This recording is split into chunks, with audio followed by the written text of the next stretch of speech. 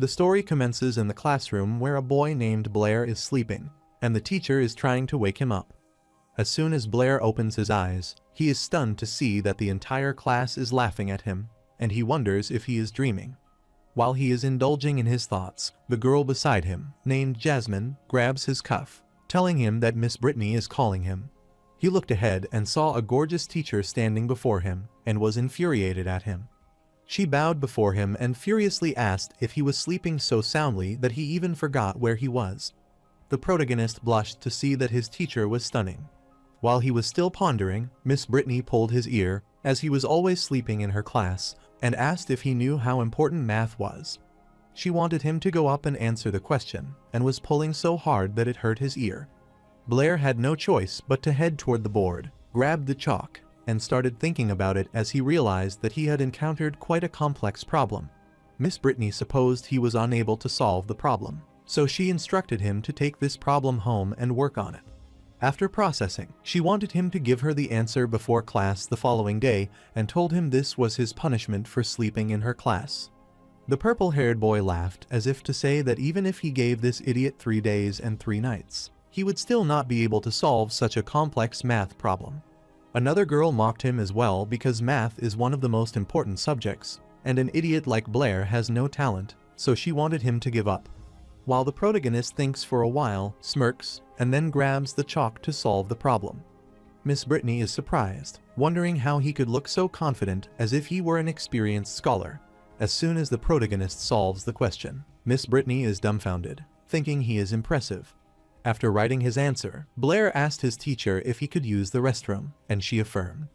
After he left, the entire class was in awe, wondering if he solved it, and some supposed that Blair must have just made up a number. However, Miss Brittany refused, telling everyone that Blair's answer was entirely correct. Meanwhile, outside the class, the protagonist is worriedly running because the problem he encountered was not a simple arithmetic sequence summation problem, but rather, he thinks he has transmigrated. He was Chen Luo, who was an ordinary math teacher who worshipped mathematics.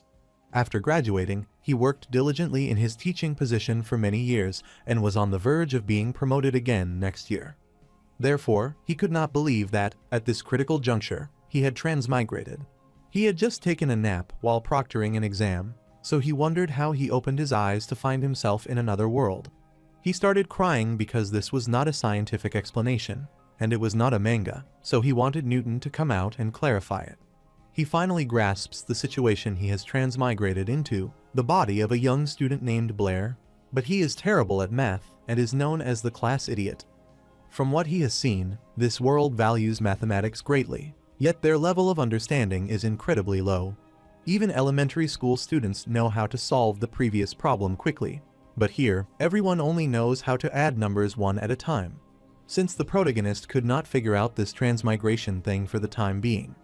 This all makes him thrilled and confident as he returns to his class, and he wonders if Chen Luo could reach the pinnacle of life in another world through mathematics. On his way, he is happily singing when he suddenly bumps into a girl, and both of them fall. The protagonist is too close to that girl, so he becomes embarrassed and rushes back immediately. Then, he moves his hand to help her and clarifies that he is not paying attention. The golden-haired girl named Isabella becomes infuriated upon seeing him again, which startles the protagonist, and he asks if she knows him. Isabella annoyingly pointed out that he was the one who bumped into her at the entrance ceremony, and even the way he did it was the same.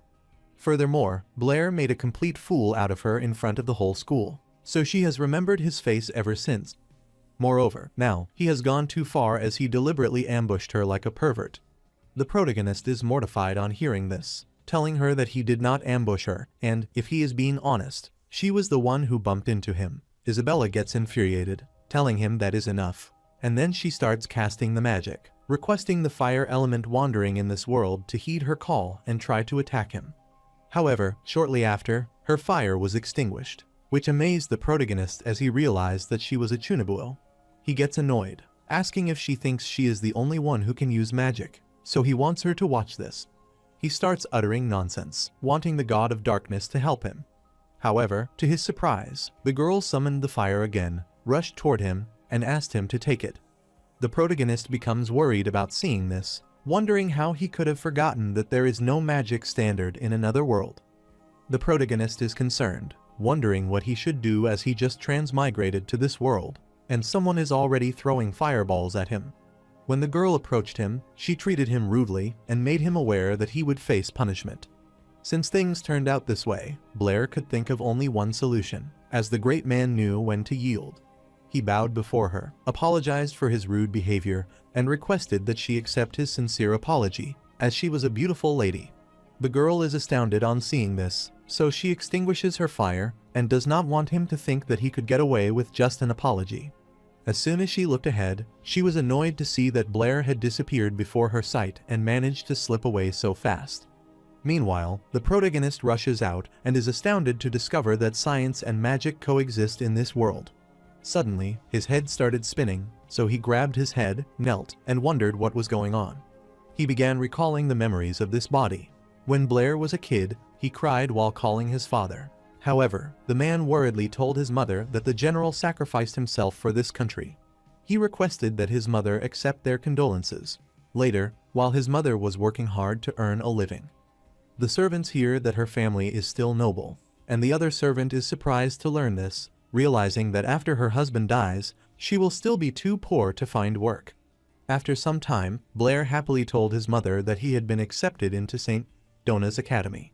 His mother wanted him to study hard when he went to his academy. Blair does not want his mother to worry about this because he has grown up. His mother could see his deceased husband's reflection in Blair and realized that he had grown up. After he joined the academy, his master commanded him to put the books in their place quickly, and he did not want him to dawdle or sleep there in the future.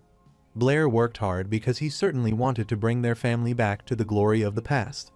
Even his classmates mock him because he is trying so hard, but he lacks a single fire element and has no talent for magic. They could not believe that he could not even do the simplest fireball spell. Furthermore, he has a noble title, but he is poorer than his family servants. They are sure that with no talent for magic like that, he will indeed be expelled from the academy soon. He is also a math idiot, so some students guessed that his family could not even afford a math tutor growing up. They are sure that if it were not for the noble title left by his long-dead father, Blair would not even be qualified to come there.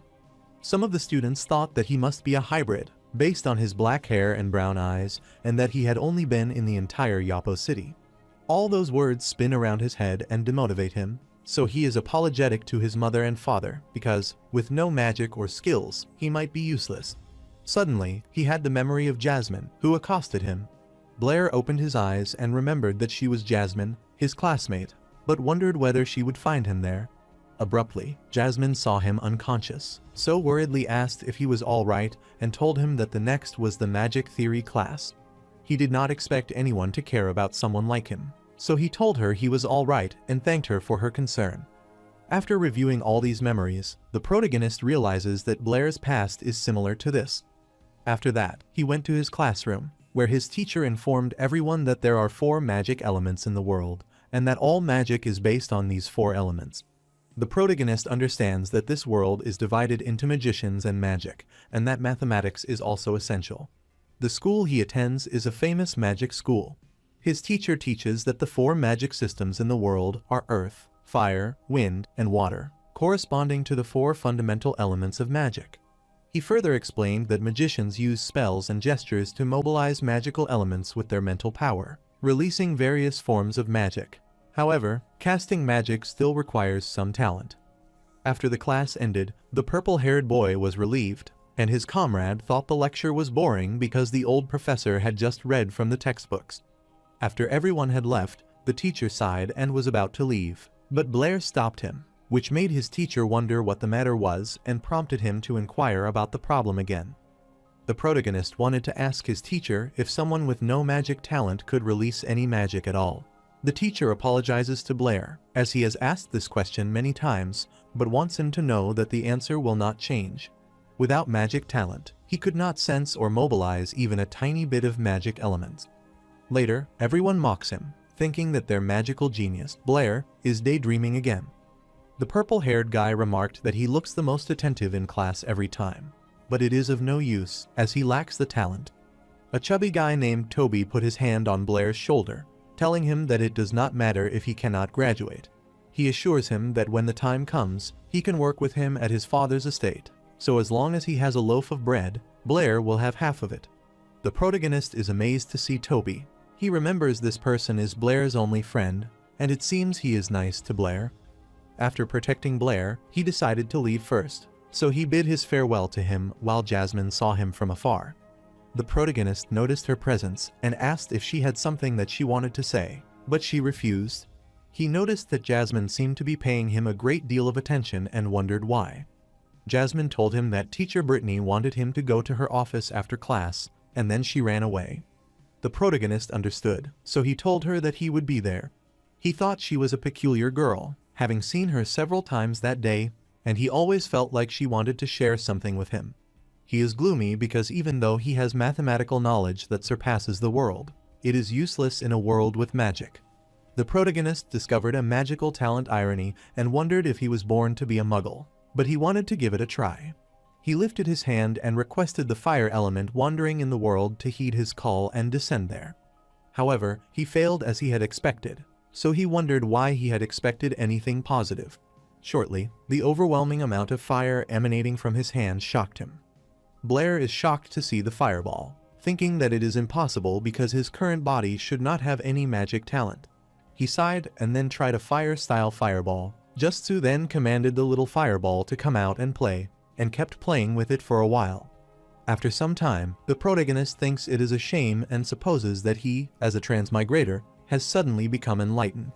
Suddenly, he remembered that he had to go to teacher Brittany's office, and he had almost forgotten about it. After some time, he arrived at teacher Brittany's office, knocking on the door. Once his teacher permitted him, he entered the room, telling her that he was Chen Luo, but then apologized, explaining that he had used a different name previously. His teacher looked back, pleased to see that it was student Blair, and was glad that he had finally arrived. She sits, telling him not to mind her as she has a habit of standing when calculating, but wonders why he arrived so late. The protagonist inquired why she had called him there, and Miss Brittany asked him to sit down. After he took a seat, she clarified that she had prepared a pen and paper for him, so she requested him to calculate this problem. She is going out for a while, so she told him that he does not need to rush and can take his time to solve them. Before she even left the room, the protagonist told her that the answer was 3,160. She gets startled, wondering what he said, and Blair clarifies that this is the answer to the problem his teacher had assigned him.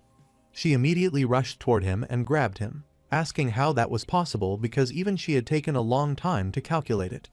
She wondered if she had randomly chosen the problem he had done before, and the number 79. The protagonist gets flustered, asking his teacher if she wants to know. Miss Brittany blushed, wondering if her student Blair was willing to tell her as she was just curious. The protagonist scratches his head in a fluster and assures her that he will tell her. He sees her getting thrilled, so he wonders if this teacher, Brittany, is a ditz. The protagonist immediately explained that he saw the teacher's calculation process, and it was simply performing addition one step at a time. This method is not only time-consuming but also very prone to error. He thought it was pretty impressive that she could be a good teacher worthy of praise. Teacher Blair had thought about the problem in class before, and now agreed that the mathematical level of this magical world was terrible, but she was sure that it was the only solution. The protagonist looked at her and smirked as his teacher gave the incorrect answer and clarified this problem as a second solution. He started explaining that they can first discover a pattern, which involves the first number and the last number, or the second number and the second to last number. By this analogy, the sum of each pair is 80 after telling her that he asked her about the pair of numbers sum up to 80. Miss Brittany immediately raised her hand because she understood that there were 39 pairs. The protagonist affirmed that she was brilliant, so he requested that she sit, but then apologized, explaining it was a habit of his. Miss Brittany is confused when she hears her student telling her to sit down and wonders how that has become his habit. After that, Blair explained that this problem had been transformed from a tedious addition problem into a simple multiplication problem. However, he does not want her to forget the unpaired number 40 and clarified that by using this method, he thinks his teacher can quickly answer. Miss Brittany is thrilled to discover such a clever solution, and not only that, she thinks this solution can be further generalized. The protagonist affirmed that he thought his teacher was brilliant and started explaining that if a set of numbers starts from the second term and the difference between each term and its preceding term is equal to the same constant, then their sum can be described by the same simple formula. He noticed that this solution had dazed Miss Brittany, so he tried to bring her back to her senses, wondering if the math skills he had learned in elementary school could shock the scholars of this world so much. Brittany thought for a while and then asked Blair if he had come up with this solution himself. The protagonist affirmed, telling her that he guessed so and thought that it was more convenient to calculate this way. He is sure that if he told her that he guessed so, she would not be able to know who that was. Miss Brittany excitedly grabbed his hand, telling him that he was a genius. She has assured him that his future is boundless as long as he is willing to continue delving into it. She gets too close to him, which embarrasses him, and she apologizes, clarifying that she is too excited. After giving it some thought, she asked the protagonist if he wanted to become a great mathematician. The protagonist refuses, telling her that he wants to become a great magician. This makes Brittany gloomy, but she wants him to know that he has a great talent in mathematics and that it is a gift from the goddess of wisdom, so she does not want him to waste it. Furthermore, as far as she knows, Blair has absolutely no talent for magic. Moreover, becoming a mathematical scholar can also bring decent status and treatment, so no matter how he looks at it, the choice now should not be magic but mathematics. The protagonist pushed her hand away, apologized to his teacher, and clarified that he still wanted to become a magician. He is sure that with the mathematical level of this world, he can easily become a great mathematician by simply throwing out some advanced mathematical theories. However, those are his regurgitations simply copying the achievements of mathematicians from another world. In comparison, the appeal of magic in this world far exceeds the empty fame of being a so-called great mathematician. Brittany is annoyed, but since Blair is so insistent on becoming a magician, she asks him if he dares to make a bet with her. The protagonist wondered what bet, and Brittany uttered that the magic test for his class was in a few days. This test will directly determine whether he can stay at St. Donna's Academy or not. The protagonist affirmed that he knows he will be expelled from school if he does not pass the test. Brittany uttered that he wanted to be a magician, and this test was something he had to pass. Therefore, she wanted to make a bet that if he could pass the magic test, then she naturally would not try to persuade him anymore. However, if Blair does not pass, then she can help him apply for a teaching assistant qualification to continue studying at the school. But he must give up magic and study mathematics with her, so she asks him what he thinks. While the protagonist is looking at her, Brittany is apologetic to him, as this is a bet he is bound to lose, given his lack of magical talent, and Blair agrees to make a bet. While returning, the protagonist thought that his teacher, Brittany, was too persistent, as she had been going on and on about this for so long. He recalled how his teacher requested him not to forget about their bet while seeing him off. He worriedly grabbed his head and wanted to go back and study magic. On his way, he again bumped into Isabella, and then he fell, realizing that this plot and feeling were similar. He is startled to see a similar girl who gets infuriated at him, starts beating him, and thinks he is shameless as always. She summoned the fire element to heed her call and descend, creating a fireball jutsu. However, before she could even strike Blair, he got away, which annoyed her. She wondered where he was and could not believe he had run away so quickly again. The protagonist is worried as he is sure that if he had not run away, then he would have been burned by her. While Isabella went to Miss Brittany's room, she was pleased to see her but wondered what was wrong, as she had seemed unhappy ever since her arrival. Isabella informed her teacher that she encountered a pervert twice at school that day. Brittany is surprised to know that there is actually a pervert at school, but thinks Isabella would be unlucky to run into him repeatedly. Isabella furiously clarified that she would blast him away with a fireball the next time she saw him. Miss Brittany laughed at hearing this because she had expected it from Isabella. Isabella did not want to talk about that and told her teacher that she had already solved the problem she had been given.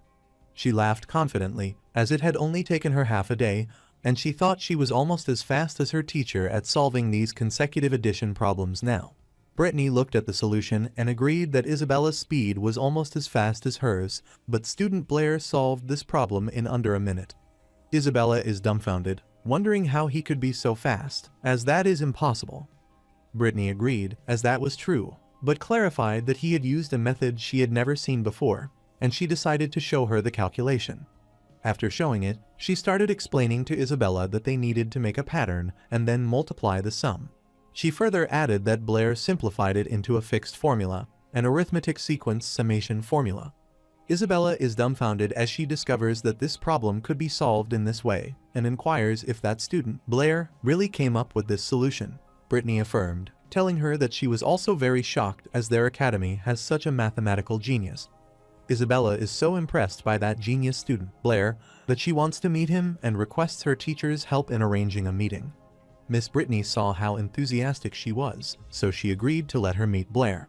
Later, she rushed into their class, kicked the door open, and asked who Blair was in this class, as she wanted him to come out to see her. Toby gets worried and sees their senior there pinching Blair as she calls for him. However, Blair is hiding under the desk and requests that Toby stay quiet, as he does not want to meet her. Toby worriedly told Isabella that Blair just happened to have something to do and went out. Isabella becomes annoyed as she realizes that he has just left again. As she is leaving, she instructs him to tell Blair that she is looking for him when he returns. Toby affirmed and bid her farewell, and after she left, he took a peaceful breath. Shortly, Blair came out and saw the entire class staring at him, and he asked Toby why they were all looking at him like this. Toby worriedly grabbed him and wanted Blair to tell him the truth about what had happened between him and Senior Isabella. The protagonist is surprised to learn that the girl is now called Isabella. Toby supposed that Blair did not know anything besides reading and working and inquired if he knew who Senior Isabella was. The protagonist gets scared by his aura and inquires who she is. He worriedly asked Blair if he knew how many admirers Isabella had in the academy. So, if they knew that he offended their goddess, they certainly would let him off.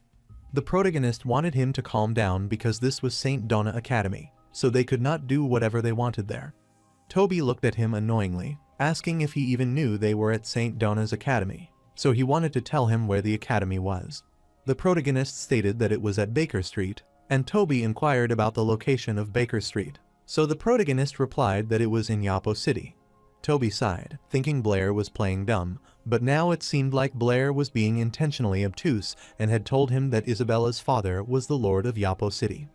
The protagonist becomes worried upon hearing this and asks if he thinks she will forgive him if he apologizes to her now. Suddenly, he heard a student utter that he dared to touch Isabella, and he did not think he would be planning on staying in the academy anymore. He worriedly looked back and saw some students there and the golden-haired boy. Bard thought it was confirmed that a magicless waste like him would not be staying in the academy much longer. Bard prepared himself to beat him, and Blair remembered him as the bully who had always picked on Blair. Toby gets annoyed, asking Bard if he is looking for trouble. While the protagonist knows that what Bard said is not wrong, St. Donna's Academy also offers courses in mathematics, history, philosophy, and other subjects. Even if they cannot become magicians, they can still become scholars who are equally respected in the kingdom.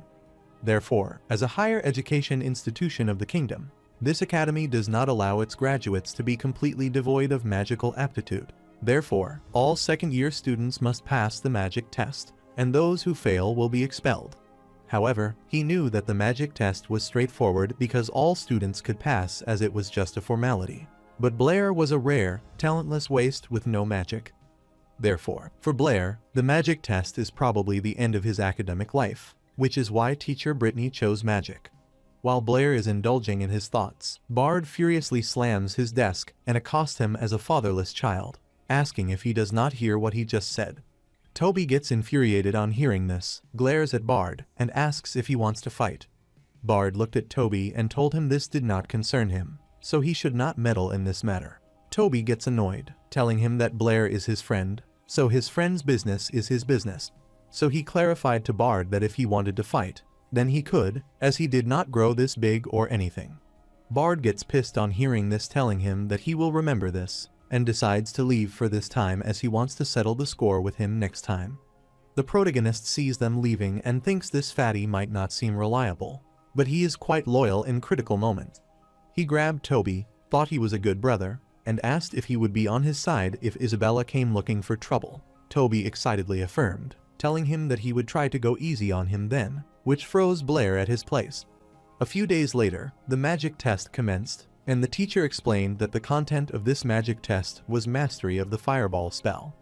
Therefore, the students who fail will lose their qualifications to remain in the academy. However, the fireball is the most basic magic to the teacher, who believes that every student should be able to pass easily. Then he showed them the target, instructing them to stand outside this line and hit that target with a fireball. The teacher instructed Bard to go first, and Bard confidently stepped forward, enchanting his spell to summon the fire elements, creating a massive fireball and hitting the target. The teacher appreciated his outstanding performance and informed him that he had passed. After that, it was Linda's turn, who also successfully launched the fireball and passed the exam. While Bard looked back at Blair happily, he told him to enjoy his last moments in the academy. Toby gets pissed off on hearing this, so he wants Bard to shut his mouth. Shortly, the teacher called Toby's name as it was his turn. Toby went to his position, summoned the wandering fire element to create a fireball, and managed to create a tiny fireball. Then, he launched it to the target, so he managed to pass the test, which thrilled him. After that, the teacher looked at the next student's details, concerned because Blair has no magical talent and cannot possibly pass, as he cannot even summon a fireball. He thought Blair was a poor kid, so he did not want to embarrass him in front of everyone. He uttered that all members of Class 5 Grade 2 had passed, so he announced the magic test conclusion. However, before the teacher could announce the result, Bard raised his hand and wanted his teacher to wait a minute, which annoyed Teacher Antony. Bard excitedly asked Teacher Antony if he was sure he had not missed anyone on the roster. He pointed at Blair and reminded the teacher that he had not yet taken the test. Teacher Antony worriedly twisted his mustache, asking Blair if he wanted to take the test. All the students started mocking him, and Bard uttered that there was no way, as Blair was a student of a magic academy, but he could cast magic. Bard is sure that Blair is going to be expelled anyway, so he wants him to do it with dignity. Meanwhile, some of the students rushing toward the crow wanted to see the magic idiot from Class 5, as he was going to embarrass himself, and Miss Brittany heard that as well. Toby wanted to stop Blair, reminding him that they were clearly there to see him make a fool of himself. Blair stepped forward confidently, telling his teacher that he wanted to give it a try. He looked at Bard's astounded face and thought he might have many question marks. However, Bard started laughing, thinking he might have misheard, and wondered if Blair thought a miracle could happen. A female student wondered what Blair thought, as he had no magic talent and still wanted to embarrass himself. Her comrade thought that he might not have accepted the fact that he was a magic failure yet. Teacher Antony gets annoyed that the student wants them to be silent and decides to confirm the last time, so he asks Blair if he is going to take the magic test. The protagonist looked at his teacher, telling him confidently that he wanted to try. Teacher Antony remarked that Blair is a brave kind of person, regardless of the outcome, and decided to begin his test. Blair stood at his position, sighed, and knew that he could cast magic without spells or gestures, but he still wanted to play on a show. He started enchanting spells to summon the wandering fire element to heed his call and descend the fireball. Justice. Suddenly, the wind blows there, which makes it difficult for Bard to see clearly. However, as soon as he saw there was no fireball, all of them started mocking him and remarked that the momentum was quite impressive. Nevertheless, soon, a massive fire erupted from his hand, reaching the target and causing an explosion. All the students, along with Bard, Toby, Teacher Antony, and Brittany, were speechless upon seeing this unprecedented outcome as he burned the target. Teacher Antony declared Blair had passed the test, and Bard found this impossible to achieve. Toby excitedly grabbed Blair, not realizing that he was hiding his skills. After declaring the result, Teacher Antony instructed Blair to come with him, while Miss Brittany is dumbfounded, wondering how Blair managed to do that. Later, Teacher Antony asked if he was saying that he practiced every day according to the book and suddenly could cast a fireball, and the protagonist affirmed. Antony explained that magic is a gift from the gods to humanity, as their ancestors communicated with the elements through fixed spells and gestures to release magic. However, those without magic talent are also known as the Forsaken by the gods, and there are not many such people, but Blair used to be one of them. Since it is even rarer for someone forsaken by the gods, like Blair now, to regain the gods' grace. Moreover, the fireball he cast today was excellent in both speed and power, so he told Blair that he had the potential to become an excellent magician. The protagonist is dumbfounded because the last time, Teacher Antony persuaded him to study math, and this time, it is magic. He thanked his teacher for his appreciation and stated that when he first came to this world, he was very interested in magic, but now he wanted to return to his original world. Teacher Anthony gets startled, wondering what Blair is talking about and what he means by the original world. The protagonist apologizes to his teacher, telling him that he has been reading too many books lately and has been talking nonsense. He swore at himself as he said what he was thinking out loud. Teacher Anthony supposed he might have put in far more effort than others lately. However, he is confident that he may have read about the Saint Magus upon hearing about the other world he just mentioned. The protagonist pondered about it and supposed that Saint Magus might be the highest level of magician. Teacher Anthony explained that legend said there was once a saint who possessed magic that could master spatial magic, tear through space, and travel to another world. However, that is just a legend, after all, and everyone knows that the gods created only one world, and there are no other worlds. Blair excitedly asked his teacher about spatial magic and the concept of traveling through space to reach another world. He grabbed his teacher, telling him that he must become a Saint Magus. Later, Blair reads several books, as the academy had given them a few days off after the magic test. He spent these few days scouring the academy library for almost every magic-related book. After reading a considerable amount of material, he realized that magicians in this world are divided into 7 ranks: beginner, intermediate, advanced, archmage, magus, grand magus, and Saint Magus. Among them, the Saint Magus is the pinnacle of magicians, a legendary figure. Their powerful magic abilities are only mentioned in ancient magic texts that have never been seen in reality. Many books mention that Saint Magus can use spatial magic and tear through space and travel to another world. Many magicians now believe that another world does not exist and that spatial magic is just a legend. However, judging from the protagonist's transmigration, he is confident that spatial magic exists, and it is his only hope of returning home. However, unfortunately, Teacher Anthony does not believe in spatial magic, and he probably would not provide any more information. While he was indulging, the librarian tapped at his table and asked if he was still reading. The protagonist gets worried about seeing the librarian, and the librarian clarifies that if he does not work, then their library does not support idlers. The protagonist apologizes, telling him that he will leave now. After leaving the library, the protagonist's arms and legs were numb as he had been tidying up all night, and he did not expect the library work to be so tiring. Shortly, he arrived at his classroom, opened the door, and entered the room. While he was heading toward his seat, the students gossiped that the fireball Blair cast during the magic test was the largest they had ever seen and more impressive than that of Teacher Anthony. This makes them wonder if he is hiding his true strength. They had not noticed it before, but upon closer inspection, Blair appears quite handsome to them, and they finally understand why Senior Isabella is interested in him. As soon as Blair arrives at his seat, he is stunned to see Isabella there and wonders what she is doing there, but he immediately turns away. Isabella could not believe that he was the Blair that Teacher Brittany was talking about. He turned toward her and asked Isabella to listen to him because it was all a misunderstanding. Isabella cursed him as he was still making the excuse and started emanating a fireball. The protagonist gets worried about seeing this, asking Isabella if she is going to attack him there. Isabella did not listen to him and summoned a massive fireball to attack him.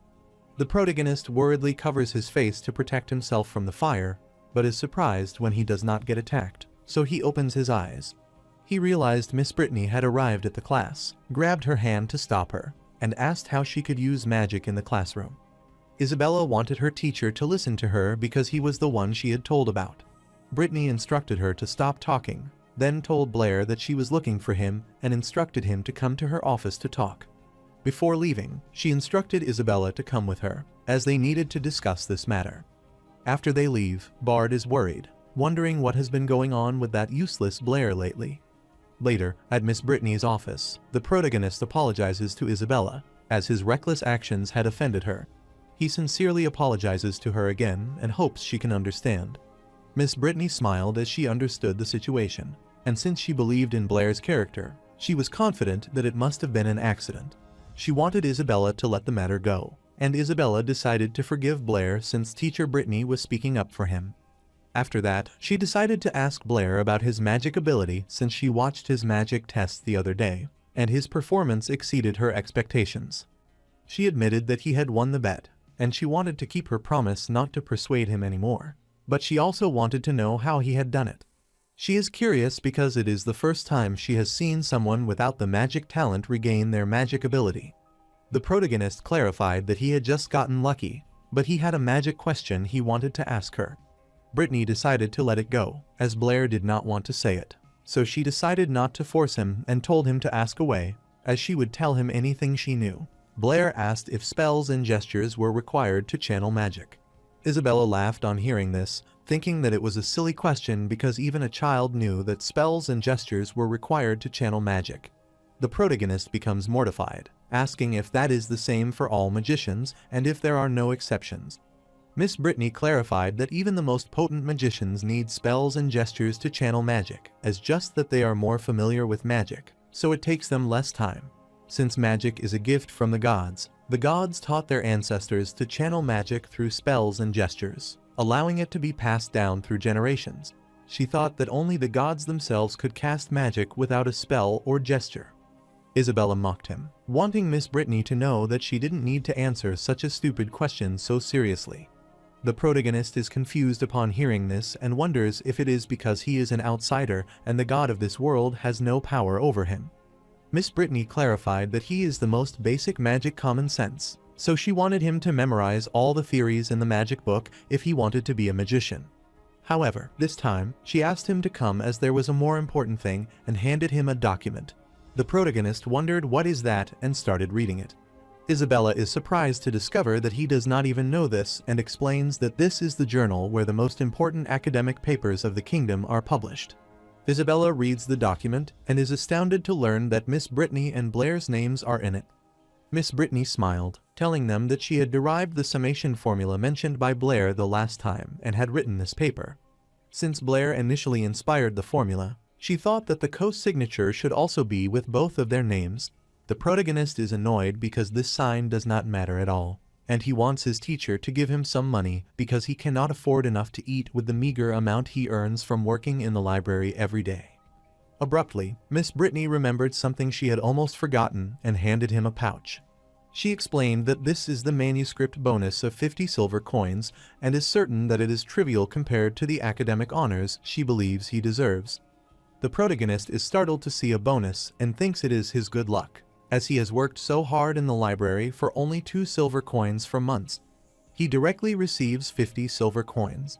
He is about to take that money, but he stops himself, even though he wants to get it, because he thinks he should be polite. He said it was nice, but suppose there is at least half of Miss Brittany's credit for this. Miss Brittany innocently took the bag away and decided to take half of it. After taking half of the money, Brittany remarked that Blair was so kind, which is why she did not want to make him sad, and handed him his 25 silver coins. The protagonist could not believe his teacher, as he was trying to be polite, but wondered why she took it so seriously. He could not believe that he lost 25 coins for a word and wondered if he should slap himself. He wanted his mother to know that he was flying and would soon leave this beautiful world. The protagonist suddenly got an idea and asked his teacher if there was a bonus of 50 silver coins for each paper published in the journal. Miss Brittany thinks for a while because she has not paid much attention to it. However, after all, it was published in the journal, and the manuscript bonus of 50 silver coins should be expected. The protagonist smirked, telling his teacher that he had recently had another thought, and he had been thinking lately of a set of numbers starting from the second term, where the ratio of each term to its previous term is equal to the same constant. He was explaining the summation formula of the proportional sequence to her and asked his teacher if a unified formula could also represent their sum. Miss Brittany is surprised to learn about this and asks Blair if he is talking about the mystery of Rouse. Blair wondered about the mystery of Rouse, and Brittany explained that it was a mathematical problem posed by the mathematician Rouse. Then she gave him an example, according to Rouse, which involved 7 wives, each with 7 pockets, and each pocket containing 7 cats, clarifying that it was an unsolved problem. The protagonist affirmed, telling her that there are not many items in this question and that she can add them all to get the answer. But if there are more terms, they need a unified formula to help.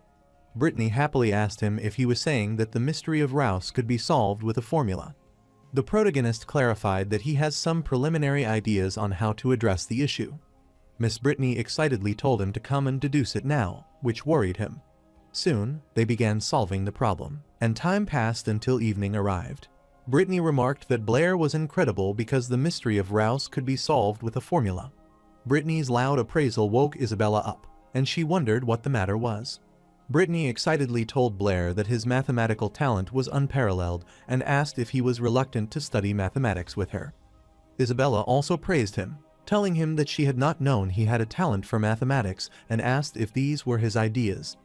The protagonist thinks for a while and asks if she wants to know. Isabella blushed, telling him that she wanted to know and did not want him to tell them lies.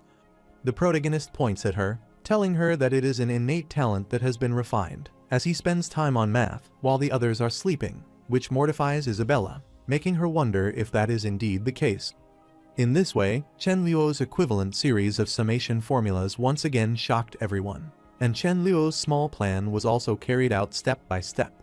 The following day, Isabella pondered that what Blair said yesterday seemed to make sense, but she did not know why there was always a feeling of being perfunctory. Suddenly, she saw Blair, so she hid to peek and realized that he was in the 2nd grade. She wondered why he had come to their 3rd grade teaching building. She wondered if that crazy guy would harass other seniors, but she did not want to let this happen, so this time, she was going to follow him to see what he was up to. However, in the blink of an eye, Blair vanished before her eyes, and she wondered where he had gone. Meanwhile, the protagonist stands in front of the wall, recalling Toby's words that the 3rd grade teaching building extended to the end, and there was a stone wall that was not particularly high. Toby is concerned, wondering if he is going out to do something bad, and wants him not to tell anyone that he told him if something were to happen. He is sure this is what Toby said, so he jumps out of the wall and hopes Teacher Antony is right. He remembered that Teacher Antony had instructed him to visit the Law Society in Yapo City if he wanted to learn more about magic because there, he could hire a higher-level magician as a teacher. After leaving the school building, Blair looked ahead at the city and found it interesting. He entered the city and realized it was quite prosperous, as everyone was working and living their ordinary lives with happiness. After a while, he arrived in front of a building and wondered if that was the Magic Association. He took the face mask out of his pocket and put it on, being cautious because he thought it was better that his identity not be revealed. Shortly, he entered the Magic Association building and went to the reception, where Jasmine asked him if he wanted to hire a magic consultant. The protagonist affirms, but he is surprised to see Jasmine there, wondering why she is there. He recalls that she might be doing her part-time job, and as she was in the same class as him, he wondered how she could be there. Jasmine told him that the commission for a senior magician is 10 gold coins per month. For an intermediate magician, it is 5 gold coins, and for a junior magician, he only needs 2, so she asked whom he needs. The protagonist becomes worried, wondering what kind of human suffering this is, as 1 gold coin is equivalent to 100 silver coins, but his current assets are 30 silver coins. He turned to return, apologizing to her for bothering her, but Jasmine stopped him and wanted him to wait. She uttered that if he has money problems, then she thinks he can get a loan card for their library, which startled him. Jasmine explained that there are tens of thousands of magical books in their association library from which the vast majority of magical knowledge can be found. Although she knew it was not as good as the in-person guidance of a magical advisor, it was completely free. The protagonist agreed to do that, so he requested her to give him one of the cards and thought it was cheap not to take free stuff. Jasmine agreed, so she wanted him to show her his magic credentials, which startled Blair again. Jasmine looked at his injured state and thought he might already be a magician, given that he wanted to hire a magic consultant. She explained that if he wanted to buy a card, he needed at least the certification of the magic apprentice level. She excitedly told him that the certification of a magic apprentice is very simple. For example, if he wants to certify a fire magic apprentice, he only needs to cast a fireball in front of the certified one. This gave Blair hope, so he asked if the magic certification could be done there. Jasmine affirmed, telling him that was correct, but she did not recommend he come that day because the magic certifier on duty said it was strict. She heard that his pass rate does not exceed 10% and that more than 300 magicians have failed under his supervision. The protagonist told her that was all right, so he would do it today and thought it was better to finish it all at once. After a while, Jasmine told Lord Andre that the gentleman was going to be certified as a magician. The protagonist looks at Lord Andre, who is wearing a fire-red magic robe with 2 silver threads, indicating that he is an intermediate fire magician and, thus, of high rank. Lord Andre took a sip of his tea and wanted to ask Blair's name, as well as inquire about the reason he was wearing a mask. The protagonist decided to use his previous name, so he clarified that his name was Chen Luo. He wears a mask because he had practiced a fireball a few days ago, and his face was burned. The old man was surprised to learn that he had burned his face, and he supposed his fireball technique was not as simple as he had thought. Lord Andre smiled, thinking that Chen Luo was a strange name, which suggested that he was only certified at this age and would likely be a junior magician for most of his life. Jasmine requested Lord Andre to go to the test hall now, but Lord Andre uttered that there was no need, which startled her. Lord Andre looked at the protagonist and uttered that they could do it right there, so there was no need to go to the test hall. He instructed the protagonist to use his fireball technique, which can burn his face and attack him. The protagonist becomes worried because Lord Andre wants him to do it there, and thinks it is a little too much. The old man asked the protagonist if he thought his little fireball could hurt Andre and clarified that if he told him to attack, then he should not waste his time. The protagonist understands that since that is the case, he wants them to allow him to cast the spell. He closed his eyes and started enchanting the spell to summon the fire element, and it started accumulating in his hand. Lord Andre does not think he is anything special, as his poor gestures and slow spells make none of them decent. After enchanting the spell for a while, he requested the fire element to heed his call and manifest. All of them are surprised to see Blair's fireball size, so wanted him to wait, but that is already too late because he releases the fireball at him. Lord Andre gets terrified on seeing the gigantic size of the fireball approaching him, and there is an explosion. The smoke produced by that explosion made it hard for Jasmine to breathe, and after the smoke subsided, she saw the old man casting the spell to block the fireball. When Lord Andre gets terrified, he falls to the ground and sees the old man creating a barrier to protect him. The old man realized that Andre was in a state of shock, so he tried to get him back to his senses. Jasmine is shocked to see this, and Blair apologizes to them, clarifying that he thinks they all are ready, so he uses a little force. After some time, Jasmine handed the protagonist his magic apprentice certification and the library card. The protagonist grabbed his card, and Jasmine told him that day the fireball technique was potent, and she had never seen it achieve such power.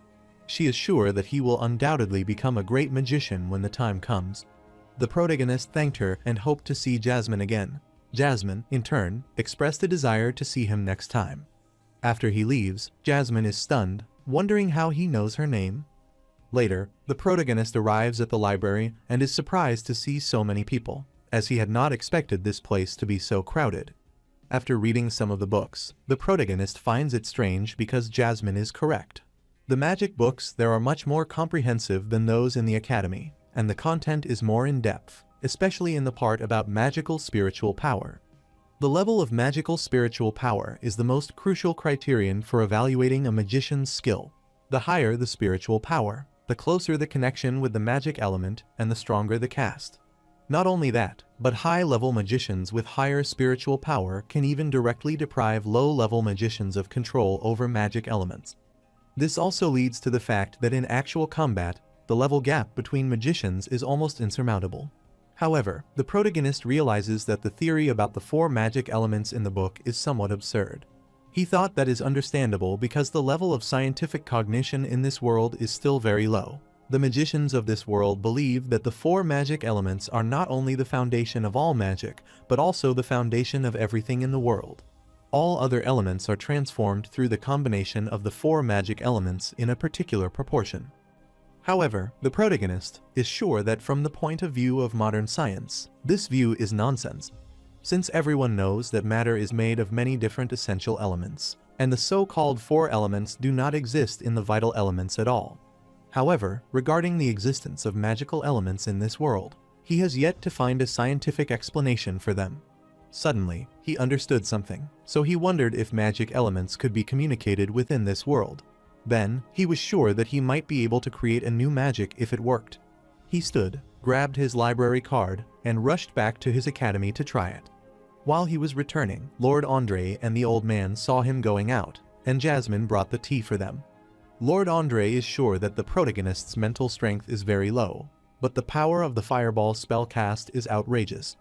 The old man added that the most strange thing is that he has no control over the fire element Blair summoned. He is sure that there might be something about this boy that they cannot understand. After some time, the protagonist finally arrived at his academy, jumped across the wall, and tried to sneak away without being noticed. He looked around and realized there was no one there, so he decided to experiment. He closed his eyes, sighed, and released a puff of smoke, and was surprised because he could feel it and control its flow. He wanted it to amplify, as oxygen is the second most abundant element in the atmosphere. After trying for a while, the protagonist managed to accumulate oxygen around his hand, but he wondered if it was genuinely pure oxygen, as he could not tell with a naked eye. After a while, he got an idea and tried to make it react to flames, because if that were genuinely pure oxygen, then it would undoubtedly react. However, it is extinguished, which makes him realize that it is not pure oxygen, and he becomes sad because that is not what he expected. He wonders what it is all about and supposes it might be a sign of looking down on him. The protagonist still cannot believe it, so he begins accumulating it again, which results in a massive energy field that spans a considerable area. It causes the window glass to shatter and also produces an earthquake. Miss Brittany gets worried about seeing this, so she looks out of the window and sees massive flames nearby. Meanwhile, the protagonist is surrounded by smoke, which makes it hard for him to breathe, so he starts coughing, but fortunately, he stops quickly. He looked at the pit he had created and realized that it was large, which meant it had undergone complete combustion. The protagonist becomes worried as he realizes that the extracted oxygen is much purer than he thought. Suddenly, he heard a student rushing there and asking him what happened. Blair worriedly looked behind him and saw a student rushing at him, so he started running away, as he had not expected to make such a big commotion. While running away, he smiled because even though it was a big commotion, he seemed to have created something incredible.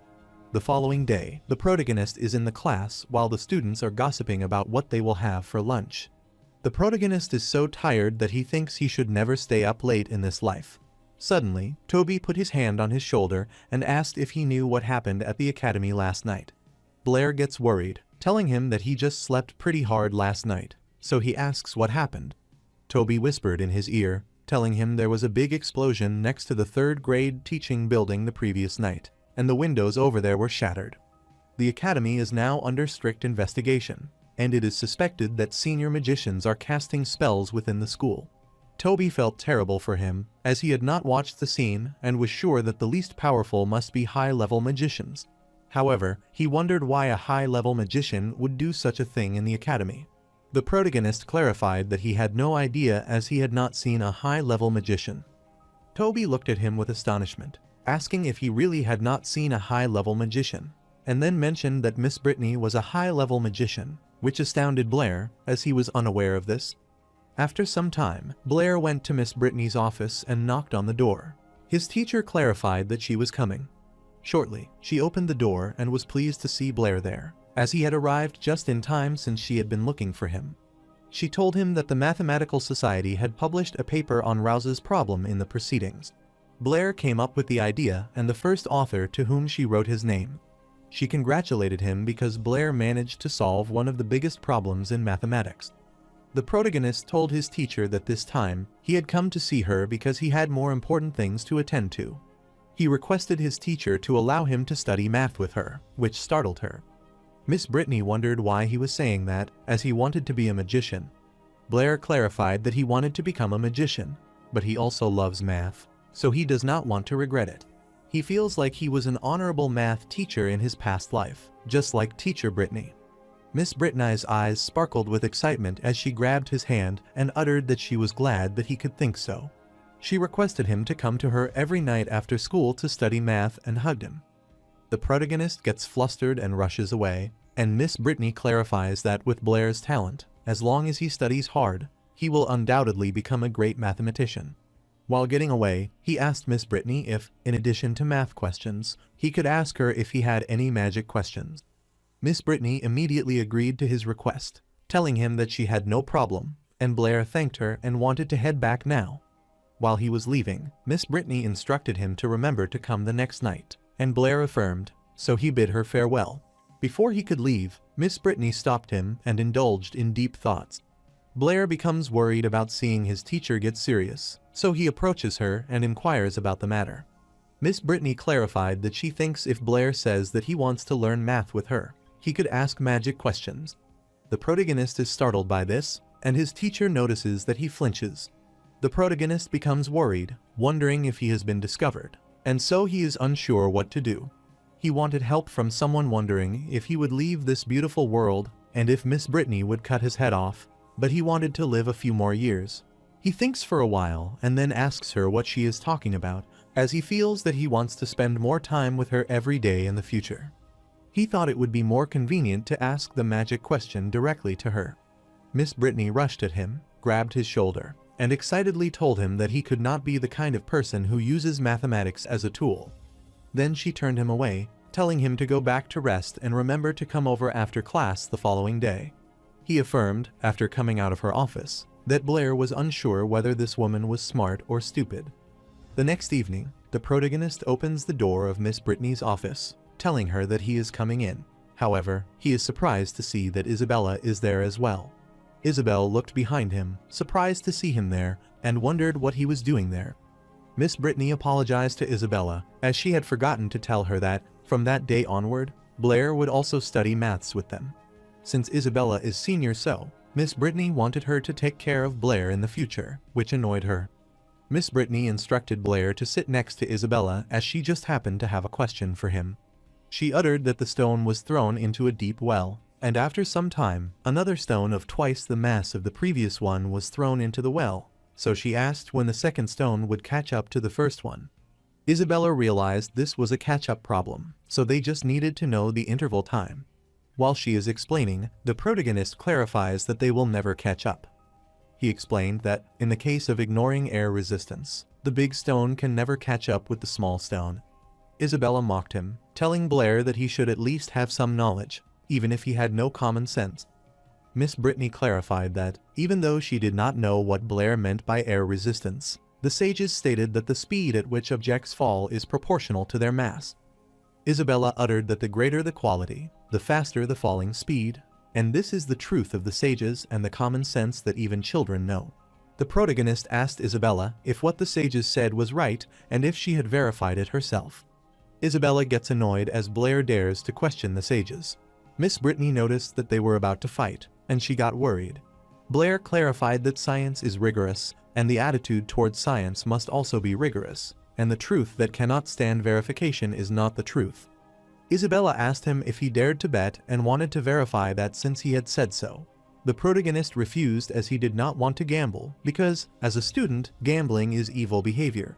Miss Brittany understood, so she instructed them to stop, and Isabella bet 10 gold coins.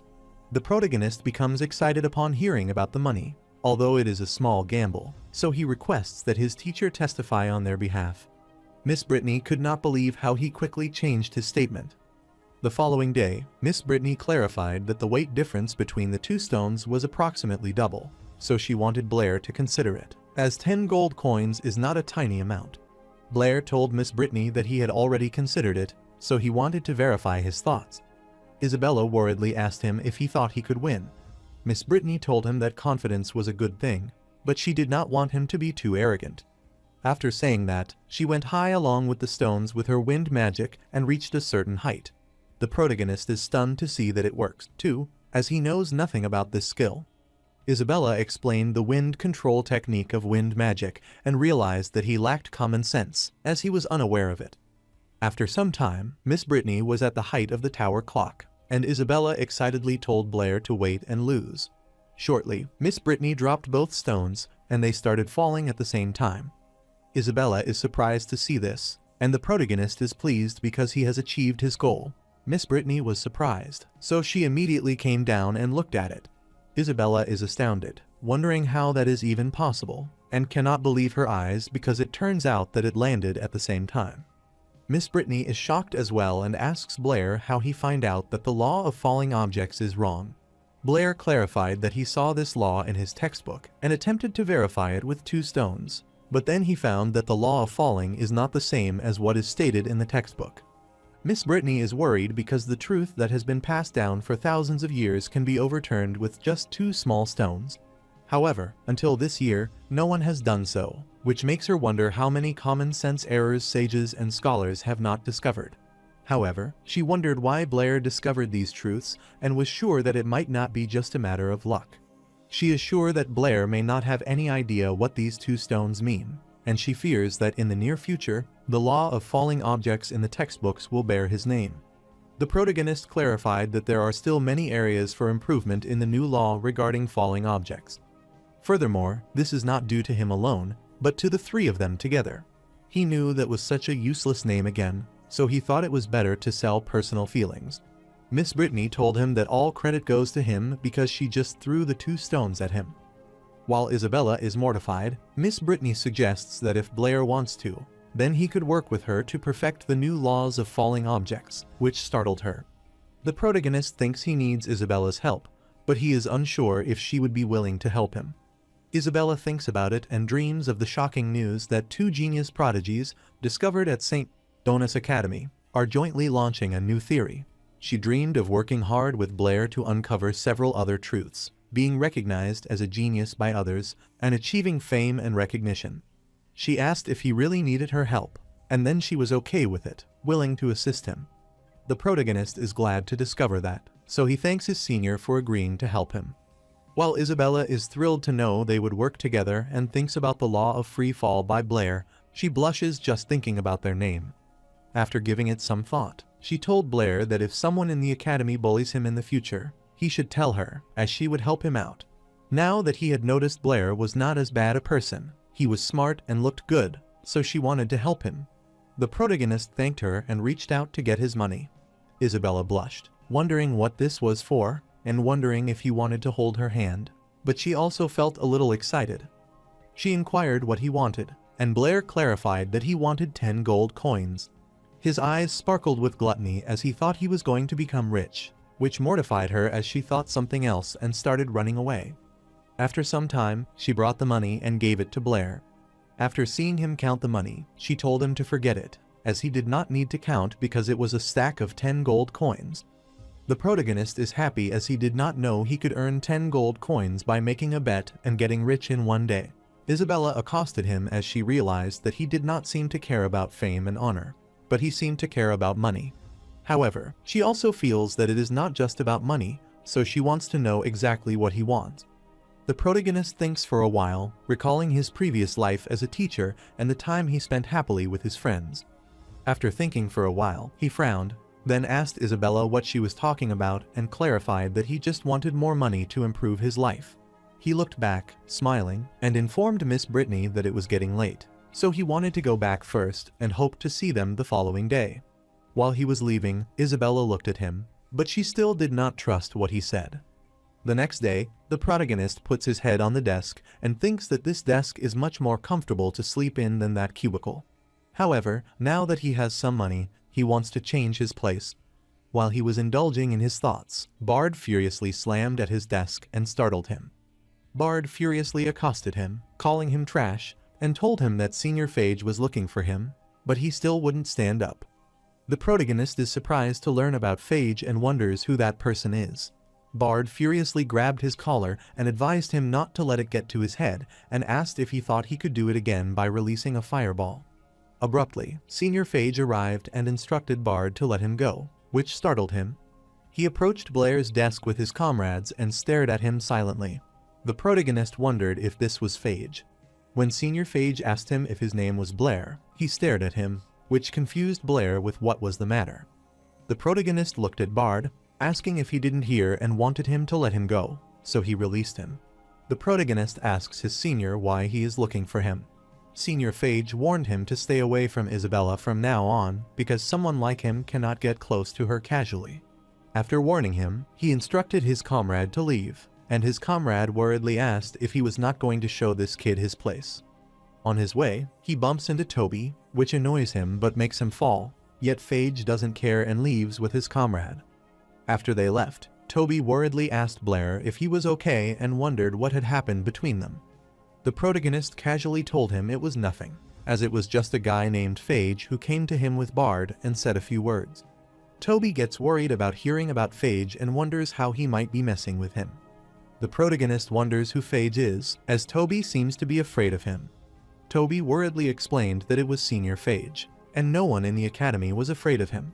He uttered that is why Blair is a weirdo who only knows how to read and doesn't care about anything else.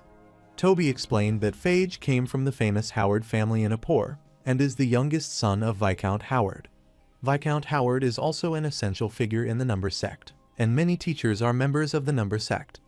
Therefore, by offending Phage, Toby is afraid that he might have a hard time staying at St. Donna's Academy. He knew that Blair was addicted to Isabella's beauty, and he couldn't help himself, but he advised him to take Phage's warning seriously. The protagonist blushed, wondering why he was addicted to Isabella, as that was not the case. Later, at Miss Brittany's office, the protagonist ponders that even though the pure oxygen fireball is powerful, he needs to summon the fireball first and then the oxygen element.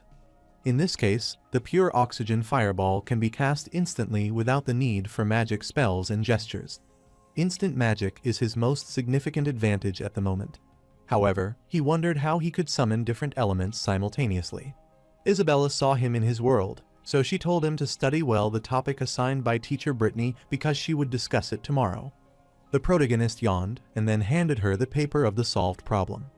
Isabella is surprised to see that he has already written it all when she is just half down. The protagonist explained that there are many topics for which she can't directly apply the same method to calculate, so she needs to find a more ingenious solution.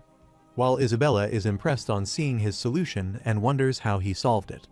Blair got near to her as he wanted to ask Isabella how many fireballs she could summon at once. Isabella clarified that she would summon 9 fireballs, but wondered why he was asking that. The protagonist is dumbfounded at learning that she could summon 9 and inquires how she did that. Isabella smirked as she realized that her genius, Blair Jr., could only summon fireballs one by one now and asked if she was right. The protagonist scratched his head and told her that he had checked a lot of magic books, but none of them taught how to summon multiple magic elements at the same time. Isabella thought that was natural because magic books generally present basic theories and do not cover specific magical skills. However, her father hired a high-level magician advisor for her, and she learned the skill of summoning multiple magic elements at the same time from her. She got an idea and told him that if someone was willing to call her big sister, she could teach him. The protagonist immediately called her big sister, which caught her off guard, and she thought he was too thick-skinned. But she decided to forget about it, so she left her seat and instructed him to come with her, as she would teach him. After some time, they were outside, and Isabella began demonstrating to him, summoning several fireballs and then proudly showing them to him. Blair is surprised to learn that it is 9 fireballs, and everything looks stable. Isabella played with one of the fireballs, telling Blair that Guan Qian's release of multiple fireball techniques lies in the dispersion of mental power. However, many magicians think that spiritual power can only be kept in one place. But in fact, as long as a person masters the skills, he can manifest the spiritual power in many places. Thus, each scattered psychic can summon magical elements independently to achieve the goal of summoning multiple fireballs at the same time.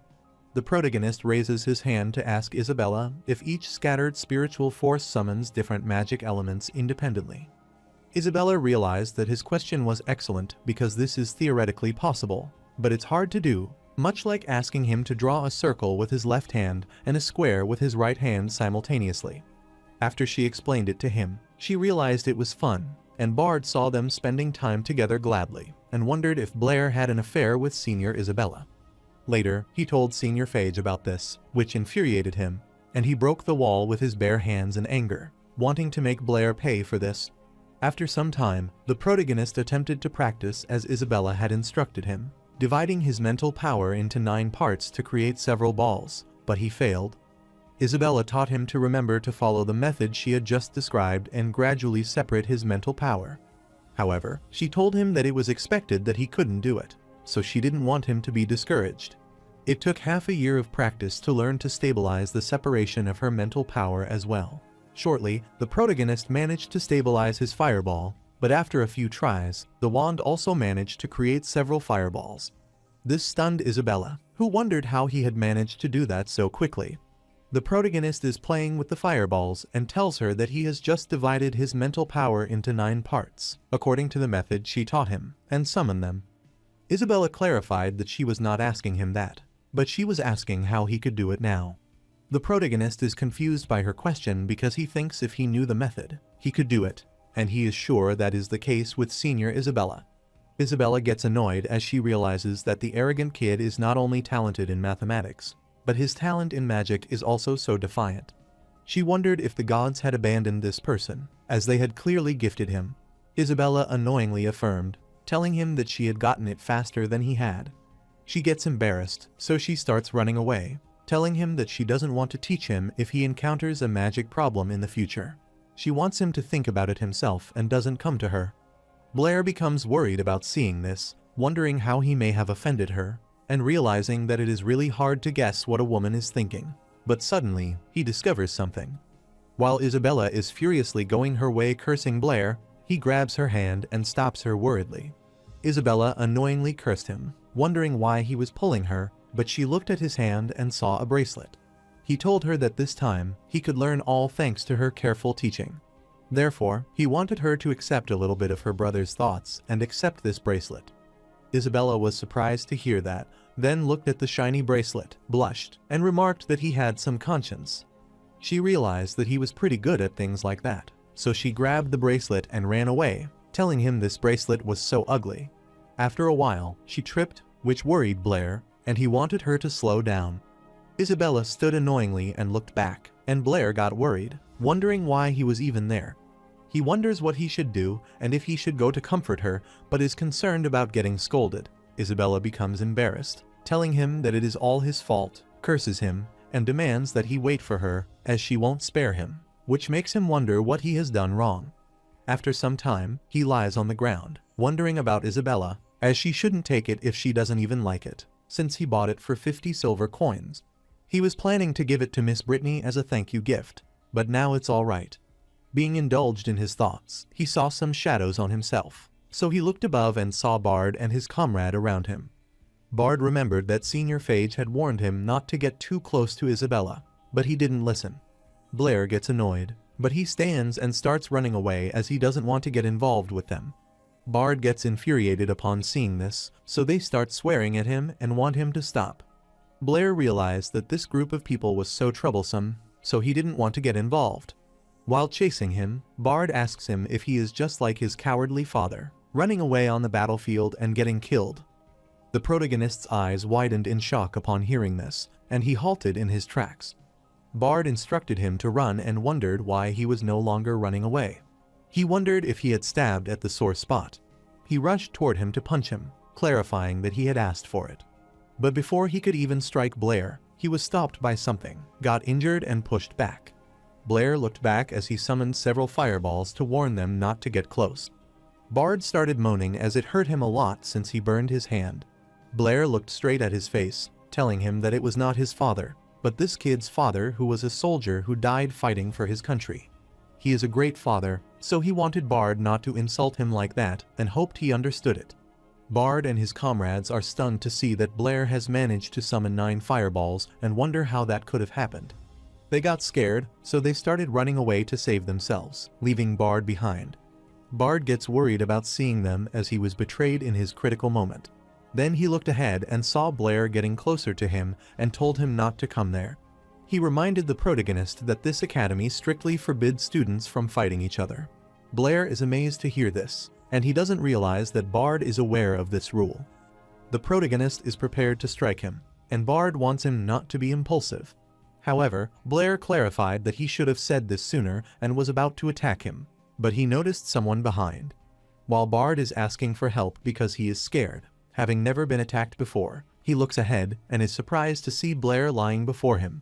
He gets confused, wondering what is up with this guy, and touches his head. After seeing him unresponsive, he started running away, thinking that no matter what happened to him, he must get out of there. Meanwhile, the teacher gathered around Blair, worried about what had happened to him. Miss Brittany saw him running away and instructed him to stop. Bard turned around, raised his hand, and clarified that he had not done anything, wanting the teacher to believe him that Blair had fallen on his own and that Blair peeked at him. Miss Brittany lifted her head and asked Bard if he had done nothing to make him like this, and she did not want him to think that she was unaware of what he usually did to Blair. Bard clarified that he used to do it, but it is just not what she thinks, and he wanted his teacher to listen to his explanation. Vice President Archie gets infuriated, telling him that is enough, and asks if he thinks they are all blind because he saw student Blair fall at his feet. He told Bard that he was messing around there and he lost all the face of the academy.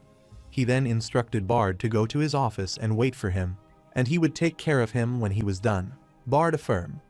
Vice President Archie apologized to Vice President Calvin as they had some negligence in the management of their academy, which made him laugh. Vice President Calvin clarified that this matter needs to be taken seriously.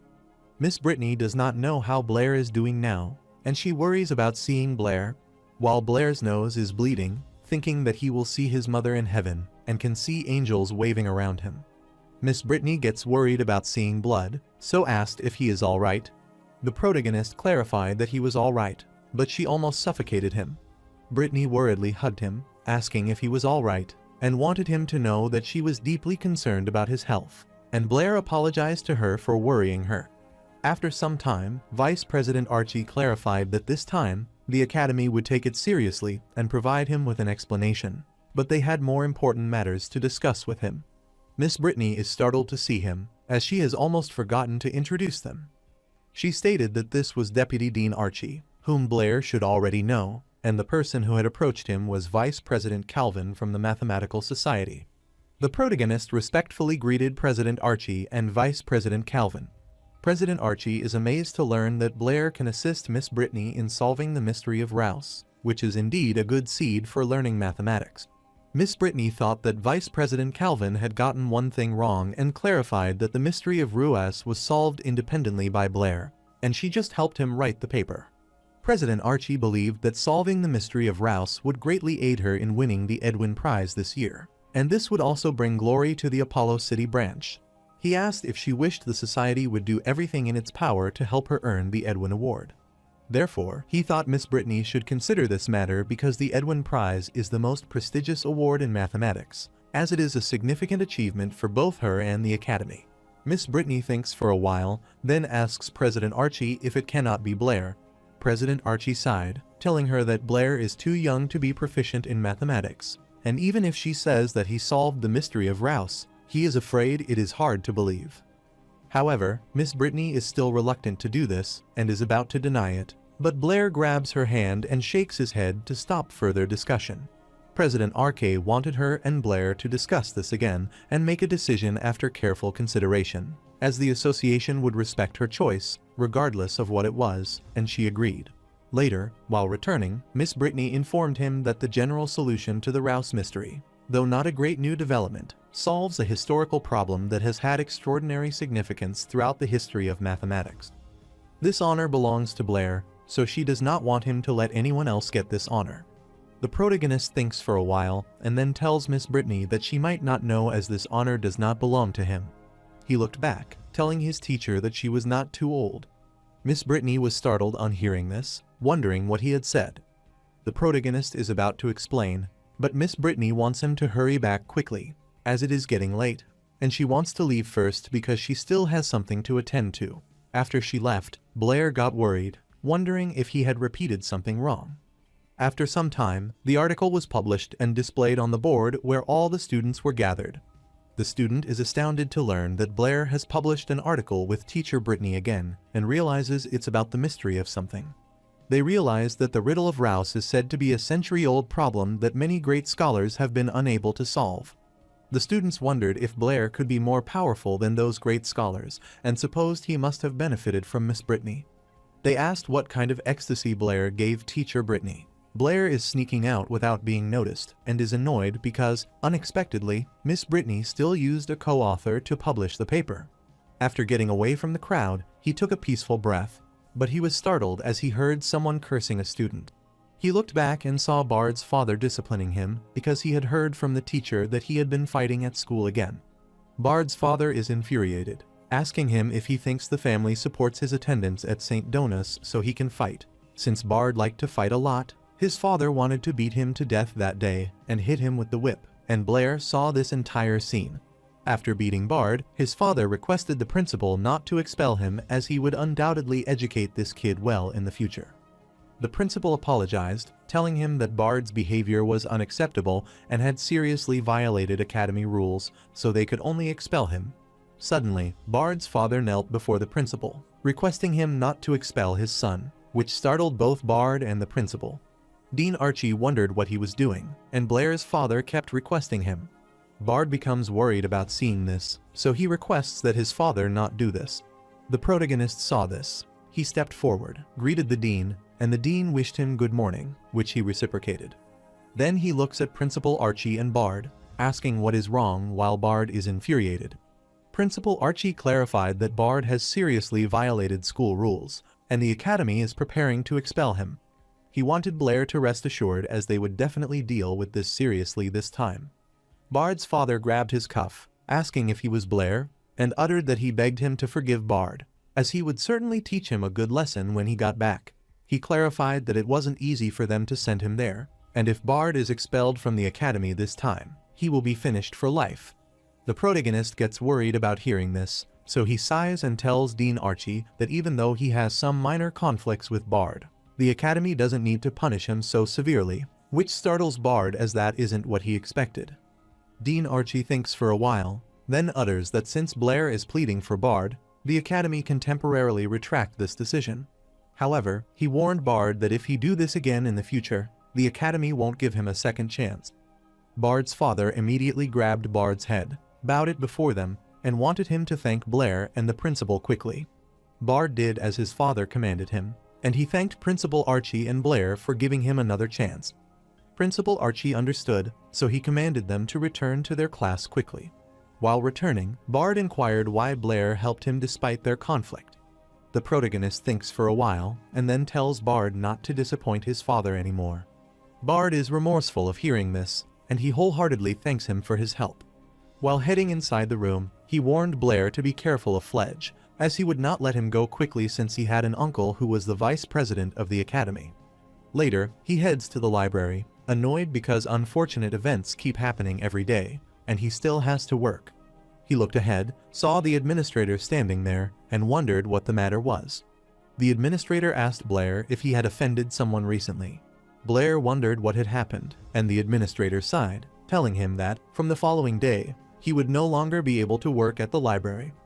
The administrator explained that Blair could no longer live in this cubicle, and clarified that these were orders from one of the vice presidents. After some time, he went to Miss Brittany's office, who told him that night she was planning to take Blair and Isabella to a Mathematics Association Academy conference. She wanted Blair to wait until the following day, regardless of the matter. The protagonist apologized to Miss Brittany, explaining that he had just been fired from the library, so he needed to find a place to live quickly that night. Miss Brittany clarified that she has a spare room at her place, so she thought he should have mentioned it earlier. Since no one usually lives there, she wanted him to move to his house.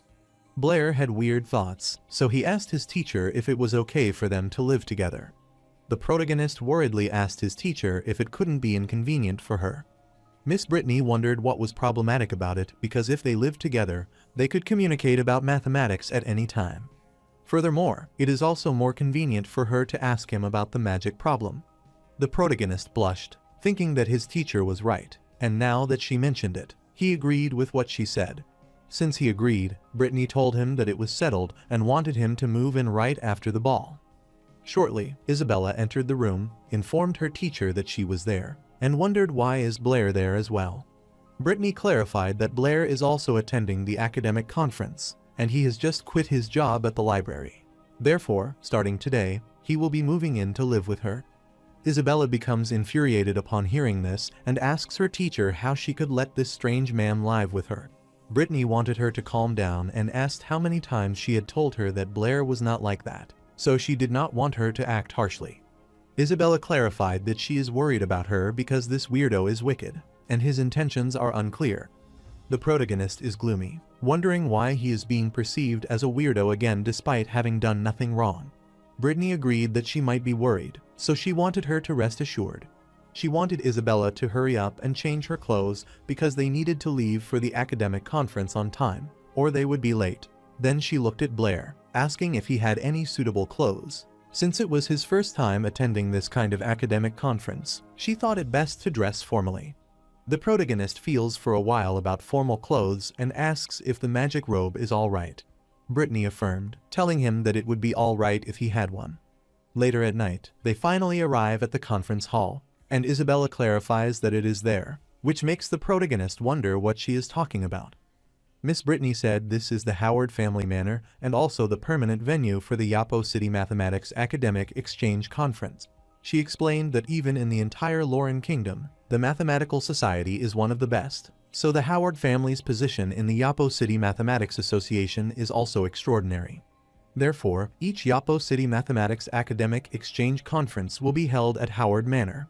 The protagonist looked ahead worriedly because this manor is Phage's home. Meanwhile, inside the manor, Dean Calvin is speaking with a few men, asking for their opinions on algorithms, and they think it is not bad. Suddenly, Miss Brittany arrived and greeted Vice President Calvin. Calvin is pleased to see Brittany and Blair there, and the protagonist greets him. Isabella is annoyed, wondering when this guy got to know the Vice President of the Mathematics Association. Calvin told Miss Brittany that he had just happened to be chatting with a few old friends about her and clarified that if she was willing, he could introduce her to them. Miss Brittany instructed Blair and Isabella to go first, as she would find them later. So they head away, and Blair is amazed to see so much food around and starts eating it. He thought the food was delicious, as this was his first time eating such good food since arriving there. Isabella is surprised to see this, asking if he is a pig, and reminds him that Miss Brittany brought them there not for him to eat, but because he is genuinely embarrassing them. The protagonist looked behind, saw the picture hung there, and asked what it was. Isabella explained, this is the Howard family's proud royal capital, Seven Bridges. The protagonist is startled to hear about the royal capital Seven Bridge and wonders what that is. Isabella is surprised to learn that he does not even know the royal capital, Seven Bridges, and wonders how he dared to attend the academic conference. Abruptly, Phage appeared there, surprised to see Blair there, and couldn't believe that he had come to his house begging for food. He supposed he needed to teach the guards a lesson later, as they would let someone of his caliber in, and thought they were too careless. Isabella gets annoyed telling Phage that Blair has come with them, so thought his words are too much. Phage asked if he was wrong as Blair didn't even know royal capital Seven Bridge, and he was eating and drinking there. Isabella gets infuriated, and she instructs Blair to ignore this guy and leave with her. Phage gets infuriated upon seeing Isabella holding Blair's hand and asks what is wrong with him, implying that he could only hide behind a woman.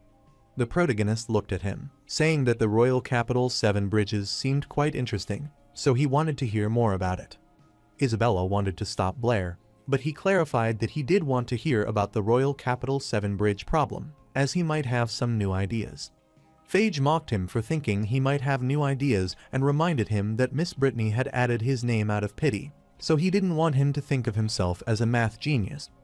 Isabella gets pissed on hearing this, as she is sure Phage doesn't know about this, and explains Blair was the one who came up with the ideas for those papers, and he deserves the credit. Since that is the case, Phage wanted to see what new ideas Blair could come up with. He accosted everyone who tried to look there because Blair said he could solve the royal capital problem, which annoyed Isabella. Everyone is startled to hear Blair's name as they realize it's the young man who recently solved the riddle of Rouse with Brittany. They were sure that he was just someone inexperienced, but they didn't know what method he would use to get Brittany to add his name. But they couldn't believe how he thought he could solve the royal capital Seven Bridge. Phage looked at him, wanting to mock him so that the math genius wouldn't disappoint everyone there. The protagonist gets worried as he doesn't say he can solve it. Abruptly, Miss Brittany grabbed his hand, startling him, and asked why he had a conflict with Phage. She wondered if he was aware of the Howard family's influence in Yapo City, so she was concerned that if Blair offended them, he would have a difficult time not only in the Mathematical Society, but also in the Academy. Moreover, the royal capital's Seven Bridges are a problem that has troubled countless scholars for hundreds of years. This is the reason Phage used this problem to make things difficult for him, to embarrass him in front of so many people. Phage accosted Miss Brittany and reminded her that she said Blair was a math genius, so she wondered why she did not have faith in him now, which infuriated her. She was about to say something to Phage, but Blair stopped her, telling her that is all right as he wanted to try. He wanted Phage to consider it a thank you to him for helping him with his library work transfer. This worried both his teacher and Isabella. She wondered if he thought this through. The protagonist looked at Phage, accosted him, and stated that since he had insisted on solving the royal capital's 7-bridge problem, he would do it. Phage mocked him, telling him that he did not expect him to be this stupid, but he wanted to see what brilliant ideas he had. He explained that the royal capital 7-bridge is a problem proposed by the first patriarch of the Howard family. From the time it was proposed hundreds of years ago, no one, except the first patriarch, has been able to find a solution to this problem. 100 years ago, the first patriarch of the Howard family held a position in the royal capital, and he took note of the city's unique terrain at that time. The royal capital's urban areas were not as large as they are now, and the main urban area was divided in two by the Lauren River, with 2 islands in the middle of the river. For convenient passage, the royal capital built 7 bridges to connect the island in the river with the urban areas on both banks. The people living in the royal capital relied on these 7 bridges for communication. One day, the first patriarch looked at these 7 bridges and suddenly had an idea. He wondered if it was possible to start from any of these 4 landmasses and islands, pass each bridge exactly once, and return to the starting point. After the first patriarch made this idea public, it immediately attracted the attention of the entire kingdom's mathematics community. Many well-known scholars at the time came to the royal capital to try and find a solution. However, after a long time, the scholars made countless attempts, but no one could find a solution to crossing the bridges without repeating any. One day, the first patriarch finally found the solution himself, and he announced this news to the entire mathematical community of the kingdom. He then decided to publish it the next morning, under the witness of everyone. The next day, almost all of the kingdom scholars gathered in front of the 7 bridges of the capital, but the first patriarch did not appear until the evening. A few days later, the first patriarch's body was discovered, and unfortunately, he was too excited the night before the announcement and fell into the river. The death of Howard's first patriarch was a loss to the entire mathematical community of the kingdom. However, the solution to the 7 bridges of the capital was lost, and even the descendants of the Howard family were unaware of the solution at the time. For hundreds of years, from then until now, countless scholars have sought it, but none have succeeded. Phage uttered that even though the solution has been lost, in order to commemorate the first patriarch's proposal of the 7 bridges of the capital, and become the only person to find the solution. However, his Howard family still has it carved on the hall, and this is also the glory of them as a mathematical family. The protagonist thinks about it as he bets that the so-called 7 bridges of the capital are just a version of the 7 bridges of Königsberg in this world. While he is pondering, Phage accosts him, calling him a great genius, and asks if he can find the lost solution. The protagonist refused, clarifying that he could not find the solution, and that he would not find it in the future either. Phage started laughing upon hearing this, wondering if that was his answer, and remembered that he had been the one being arrogant just moments ago, thinking of himself as a genius. The girl at the ball is astounded to hear this and reminds her friend Alice what she told her. This kid is just a useless person who does not know the immense heights of the sky. Alice wondered if that was the case, then she looked at Blair and remarked that she didn't think he was that simple. While Phage is laughing, the protagonist explains that the reason he can't find it is that the 7 bridges of the capital problem are unresolvable. He thinks, according to Königsberg, the problem is the same, but that the answer is unsolvable. The scholar who proposed this answer was named Euler, and he created a new branch of mathematics. These new branches include graph, theory, and geometric topology, which also unfolded a new journey in mathematical history. Everyone is surprised to hear his answer, and Miss Brittany and Isabella are also surprised to know that it is unsolvable. Phage still mocked him, asking what nonsense he was spouting just because he could not find it, that he was saying the problem was unsolvable. He further added that his family's founding patriarch, Howard, had already found a solution. Since that was the case, Blair wanted to ask him if he could prove that he had indeed found the correct solution, and if there was any evidence of its existence. Phage gets infuriated, asking what he meant, and if he dared to question the sages. He asked if Blair knew what position the founding patriarch held in the kingdom's mathematical community. While he is arguing, Viscount Howard instructs him that is enough and reminds Phage that he has already told him many times that the honor of their ancestors is not for him to show off. Phage gets scared, so he apologizes to his father for the mess he created. Viscount Howard supposed that might be Blair and clarified that he heard Calvin mention him. The protagonist greets Viscount Howard and is honored to meet him personally. Viscount Howard saw the argument between Blair and his son just now, and he apologized to him on his son's behalf because he indeed had some shortcomings. However, he stated that the royal capital 7 Bridges is unsolvable, which he believes is a slander against the reputation of his family ancestors, and he hopes to retract his words. Blair clarified that he did not mean to offend, but the fact is that the royal capital's 7 bridges are unsolvable. Isabella is startled, as it is the first time she has seen Blair so seriously. Viscount Howard furiously stared at him, asking if he thought this through. The protagonist decides to retrieve a notebook from his robe as he wants to demonstrate to everyone why the royal capital's 7 bridges are unsolvable. He began writing on paper, explaining that many sages have chosen to practice and find solutions themselves in the face of such complex real-world problems. Although this approach is worthy of respect in terms of practical results, it will be challenging to find a solution because there are so many possibilities far beyond what human power can exhaust. After writing the details, he wanted everyone to take a look and surprise everyone.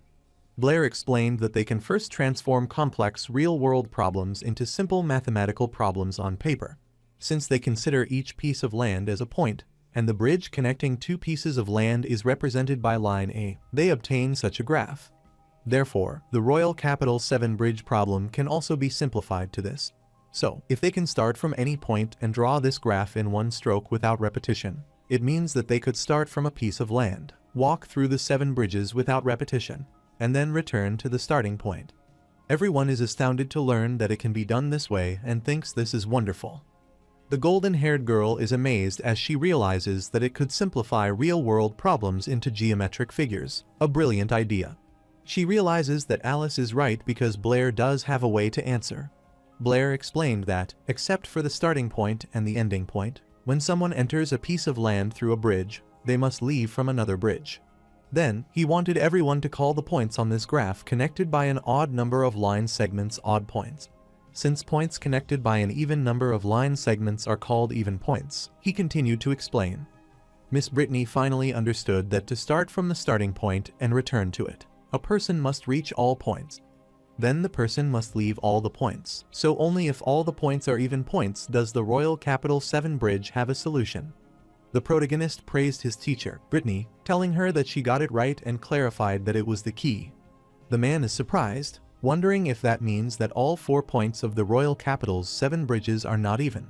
The protagonist affirmed, telling him that he was right and that he was sure that everyone had already seen that the 4 points of the royal capital's 7 bridges were all odd points.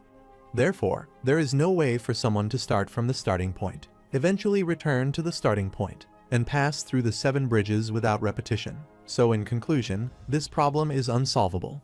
The man is dumbfounded to realize that an impeccable argument about the royal capital 7 bridge is unsolvable. Phage gets infuriated, wondering what Blair is talking about, as that is all nonsense. Viscount Howard also could not believe that it was unsolvable, and wondered how is that possible. Phage annoyingly pointed toward Blair, wanted everyone not to listen to him, but no one agreed with him this time. Alice thought this was nonsense, and was sure that the one who was talking nonsense was probably Phage's first patriarch, and it deceived the scholars of the entire kingdom for so many years. Phage was annoyed on hearing this and accosted his father to explain it quickly. But he did not get a response from his father, so he looked back. His father punched him in his face, threw him away, and wanted him to shut his stinking mouth because if it were not for him, then they would not be disgraced like this. He glares at Blair, thinking him ruthless, and wants him to wait because he will pay him back for tarnishing their reputation. Viscount Howard furiously grits his teeth and is leaving, but Blair wants him to wait a moment, which startled him. He uttered that according to the rules of the kingdom mathematical community, he answered Senior Phage's question, so he also has an obligation to answer one of his questions and ask Viscount Howard if he was wrong. Viscount Howard looked at Phage and then told Blair that he did not need to tell them as they would naturally abide by the rules. So, he inquired about his question. The protagonist clarified that his question was simple and asked what the length of the diagonal of a square with sides of length 1 is. His question surprised Viscount Howard, and Miss Brittany asked Blair if he did not know that the Howard family proposed the Howard theorem. Viscount Howard started explaining that according to the Howard theorem, the square of the diagonal length of a square with sides of length 1 is 2, and thought it is a piece of common knowledge. The protagonist shakes his head, telling Viscount Howard that he has not answered his question, as he has not asked about the square of the diagonal, but rather about the length of the diagonal itself. Viscount Howard becomes annoyed upon hearing this, as he does not know the answer. The guest was amazed, as they had not considered the length itself, and another guest thought it might be easy to answer. Viscount Howard is startled and then gazes furiously at Blair, and Blair guesses that this man is already aware of the existence of this number.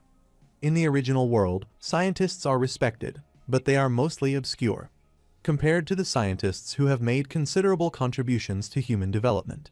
People are more concerned about the gossip and scandals of celebrities. However, in this world, the current level of science is still relatively low, and the status of scholars is very high. The people of this world value knowledge even more than their focus on magic.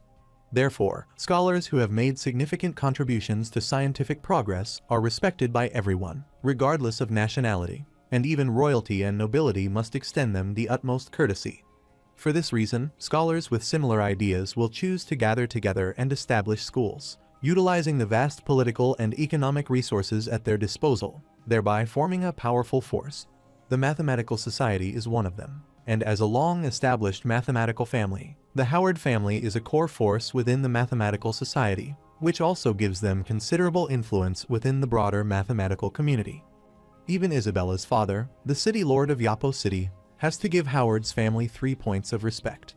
The Mathematical Society is an organization that integrates politics, academics, and religion, and its members often have a natural affinity for worship. They argue that everything can be measured and that numbers can accurately represent any entity in nature. The belief is that the Mathematical Society is akin to the Pythagorean school in another world. The Pythagorean school appeared in ancient Greece and was founded by the famous scholar Pythagoras. The Pythagorean school was once compelling, but their belief had a fatal flaw, and it was this flaw that doomed the entire school. That flaw is that the numbers they understood were not real numbers but integers. The Pythagorean school confidently believes that integers and the ratio of integers could represent all numbers in the world.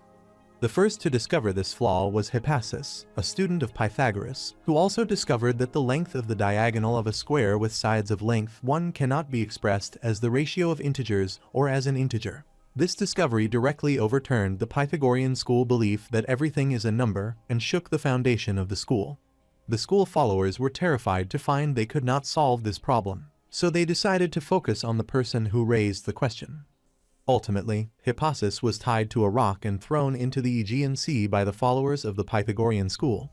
However, the truth cannot be hidden forever, and more descendants noticed Hippasus's discovery and ultimately sounded the death knell for the Pythagorean school. Later generations called numbers that are neither integers nor can be expressed as a ratio of integers irrational numbers. From then on, humanity's understanding of numbers expanded to the entire actual number domain. Now that Blair looked at Viscount Howard's expression, he is confident that he should have known about the existence of irrational numbers for a long time. This makes Blair wonder what kind of treatment the Hippasus of this world received. The guests found it strange because they could not see this number. Some of them thought it was impossible because there couldn't be a length that numbers could not measure, and they wondered what the problem was. Miss Brittany looked at Blair, asking what exactly is this number, as it seemed impossible to derive it from the ratio of any numbers. The protagonist told his teacher that this is a completely new kind of number, and there are many more such numbers. He is afraid that someone in this world discovered them long ago, but some people covered up the discovery, and he is merely presenting this information to more people to thank Phage for his help. While Viscount Howard furiously approached his son, Phage could see that his father was angry. Phage gets terrified, so he looks back toward Blair, saying this is all because of this kid and wants him to die, so he rushes to strike. While Phage rushes toward the protagonist to strike, he gets worried and tries to cover himself with his arm to avoid further conflict. However, amidst Phage's attack, Alice grabbed his hand and furiously stared at him. Phage gets annoyed, wondering who she is, and wants her to get out of his way. Alice apologized to him and clarified that she had to stop his reckless actions. No matter how hard Phage tried to get out of her grasp, he failed and realized that woman was surprisingly strong. Suddenly, he heard his father asking him if he thought he had not caused enough trouble that day, that he was creating more mess. Phage worriedly looked at his father and wanted to explain it. Viscount Howard apologized to everyone, as his son had caused so much trouble that day. He clarified that it was his fault, so he wanted to discipline him more in the future. As for the number that Blair just mentioned, he wanted everyone to rest assured, knowing that their mathematical society would do everything possible in the next few days to find an explanation. He thanked Blair for the guidance he had given their family that day and wanted to take his leave first. Even though he is pissed off, he hopes that Blair has a pleasant evening in his manor. The protagonist smiled, telling Viscount Howard that he would have a great time and wished that he had a pleasant evening as well. However, he wondered if the Mathematical Society could find this number, as he was afraid it was not that simple. At the same time, Alice did not expect Blair to push the Howard family this far. Blair thanked the lady for her help, and Alice was astounded to learn that he called her lady. He wondered if Blair had already forgotten her and thought that was not very kind. Isabella got annoyed, so she smacked at his head and asked how he could make a move on someone other than her. Blair clarified that he was innocent, as he had not done it, and was startled when he realized what she had said. He asked her what she meant by making a move on someone other than her, as he had not done anything to her either. Alice laughed on hearing this and apologized, as she could not help but interrupt their flirting. She clarified that she was joking at the moment, but it is admirable how good their relationship is. Isabella blushed, asking who was flirting with whom, and clarified that they were not like that. She wanted to know why Alice was there. Alice wondered if Teacher Brittany had not told her, and she greeted her teacher. Then she explained that she always attends the conference, but she thought this was the first time she had met Isabella there. Miss Brittany explained that Alice's family is a famous mathematical family in Yapo City, and she has been attending academic conferences as a family representative for several years. Alice reached out to shake hands with Blair and decided to reintroduce herself. She introduced herself, telling him that she was a third-year student at St. Donna's Academy and Isabella's classmate. She is pleased to meet Blair, and she hopes her little joke just now did not bore him. Blair shakes hands with her, telling her that he is pleased to meet his senior Alice. Alice told him that his performance that day was great, and this was the first time she had seen the usually arrogant Howard family so embarrassed. She asked if she could discuss the math problem with him alone in the future. The protagonist apologized with a straight face, as he wanted to decline her offer. The protagonist suggested that Alice discuss it with Teacher Brittany, as many of his ideas were also inspired by her. Alice smiled as she realized that he was really unpredictable, so she bid her farewell to Junior Blair. She wants to have a good chat when there is no one around him next time, and the protagonist also bids her farewell. At the same time, Isabella is pissed as she can't believe Alice and wonders what she means by chatting when no one is around. Miss Brittany also bid farewell to Alice, and Isabella realized that Blair had almost lost his soul, so she thought that he would want to follow her. Blair is startled, wondering why he would follow her, as there is no need for him to do so. Isabella furiously told him that he wanted to follow Pretty first as soon as he saw them, and realized that he was just like those horrible guys. The protagonist is confused, wondering if Alice is prettier than Isabella. Isabella blushed at hearing this and asked if he thought she was not as pretty as she was. The protagonist refused, saying she was pretty, and Isabella understood. She realized that Blair was easy to coax, but she was concerned because she hadn't been asked about her figure, just her face, so she supposed she shouldn't be wrong. Abruptly, Vice President Archie arrived there and addressed them to notify his presence.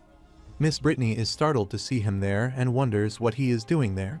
Vice President Archie uttered that 3 of them were the stars of the show that night, so he had to come and say hello. The protagonist supposed that President Archie might be joking because he was helping to solve a problem, and by the way, he had raised a small question. President Archie clarified that the problem he solved and the question he raised is not simple. He explained that solving the 7 bridges of the royal capital has always been regarded as the highest honor by the Howard family. Still, Blair's argument today directly pointed out that this problem has no solution. This will lead to a substantial moral flaw in the Howard family's foundation of honor as a mathematical family. And that number, which Blair mentioned, is that the Mathematical Society aims to measure everything in terms of numbers. Since the Mathematical Society relies on the ability to measure everything with numbers, it can no longer find a number to measure such a simple line segment. President Archie wondered if that number could be found, and if it weren't, the entire mathematical society and the cognitive foundation of the entire mathematical community would be shaken. Therefore, he wanted to know what exactly Blair's true identity is. He wondered why Blair only revealed a terrible talent today despite having it all along, so he wondered what exactly his purpose was. Blair smiled and tried to act innocent before President Archie asked what he was talking about. He is certain that everyone saw it today that Senior Phage took the initiative to ask him the question, and he suddenly had an idea that helped him solve it. As for that number, the protagonist is curious about it, and besides the Viscount, Howard states that he and the Mathematical Society can certainly find that number. President Archie understood, so he supposed he might be overthinking it and wanted Blair to rest assured, knowing that the Mathematical Association would always stand on the side of truth. However, he warned Blair to be cautious of the Howard family, as they are more difficult to deal with than he had thought. On the contrary, in the room, Phage is lying on the ground in an injured state after being beaten by his father. Abruptly, a man entered the room, telling Viscount Howard that the head of the family had everything prepared so they could act at any time. Viscount Howard instructed his man to act after he left the manor, and the instruction was still the same as before. He should make it look like an accident so no one could tell. Viscount Howard's underlying bowed before him in affirmation. Abruptly, his other son Abel gets worried as he realizes that his father is going to kill someone again. Viscount Howard gets startled upon hearing his voice and wonders why Abel is there. His man is startled, thinking that it is impossible because he personally escorts him. Abel thought it was normal that he couldn't imagine it because it was his father who had personally given the order, just as he had this time. Viscount Howard is stunned, wondering why Abel isn't dead and why he has suddenly appeared. He wondered if the boy outside, named Blair, was one of Abel's subordinates. Abel approached Phage to help him stand and remarked that his father was still as ruthless as ever, even to his son. Viscount Howard doesn't have a slight remorse, and he points his gun toward Abel, wanting him to answer his question. Phage is surprised to see his brother there as he thought he died in the accident. Abel accosted his father and asked why he always has so many questions, as it makes it hard to know where to start. Abel decided to explain that a young kid named Blair outside had nothing to do with him. But he provided Abel with an excellent opportunity, which is why he has returned now. But for why Abel is returned, he can tell his father about it, and he clarifies that he is there to change the entire Howard family. Viscount Howard is annoyed at learning that his son wants to change the family. Abel affirmed, telling his father that it was right, and asked what he thought was the cornerstone of their family now. Viscount Howard uttered that it is undoubtedly honor, but Abel uttered that it is wrong as it is a lie. Viscount Howard gets pissed, wondering what he meant by this.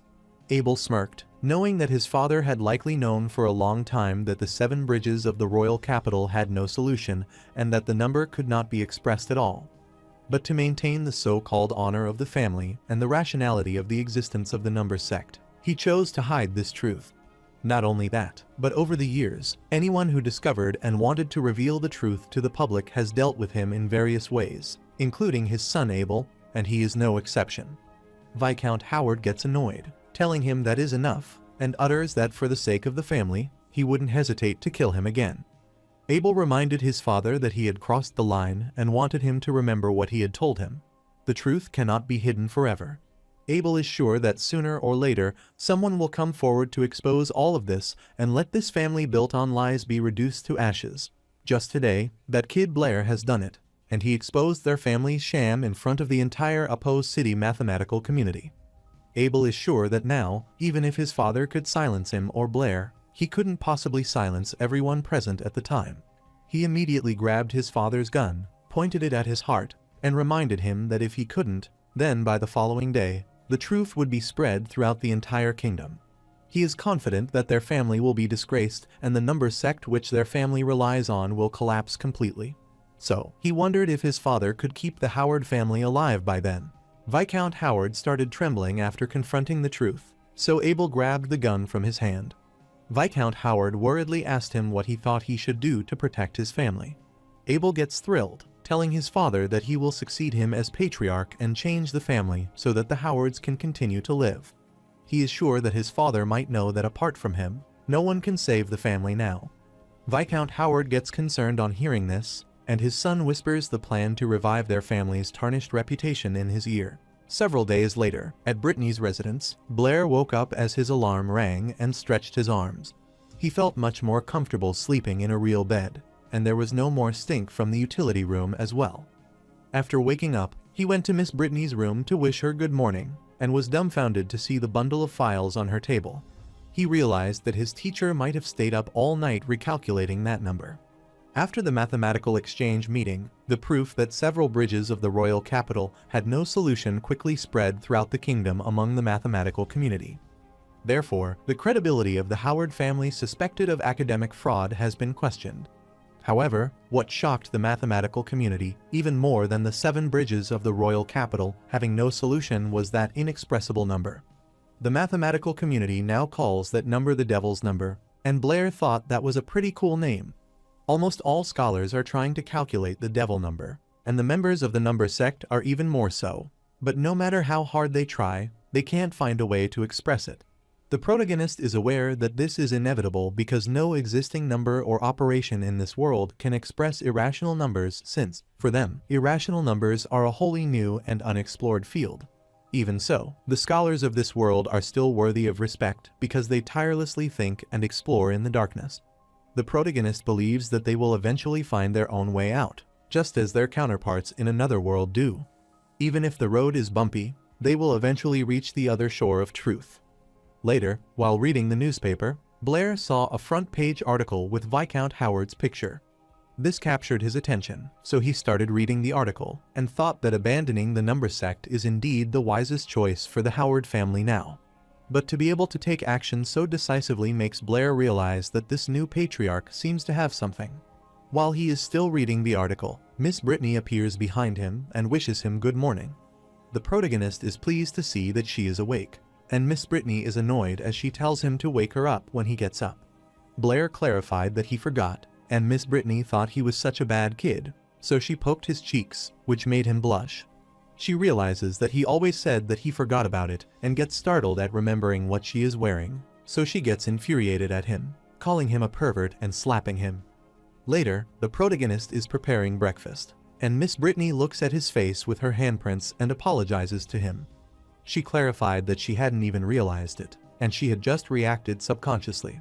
Blair has noticed that Miss Brittany is entirely different when she first wakes up compared to her usual self. Miss Brittany gets worried, wondering if she is pretty annoyed after just waking up. Blair refused, telling her that whether it was expected or just a dream, she didn't dislike him. Miss Brittany blushed on hearing this and thanked Blair for understanding her. The protagonist is pleased to see the positive effect of lying and doesn't want to say the wrong thing now. Miss Brittany is surprised to see his dish and asks what he is doing, and why he is putting red fruits that are eaten directly into a pot and mixing them with eggs.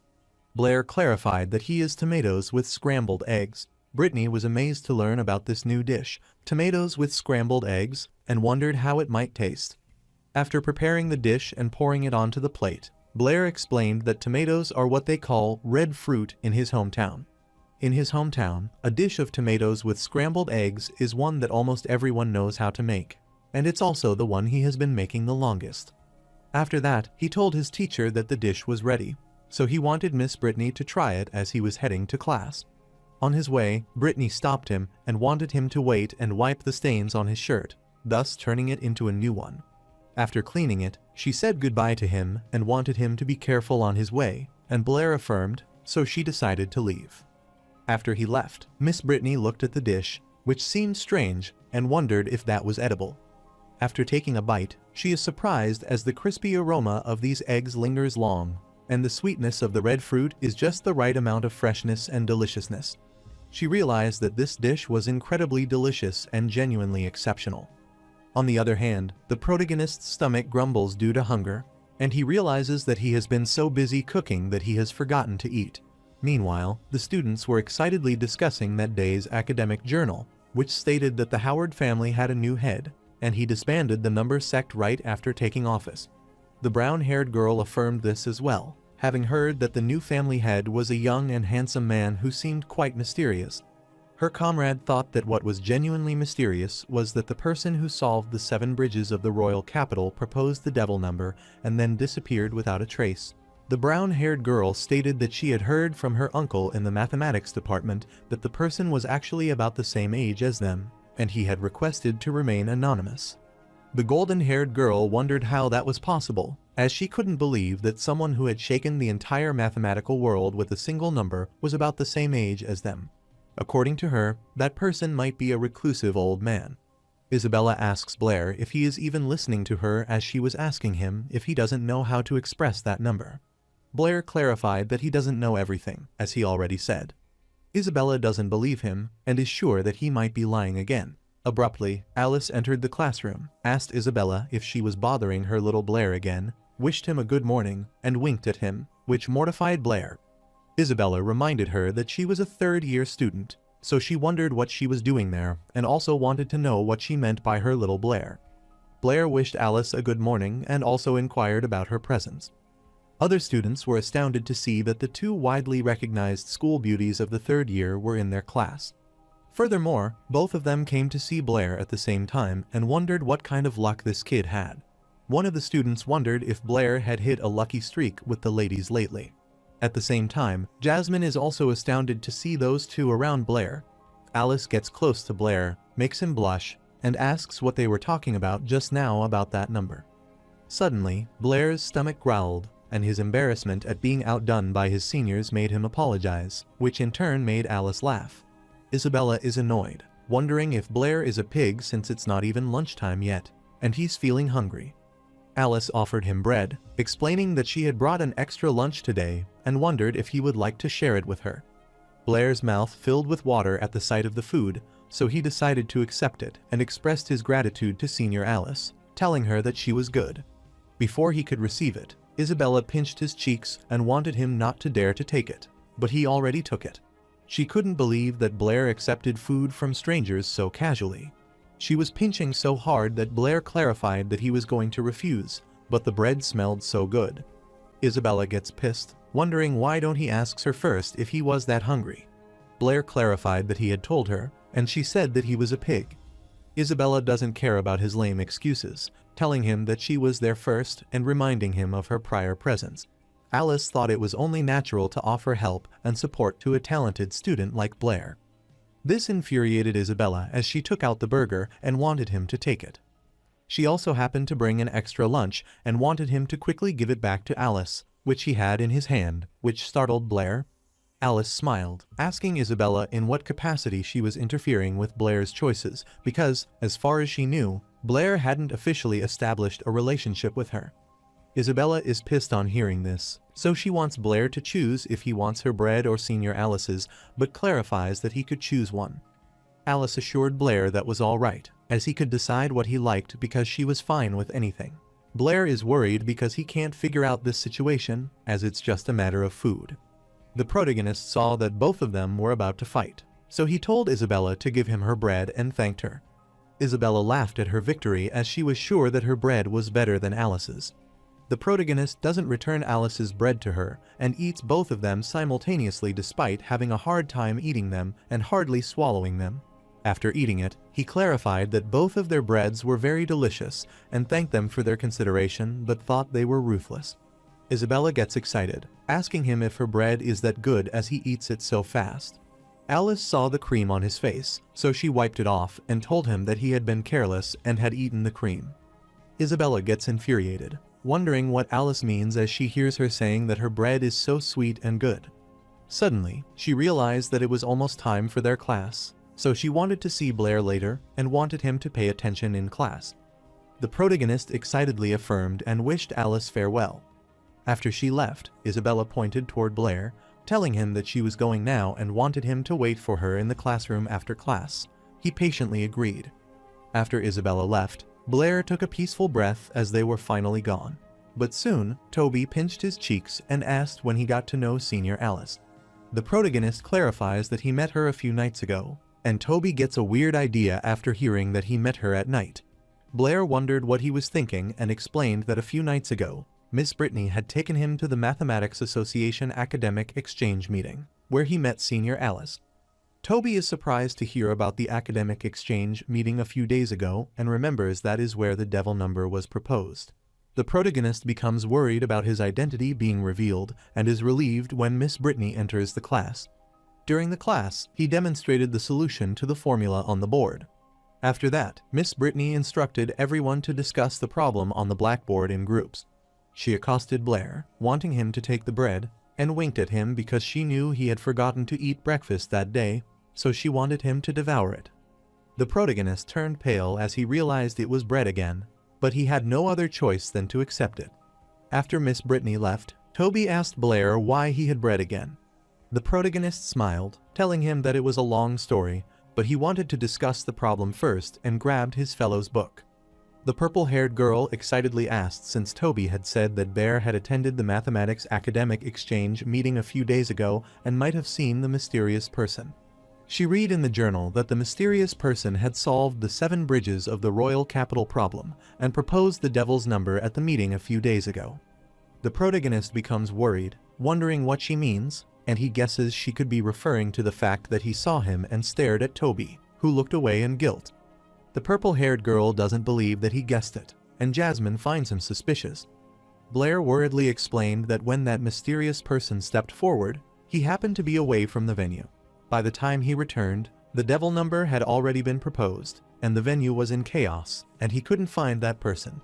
The purple-haired girl wondered what business Blair had to leave the venue at such a necessary time. Blair clarified that he had eaten too much and experienced diarrhea, which startled them. Toby is surprised to learn that he had diarrhea at such a necessary time and remarks that he had the chance, but he didn't take it. The purple-haired girl wondered what Toby was talking about because Blair was qualified to participate in the academic exchange. She thought it would be amazing to get to know those who were all rich and noble people of Oppo City. Then, she excitedly asked Blair if he had time recently to come to her house to help her with a math problem. She has so many questions she doesn't understand and tells him that her family manor is enormous, so if he gets tired of explaining, he could go to sleep, and she has no problem. Toby gets annoyed, wondering if she wants to learn math, as he is embarrassed even to expose her vicious thoughts. The purple-haired girl explained that she just liked to learn and wondered if that was not okay. Later, the protagonist rushes away from the class and is glad because, luckily, he had moved quickly. Otherwise, he would have been blocked in the classroom by Isabella again. He stretched his arm while leaving as he wanted to go practice magic. That is the actual business because it's better to deal with magic. Suddenly, he heard someone asking him when he became so dedicated to practicing magic. The protagonist looked ahead and saw someone who immediately tried to attack him and asked who it was. Blair hardly managed to block the attack and saw Jasmine, who instructed him not to move as this dagger was quite sharp. The protagonist wondered what Jasmine was doing as he raised his hand. Jasmine uttered that if she was not mistaken, the one who solved the 7 bridges of the royal capital and proposed the devil's number at the exchange meeting was him. She has noticed recently that his math and magic abilities have improved too much. She is confident that he is not Blair, as he couldn't possibly have this kind of talent. Therefore, she wants to know where Blair is and also wants to know his identity and the reason for impersonating Blair. The protagonist doesn't know where to start as she has too many questions, but wants to tell her that he is Blair. He doesn't want to mention his time traveling for now. Jasmine gets annoyed because he is still lying and asks if he thinks his disguise is perfect and starts pinching his face. She is surprised to see that the face mask hasn't been removed because even the most perfect disguise will be compromised if touched directly. She kept pinching his cheeks, surprised to see there was no reaction. Abruptly, Blair hit her legs, causing her to lose her balance, but he grabbed her to prevent her from falling. Jasmine blushed at being so close. She immediately pushed him back, asking what he was doing and wanting him to let her go. Blair clarified that he could let it go, but didn't want her to put this on his neck again. Furthermore, he is sure that she has tried it herself, and now she should believe that he is Blair. Jasmine wanted him to let her go first and said that even if he didn't use a disguise, she wondered how he had suddenly developed such a talent in math and magic. Furthermore, the way he talks is very different from Blair's, as she knows him well. The protagonist scratched his head and wondered how he had gotten into this situation, as it was a long story because he was Blair, but he was not Blair. He explained that he had had a very long dream, and when he woke up, he was in this state. He came from a world without magic, but with advanced technology. The people there don't know how to use magic because, to them, it is just a fictional existence. Instead, the scientific technology of that world is very advanced, even surpassing magic, and people can use technological creations to do many things that magic can't. Relying on advanced technology, people have extended their exploration to almost every corner of the planet, and they can even travel through space to reach other planets. The protagonist explained that he was an ordinary math teacher in that world. Therefore, he has advanced mathematical knowledge that people there can't imagine. In the protagonist's world, a girl similar to Jasmine raises her hand, prompting Chen Lu to wonder if she has any questions. The student asked him if the stars are traversed and if there are other planets beyond them. Chen Lu thought that was a good question, so they told her that the stars could be traversed and that, in addition to their planet, there were countless other planets in this universe. The student laughed upon hearing this, as she understood, and thanked her teacher for his answer. However, the main point was why he had suddenly become like this. At the present moment, Blair apologized to Jasmine as he got a little carried away. So, he explained to her that after having that long dream, he woke up with his current math and magic talents, but unfortunately, he also lost some of his original memories. Jasmine thinks for a while as the protagonist tells her that is all. She sighs and wants him to forget about it, and she supposes he might be Blair, as he is still the same, liking to say some nonsense. Blair gets startled, wondering if he had said something similar before. Jasmine affirmed that he could tell that because he was always more interested in science than magic, and he also said he wanted to live in a world without magic. She supposed that might be because Blair had no magic talent at all, and the reason he was crying in his dream was due to amnesia. She asked if she was right and wanted him not to worry as she would help him remember the past. After hearing this, the protagonist supposed she might have always cared about him so much that he reached out to grab her hand in thanks. Jasmine blushed and didn't want him to overthink it because she had just promised to help him recover his memory. The protagonist became confused, wondering what he was overthinking. After some time, when he returned to school, he glanced at his hand, pondering something. But suddenly, Toby grabbed him from behind and hugged him tightly. The protagonist is startled, wondering what he is doing, and wants him to let go of him. He wondered what Toby was doing behind his back and wanted him to tell the truth. The protagonist sees Phage in front of him, so he immediately gets out of Toby's grasp. Toby gets worried about seeing Senior Phage there, so he immediately covers Blair and inquires what he wants. Phage bowed before Blair and apologized to him, realizing he was wrong. Therefore, he, as a member of the Howard family, sincerely apologized to him and wanted him to forgive him. The protagonist is surprised to see this, and all the students are also stunned to know that it is Phage. The protagonist thinks for a while, is a bit confused, and wonders why he is asking for his forgiveness.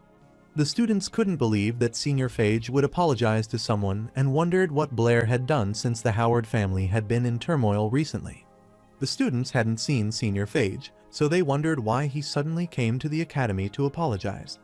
Phage handed him an invitation, telling him that this was from his brother, the current head of the Howard family. Abel Howard had asked him to give Blair this invitation. Phage explained that his brother was holding a briefing that night for the entire kingdom's mathematics community. Therefore, all questions regarding the Howard family will be addressed during the briefing. So, he requested that Blair should let bygones be bygones and forgive his previous offense, as his presence was earnestly requested. Toby whispered in Blair's ear, telling him not to go because Phage's sudden invitation might be a trap, which makes the protagonist ponder about it. At night, he arrived at Howard Manor and saw several people gathered there and greeting each other. Blair couldn't resist his curiosity and went there, but he wondered how Abel would handle the current situation. While he was heading inside, Isabella pulled his ear as she knew he had been there and wondered where he had been all afternoon. She reminded him that she told him to wait for her in the classroom after class. Shortly after, Miss Brittany arrived, saw them fighting, and was surprised to see that Blair had also come. She clarified that they were looking for him at the academy before coming there. The protagonist is startled to see her there and asks if she also received an invitation. Miss Brittany clarified that the news of the Howard family holding a briefing tonight has essentially spread throughout the entire mathematical community of the kingdom. Therefore, almost everyone from the Apo City mathematics community was present, and many people from other areas also attended despite not having received an invitation. The protagonist finds it strange, wondering if he is the only one who received an invitation. Momentarily, Isabella released Blair's ear, and Alice asked if his ear was okay. She was sure that it was all because of super violent Isabella, so she wanted to rub them for him. The protagonist is surprised to see that Senior Alice is also there. Isabella becomes infuriated upon hearing such a harsh remark, telling Alice that she didn't even use any force and asks Blair to tell her if it hurt. Alice wanted to blow on them for him and told Isabella that they were all red, so there was no way it wouldn't hurt. The protagonist gets worried as he expects them to start fighting again, and he always gets crushed in their quarrel. While they were fighting, Miss Brittany informed them that the briefing was about to begin, and the protagonist requested her assistance. After they head inside, Blair is surprised to see that the 7 bridges of the royal capital have already been solved. Miss Brittany smiled on seeing this, wondering how Abel would be able to handle the current situation. Blair is surprised to hear this and inquires his teacher if she knows Abel. Blair affirmed that she knew him, as they were both classmates, and he had originally planned to become a teacher at the academy as well. But there, years ago, he suddenly disappeared for some reason. A few days ago, when she learned he had become the new head of the Howard family, she was shocked. The protagonist wonders what kind of person Abel is and wants to know from Miss Brittany. Miss Brittany thinks for a whole, wondering how she should put it, and wants to say that he is someone who only has math on his mind. Meanwhile, at Abel's office, Phage informed him that everyone was there, and they were all waiting for him to appear. Abel asked his brother if he had been in a relationship, which startled Phage. Abel stated that being late was the best way to raise his date's expectations, and inquired if the man he had asked to find was there. Phage uttered that there were too many people, so he couldn't be sure if Blair was there or not, but he tried his best. Abel puts his hand on Phage's shoulder, wanting him to relax because he is not like their father, so he doesn't have to be so afraid. After that, he told him that they should leave because it was time to turn a new page for the Howard family. Meanwhile, at the hall, all of the guests were waiting for Abel, and soon they saw them entering and were surprised to see that Abel was so young. Abel wished all the prestigious guests a good evening and was honored to have them in his humble abode tonight to attend this briefing. Abel Howard, on behalf of the Howard family, extends his gratitude to everyone. Miss Brittany realized that Abel feels utterly different from 3 years ago in his clothing and speech. Abel believes that everyone has been waiting for so long and took out a book. He is sure everyone wants to get straight to the point, but he requests that everyone allow him to share a past family event with them first. The protagonist is startled to see this book, wondering what that book is. Abel explained this is the notebook of the first patriarch of the Howard family. Inside that book is the truth that has been hidden by their family, recorded. He explained that back then, to solve the question of the 7 bridges of the royal capital, he proposed the first patriarch, like many scholars at the time, repeatedly walked and tried among the 7 bridges. Although he didn't find a solution after a long time, the first patriarch still didn't give up. Finally, one day, he suddenly discovered that he had successfully completed a non-repeating route. The excited first patriarch immediately announced his success on the spot, and stated that he would demonstrate his route live to everyone the following day. The first patriarch at that time was too excited, which led him to announce it to the public without conducting further verification. It wasn't until late at night when the first patriarch calmed down and tried again, that he realized he had made a fatal mistake. He hadn't succeeded, but only at that time did he realize he had mistakenly thought he had found a non-repeating route. The first patriarch discovered that he had committed an irreparable mistake and that the following day, he would be publicly discredited. In the end, the first patriarch, filled with guilt, made his choice, which was to drown himself in the lake to apologize to the public for his death. At the same time, he left his notebook, which detailed the entire course of events and instructed his descendants to clarify the facts to the public on his behalf. However, what the first patriarch didn't expect was that his descendants would not reveal the truth to the public as he had wished. On the contrary, they chose to hide the notebook and claim to the outside world that the first patriarch had indeed found a solution, but accidentally fell into the water on the eve of the proof. And all of this was to maintain the so-called honor of the family to this day. However, Abel knew that the truth could not be hidden forever, and their Howard family would eventually face all of this. So he bowed before everyone, which worried Phage, wondering what his brother was doing. Abel, on behalf of the Howard family, apologizes to everyone for this truth, which is many years in the making, and for the long-standing lie. Everyone is shocked to learn the truth and can hardly believe its reality. They couldn't believe how the Howard family had hidden this matter for so long. The protagonist looks at Abel and realizes that he is undoubtedly decisive in making this decision. After the 7 bridges of the royal capital were proven to have no solution, it was already a foregone conclusion that the Howard family was lying, since Abel is now revealing the truth, which means that more responsibility will come to the descendant, even though the impact on the family symbol of the first patriarch itself is minimized. One of the guests asked Abel if he disbanded the number sect a few days ago to atone for this lie. Abel clarified that disbanding the number sect was indeed a consideration for atonement. However, that wasn't the main reason, because the main reason was the devil's number. The guest asked if he was saying that he still hadn't found the devil's number. Abel affirmed, telling her that was right, as they hadn't found the devil's number. But this wasn't due to a lack of ability, but because the devil's number didn't exist, which startled Blair. The guests are startled, wondering what Abel means by that devil number doesn't exist. Abel explained that it doesn't exist within their current mathematical understanding. This is also the fundamental reason he disbanded the number sect, and they are not qualified to claim that numbers can measure everything in the world. This makes the guest ponder if he is saying that the devil number has no solution. Abel refused, telling everyone that the devil's number is not unsolvable, nor is it the nightmare of their mathematical community. On the contrary, it is an entirely new field they have never set foot in. And now the one who can read their mathematical community to solve all of this is the proposer of the devil number, student Blair of St. Donna's Academy. Everyone is surprised to hear Blair's name and wonders who he is. They suppose that it might be a young man who published a paper a while ago, so they can't believe it was him. One of the guests uttered that she was also present at the briefing, and Blair indeed proposed it. Abel explained that many people present might not be familiar with his name because Blair is very humble. That is why, at the mathematical exchange meeting a few days ago, after proposing the devil number, he requested those present not to disclose his name to the outside world. But Abel thought that now, for their mathematical community to overcome this difficulty and reach a new realm, they needed Blair to step forward and lead them. Miss Brittany is worried about hearing this and asks Blair what they should do now, but is surprised to see that he has already disappeared, so she wonders where he is. While Phage worriedly told his brother that Blair didn't seem to be there, Abel sighed as he thought Blair wouldn't be able to suppress his curiosity and would come, but he was fine with this because he was sure that he would come to see him later. Later, at school, one of the students asked her comrade if they had heard about those rumors. Since it's all over the place recently, that mysterious person who proposed the devil number is Blair. Her friend heard it, too, and now everyone is calling for Blair to come forward and solve the problem he proposed. The protagonist is pissed because that guy Abel shifted the focus on him, and now no one cares about the Howard family problems anymore.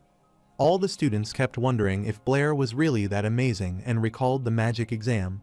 While he indulged in his thoughts, Toby touched and accosted him. The protagonist told Toby that he had already explained that he slipped away when things looked bad, and he was not sure what happened afterward, so he wanted him to stop asking. Toby was confused, so he pointed in the other direction as he tried to draw his attention to someone else. The protagonist looks ahead and sees history professor Hank before and gets startled. Professor Hank knew that Blair was very talented and famous in mathematics, but he wondered if there was a problem with him because Blair failed his history test every time. The protagonist worriedly starts explaining to Professor Hank that his memory of history is still a bit fuzzy. Professor Hank furiously slammed his desk and wanted him to remember that, no matter how famous he was now, he was still a student, and he must focus on his studies and never be arrogant. Even though Toby is scared, he raises his hand and tells Professor Hank that someone is looking for Blair.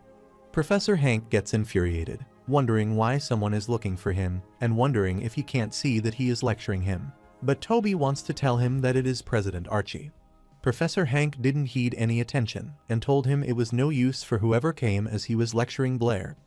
Therefore, even if it's Vice Principal Archie, it is no use, and he wanted Toby to understand that. Abruptly, Vice Principal Archie accosted Professor Blair, telling him that he was looking for Blair. This sent chills down Professor Hank's body as he realized that the Vice Principal was there and instructed Blair to hurry up as he shouldn't keep him waiting. Later, outside the classroom, Vice Principal Archie is pleased as he meets Blair again. The protagonist becomes worried as he sees Vice President Calvin alongside him and is confident that he is looking for him because of the devil's number. Vice Principal Archie stated that now that the outside world is calling for him to step forward and solve the devil's number, their opposed City Mathematical Association is naturally under pressure. Therefore, he wanted Blair to do them a favor, which left him dumbfounded. Vice President Calvin told him that they needed his help, and President Archie assured him that wouldn't be bad for him either. The protagonist looked at them, smiled, and clarified that he didn't want to help. On the contrary, Toby immediately opened Miss Brittany's office door and bit Huffy. Miss Brittany gets worried about seeing this and inquires what is wrong. Toby worriedly told her that the situation was terrible, so he wanted Miss Brittany to go and take a look because Blair had been taken away. On the contrary, Blair has been surrounded by several teachers and has been cornered. The protagonist is worried about seeing himself surrounded by the 4 vice presidents of the academy, along with the 3 vice presidents of the Mathematical Association and a dozen association deacons at the door. The protagonist realizes that President Archie is undoubtedly trying to pressure him into agreeing. President Archie told Blair that he released the devil number, so he can't just abandon the entire mathematics community now. The protagonist asks President Archie if his mathematical community used to call the truth the devil. The vice president of the academy becomes infuriated at Blair, asking him if he knows who they are as he continues to babble. President Archie silenced them and asked Blair if the devil number really couldn't be expressed as a ratio of integers. The protagonist elucidated that it was more than just the devil's number and uttered the number whose square is 2 and the number whose square is 3. Also, the number whose square is 5 cannot be expressed as a ratio of integers. There are infinitely many such numbers, and they can be rigorously proven using mathematical methods. He clarified that he could only tell them this much, and Vice President Calvin worriedly asked him if he was saying that they had been wrong for hundreds of years. Blair clarified that this is very normal because mathematics itself is a discipline that constantly discovers and corrects errors. He explained that as long as they find a proof method, redefine this type of number, and then expand the range of the numbers, it is fine. President Archie is sure that Blair might know the proof and definition methods, so they requested him to help the mathematics community. The protagonist apologizes to President Archie because he couldn't help with this. He can see what they are afraid of, as they are afraid that the truth they have believed in for hundreds of years will be overturned, and that they are unthinkingly walking on the wrong path. He wanted them to know that fear is normal since, in his hometown, generations of people have also challenged these terrifying devils for truth and knowledge. He is sure that it is precisely because they fear the unknown. They want to understand fear and embrace the truth even more. He wanted them to defeat these devils because if he directly gave the result, it would harm the mathematics community instead. He believes that as long as the mathematics community faces fear directly and regains courage, then it can overcome this difficulty because humanity's anthem is the anthem of courage. President Archie is shocked as he learns that the humanity anthem is the anthem of courage, and they all bow before him, which startles Blair. President Archie realized that Blair was right as they were indeed too eager for quick success just now. He thanked the protagonist for his guidance that day and clarified that the mathematical community would forever remember his contribution. The protagonist gets worried, telling the president that he is overpraising him and requesting him not to do that. Suddenly, one of the professors was thrown inside, and the door of the room was broken. Everyone is startled to see this, so they peek outside the room and see Miss Brittany rampaging with her overwhelming power. Miss Brittany furiously accosted everyone and wanted to know what they did to her, Blair. The protagonist raises his hand to capture Miss Brittany's attention, telling her that he is there, but she keeps striking all the presidents and vice presidents who gang up against him. Blair assured her that he was fine as they just wanted to chat with him and finally managed to calm her down. After getting back to her senses, Miss Brittany immediately apologized to the president as she thought they were bullying him. President Archie smiled as he understood because Blair was a genius, and Miss Brittany loved a student so that she could be furious. Furthermore, he is aware that they were also a bit abrupt by taking him away without telling her. Later, while on her way, Miss Brittany looked at him and knew that she was impulsive. When she heard Toby say he was taken away, she was afraid they would harm him. The protagonist doesn't want his teacher to worry as he will be fine. Besides, in this school, in front of so many students, they couldn't do anything to him. Miss Brittany understood, but there was something she always wanted to ask him. The protagonist wondered what that was, and Miss Brittany inquired why he proposed the devil number and created this chaos. The protagonist reminded Miss Brittany that he was also at the scene, and she merely asked them a question in accordance with the traditions of the mathematical community. He clarified that he didn't expect this problem to be so complex that it would lead to the devil number. Miss Brittany annoyingly stared at him, thinking it was not right, and asked if he liked Isabella. Blair was startled on hearing this and thought she might be thinking that he got jealous after seeing Phage with Isabella and then getting into a dispute with him. Miss Brittany grabbed his shoulder, telling him that the roundabout was amazing and didn't want him to worry as she wouldn't tell anyone, and she supported him. Blair gets flustered and wants his teacher to listen to him. But Miss Brittany didn't pay any attention and happily rushed away since she had a class, so she instructed him to go home early after school. The protagonist affirmed, but he wanted her to wait as he wanted to clear the misunderstanding and froze at his place because Miss Brittany didn't listen to him. Later at night, the protagonist is preparing dinner and realizes that he didn't expect Teacher Brittany's imagination to be so strong, so he wants to find some time to explain it to her adequately. Abruptly, Isabella barges in, asking him what he is doing, and realizes that he is cooking. Blair is surprised to see her there and wonders what she is doing there. Miss Brittany clarified that she asked Isabella to come that night because she wanted to study the devil number together. Since it happened that they hadn't had dinner yet, she wanted Blair to let Isabella try his cooking as well. The protagonist understood, but he wanted to know if his teacher's major was wind magic. Isabella smiled, telling him that Miss Brittany was a high-level wind magic user. The protagonist understood, telling that he was buying groceries that day, so he wanted to make a refrigerator, but it could require the help of a high-level water magic user. While Miss Brittany wondered what ice shrimp, then looked at the document and asked what it was. Blair explained that it's a box made of ice to it can preserve food. After looking at the diagram of the fridge, Isabella burst into laughter and told him that his drawing was too artistic. Blair gets infuriated, telling her that it is none of her business as this is called a design drawing. Isabella mocked him, telling him that the design drawing looked like a dog paddling. Meanwhile, Miss Brittany started using water magic, accosted Blair, and said to him that if the refrigerator he wanted was like that. Blair touched the ice and asked his teacher how she had just done that. Miss Brittany explained that as he could see, she could also use water magic, so this was quite simple. Isabella was surprised, wondering how that was possible because dual-element mages were few and far between. The protagonist realized that Miss Brittany's magical talent was so good that she wondered why she stayed at St. Donna's Academy. Miss Brittany thinks for a while, then looked at the food and told Blair that the food seemed to be ready. The protagonist gets startled as he almost forgot to turn off the fire, so he immediately turns it off and then places everything on the table and utters that everything is done. While taking her seat, Isabella remarked that it smelled good, but it looked strange, and they were all things that she had never seen before. Miss Brittany explained that she thought Blair's dishes looked weird at first, but they were delicious, so she was sure that she would know once she tried them.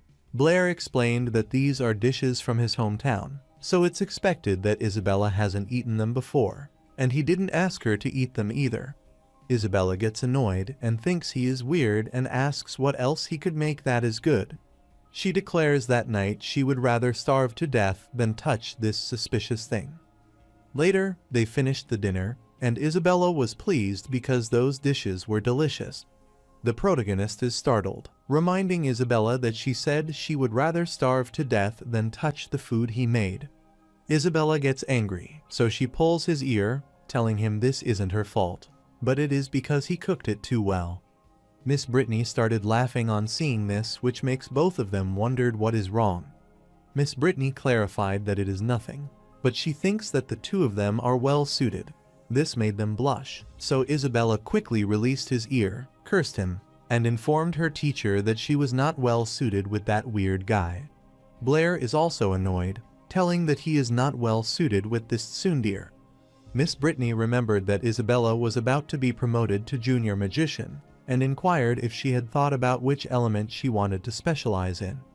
Isabella clarified that she wanted to major in wind, just like her teacher, Brittany. While wind magic is potent in the later stages, it doesn't have much combat power before becoming a senior magician. As a girl, the most important thing is to protect herself, So Miss Brittany wanted her to consider earth magic because its defense is the strongest of the 4 elements. Isabella refused to tell her teacher that the earth magic robes were too ugly. Her reason confused Blair, which Isabella noted, so she started pulling his ears again. Blair gets infuriated on seeing that she started again when he hadn't even said anything yet. Isabella is sure that he must be cursing her in his head because she knows what a person like him is thinking. After they had calmed down, Miss Brittany asked Blair what element he was planning to major in. The protagonist thought for a while and then answered that only children have to choose, so he wanted to pick them all. Isabella mocked him, wondering what kind of dream he was having again to think of selecting them all. She clarified that Miss Brittany is exceptionally talented, so she wondered if he thinks he can also cultivate multiple elements, specifically all 4 of them, which makes Blair gloomy.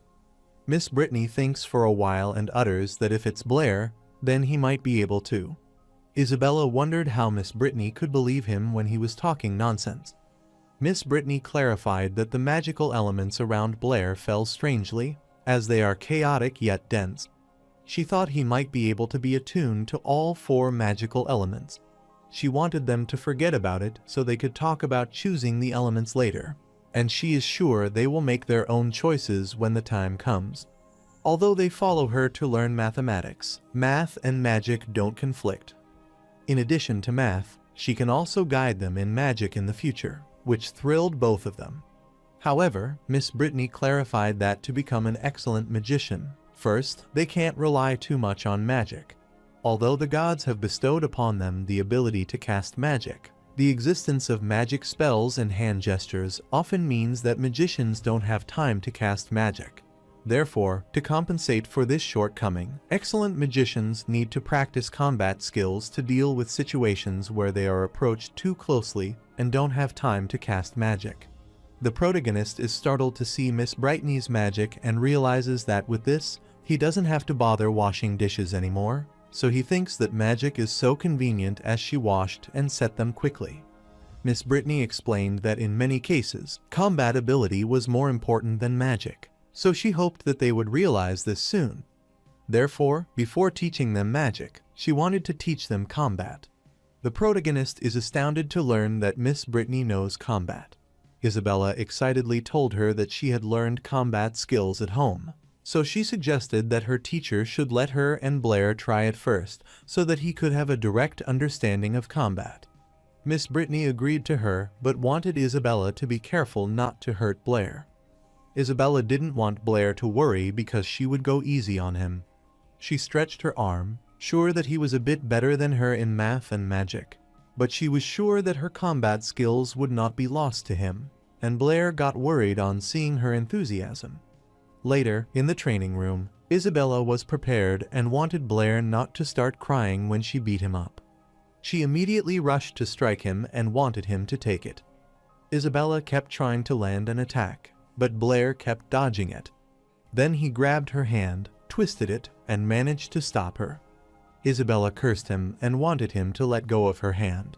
The protagonist agreed to do that but wanted her not to sneak attack. Before he could even complete the sentence, Isabella tried to kick at his face. Blair hardly managed to evade the attack, then started swirling his hand in the air to create wind and disrupted Isabella's balance. Isabella gets worried as she realizes that she is going to fall, but is startled to realize that she didn't. So she opens her eyes, looks ahead, and sees Blair holding her. The protagonist accosts her and apologizes for being a formidable opponent. Miss Brittany was stunned to see that and asked if he had learned martial arts before. The protagonist clarified that he hadn't learned it formally, but he was interested in combat, so he practiced Sanda for a while back home. Miss Brittany was startled to hear about Sanda and uttered that it was something she had never heard of again and realized that his hometown was mysterious. The protagonist becomes worried as she finds him suspicious, and Isabel curses him, asking how long he plans to hold her and wanting him to let her go.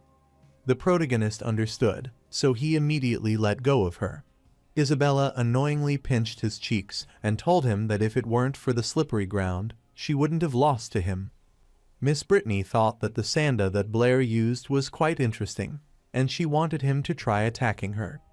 The protagonist isn't sure, telling her that Sanda is hard to control, and he almost hurt Senior Isabella just now, so he was reluctant. Miss Brittany permitted him to go ahead and attack her with all his might. So the protagonist agreed to attack her and wanted his teacher to watch out and rushed to attack her. On his way, he remembered his Sanda coach once said that when sparring with a true expert, he wouldn't even understand what happened to him. He didn't believe it at the time, but now he thinks it because Miss Brittany easily evaded his attack, then hit him on the back of his head and made him lose consciousness.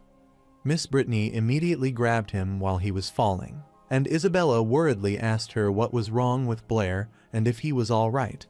Miss Brittany was amazed to learn that Isabella still cared about him quite a bit and did not want her to worry because he was just unconscious for a bit and would wake up soon.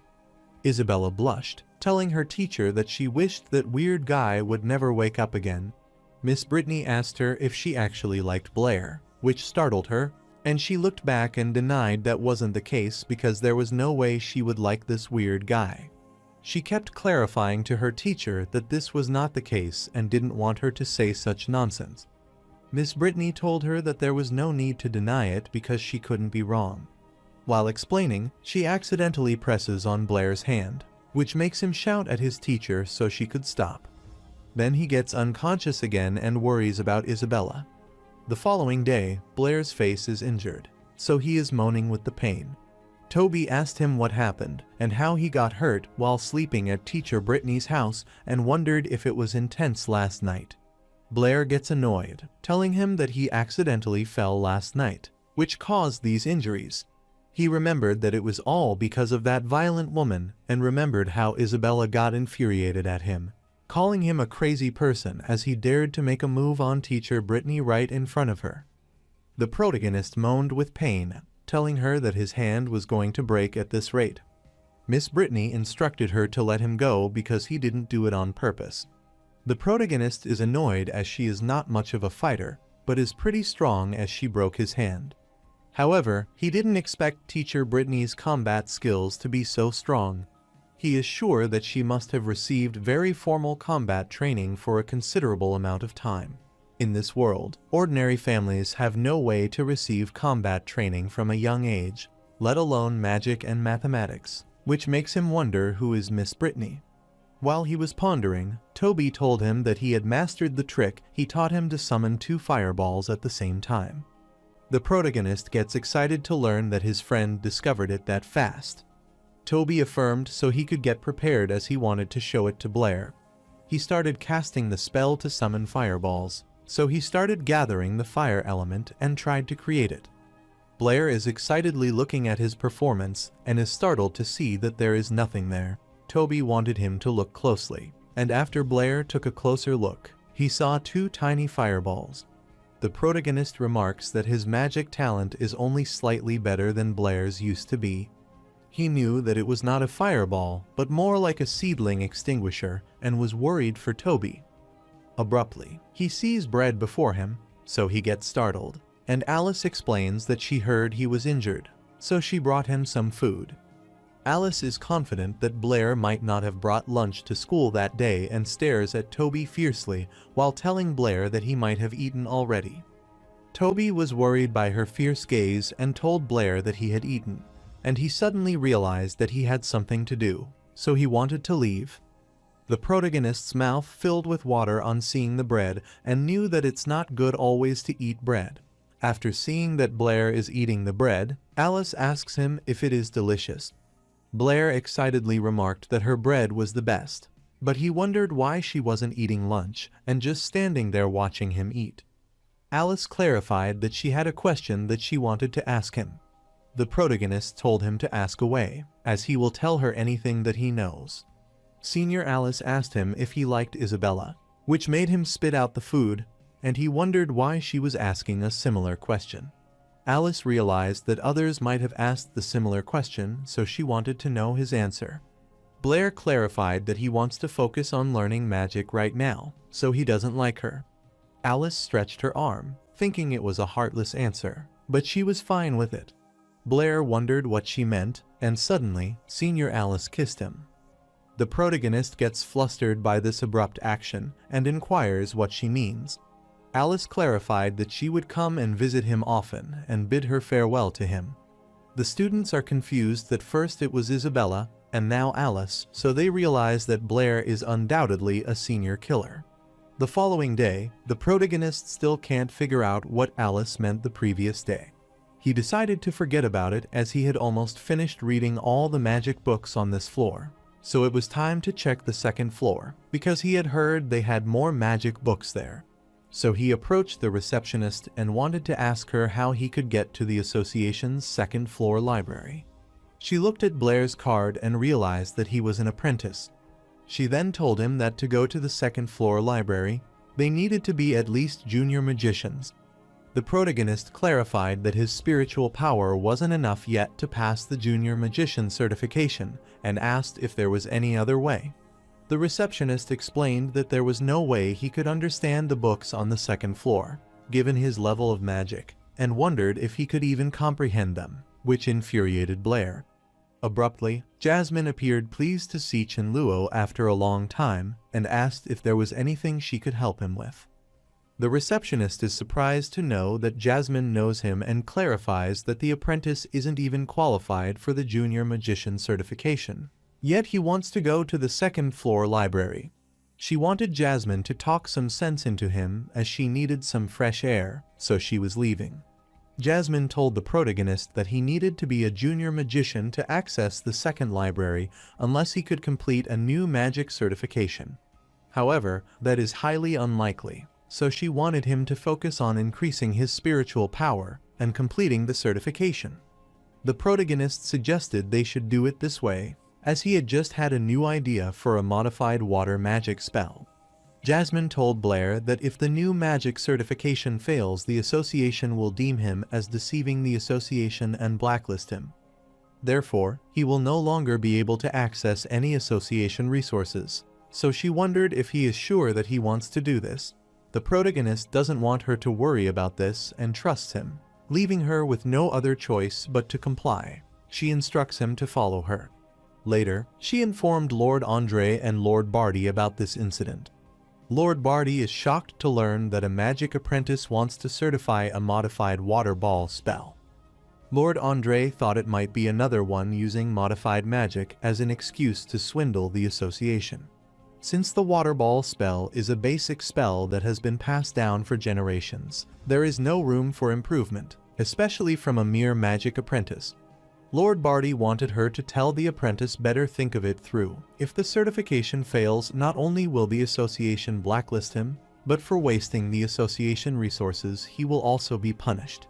Jasmine affirmed that she understood, but she believed in this magician, so she requested to let him try.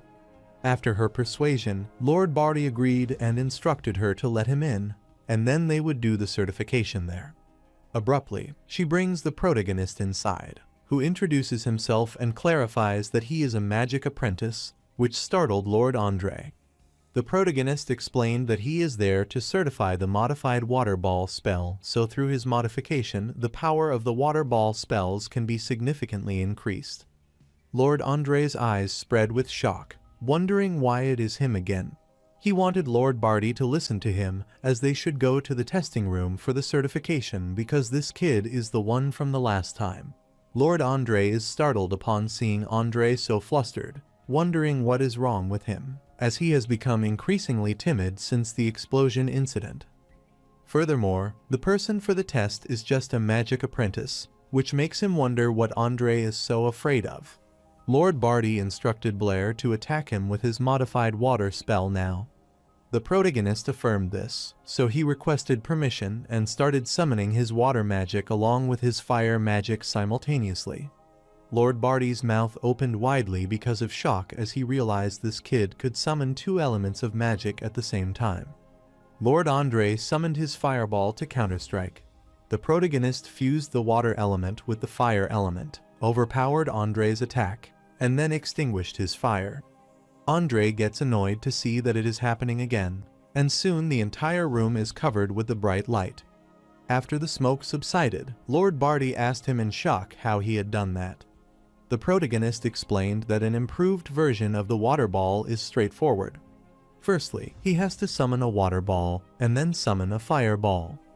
After fusing them together, the evaporation reaction from the fusion will release power far exceeding the water ball and fire ball themselves. Lord Barty was in a state of shock, wondering how that was possible because this magic apprentice could cast dual element magic simultaneously, and is sure it would be helpful if the water ball could be used like this. He requested the protagonist to wait for him there for a moment and instructed Jasmine to take good care of this distinguished guest. After they left, Jasmine requested the protagonist to have some tea, and he thanked her. He requested Jasmine to sit down, too, as he felt a little uncomfortable with her standing there. She affirmed then sat beside him, and the protagonist asked her if she was also a magician. Jasmine affirmed but clarified that her magical talent is not high. She remarked that he was amazing, as last time he could summon such a powerful fireball, and this time he simultaneously cast dual element magic. The protagonist clarified that his magical talent isn't high because his spiritual power hasn't even reached the level of a beginner magician yet. The power is great only because his magic casting method is a bit different from others. Furthermore, for simultaneously casting dual element magic, he clarified that it has nothing to do with magical talent. Jasmine was shocked to learn this had nothing to do with his magical talent. The protagonist affirmed, telling her it depends more on the ability to multitask. So if she can do different things with both hands at the same time, then simultaneously casting dual element magic is not difficult. So he started drawing on the paper with both hands to explain it. She looked at the drawing of the dog and cat and remarked that Chen Luo drew it quite cute. The protagonist gets embarrassed as he tells her that those are wolves and tigers. Jasmine said that she is also good at it if he is speaking of doing different things with both hands at the same time. On the contrary, Lord Andre and Barty met Vice President Elton to explain the incident. Vice President Elton is shocked on learning about a magic apprentice who could simultaneously cast dual element magic and supposed he might be kidding. Lord Barty clarified that is true because he saw it with his own eyes, and Andre can also testify to it. Andre explained that what Barty said was indeed true and uttered that that person also created the powerful fireball last time. Vice President Elton uttered that what he certified is not just an improved magic, but this kind of idea of combining different types of magic may represent a new direction in magical development.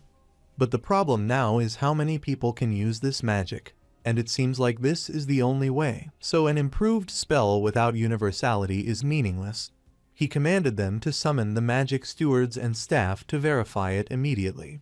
Shortly, the staff gathered there, wondering what was going on and why they were all suddenly being asked to put down their work and gather there. Since it is the Vice President Elton's emergency order, they supposed he might want to verify magic. The receptionist heard the gossip and was surprised because she didn't even have time to do his nails. But she wondered where that wild girl Jasmine had gone and found the melon seed that she had spat out at the place. So she realized that Jasmine hadn't even helped her clean up and had no sense of awareness. Abruptly, she looked ahead and saw Lord Barty inform everyone that a magician in their association had applied for certification of improved magic. However, his magic casting method is quite extraordinary and requires the simultaneous casting of fireballs and water balls.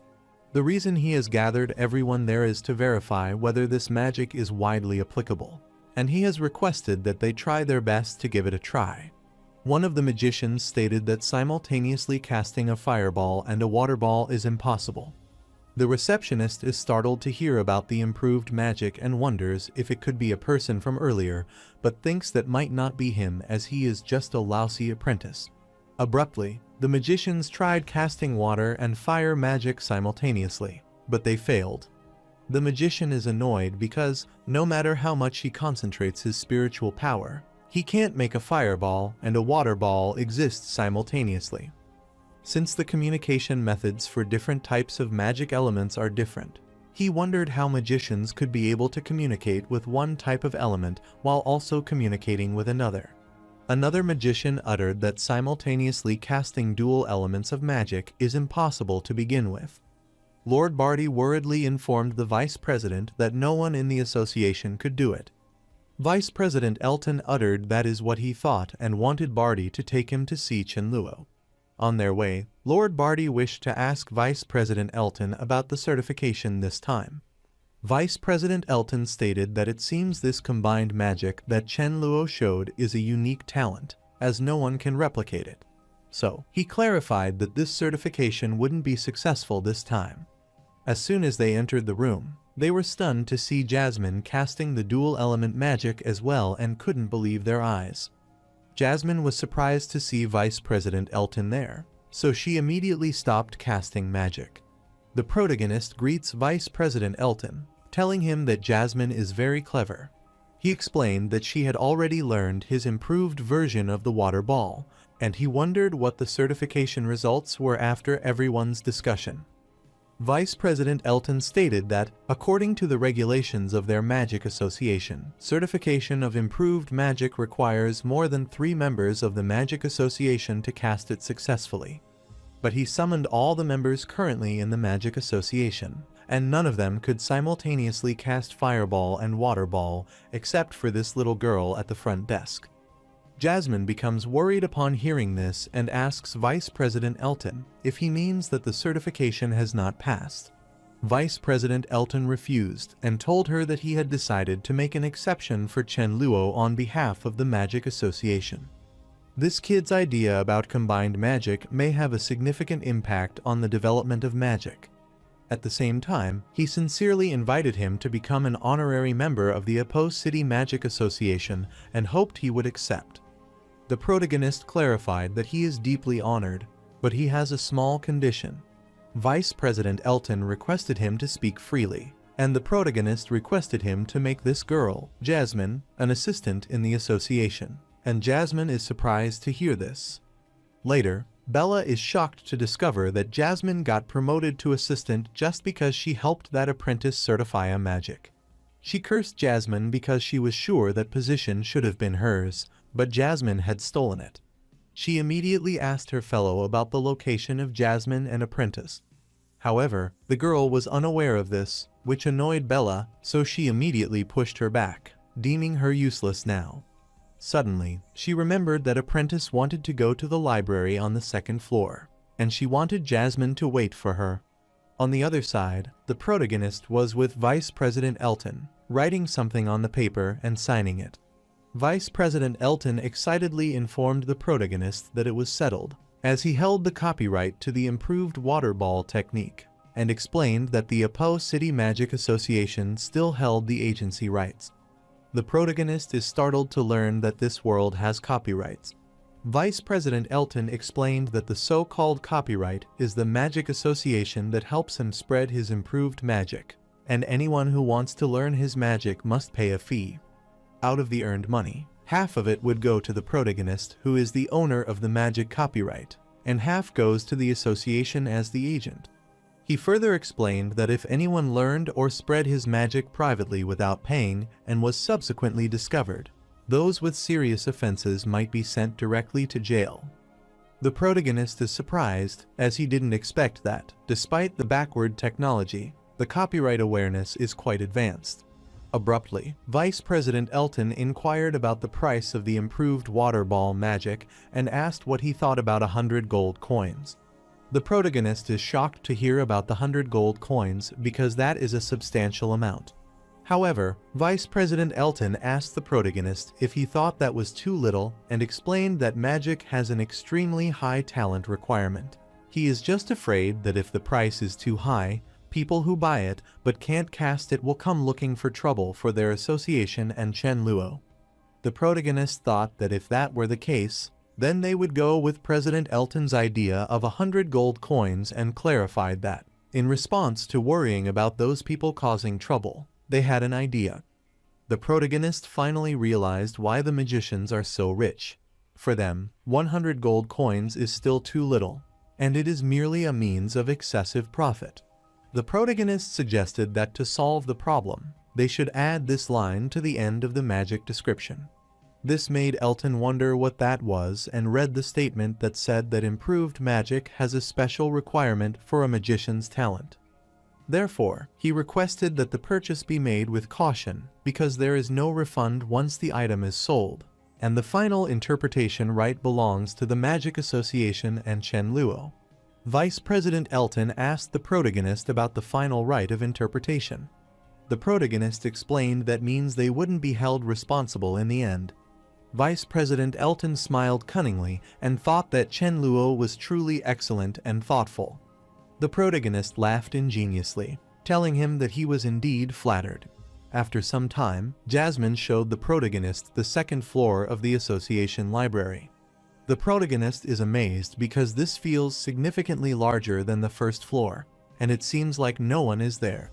Jasmine explained that only junior magicians can come in, so there is usually no one there.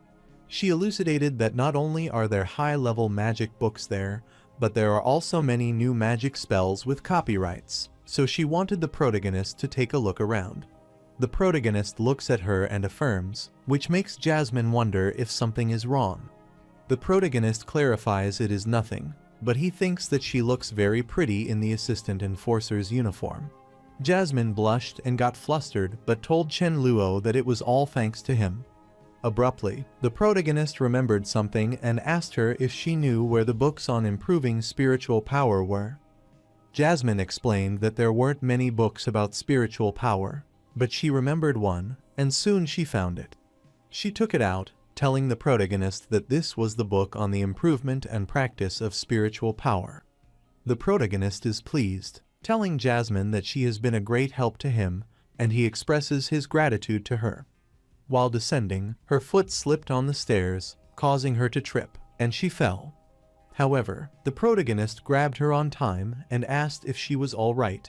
Jasmine is flustered, but she wonders why she has a sense of familiarity, while Bella, who saw this scene, gets infuriated. Jasmine was flustered, but she wanted Chen Luo to take a look first while she worked and asked him to call her if he needed anything. He agreed. Bella is infuriated, knowing that Jasmine is trying to seduce him, which might be why she got promoted, and she confronts the protagonist. The protagonist becomes annoyed, wondering about her role, and asks why she is there. Bella winked at him, congratulated him on passing the magic certification, and clarified that she knew he could do it. She tried to seduce him and asked if there was anything that she could help with, as she could help with anything. The protagonist becomes annoyed and instructs her to leave, wondering how she dared come over all wiggling and twisting, which shocks Bella. The protagonist apologized, explaining that he had accidentally spoken his mind and wanted to start over.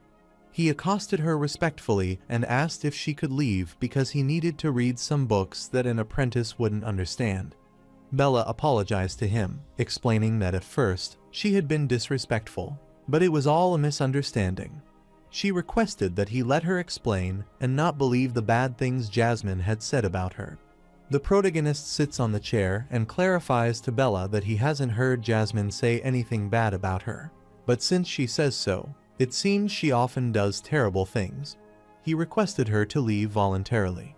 Otherwise, he would have to ask President Elton for help. Bella gets scared on hearing this and wants him not to go as she will leave now. After she leaves, the protagonist reads the book and realizes that the method mentioned in this book is worth trying. Since magicians have always believed that the growth rate of magical spiritual power is only related to an individual's magical talent. Therefore, people with high talent tend to grow faster, while those with low talent grow more slowly. Therefore, for improving magical spiritual power, the current magical world generally believes there are only two methods, which are meditation and continuous casting. However, the author of this book discovered that when learning new magic, the spiritual power in a magician's body is quickly depleted.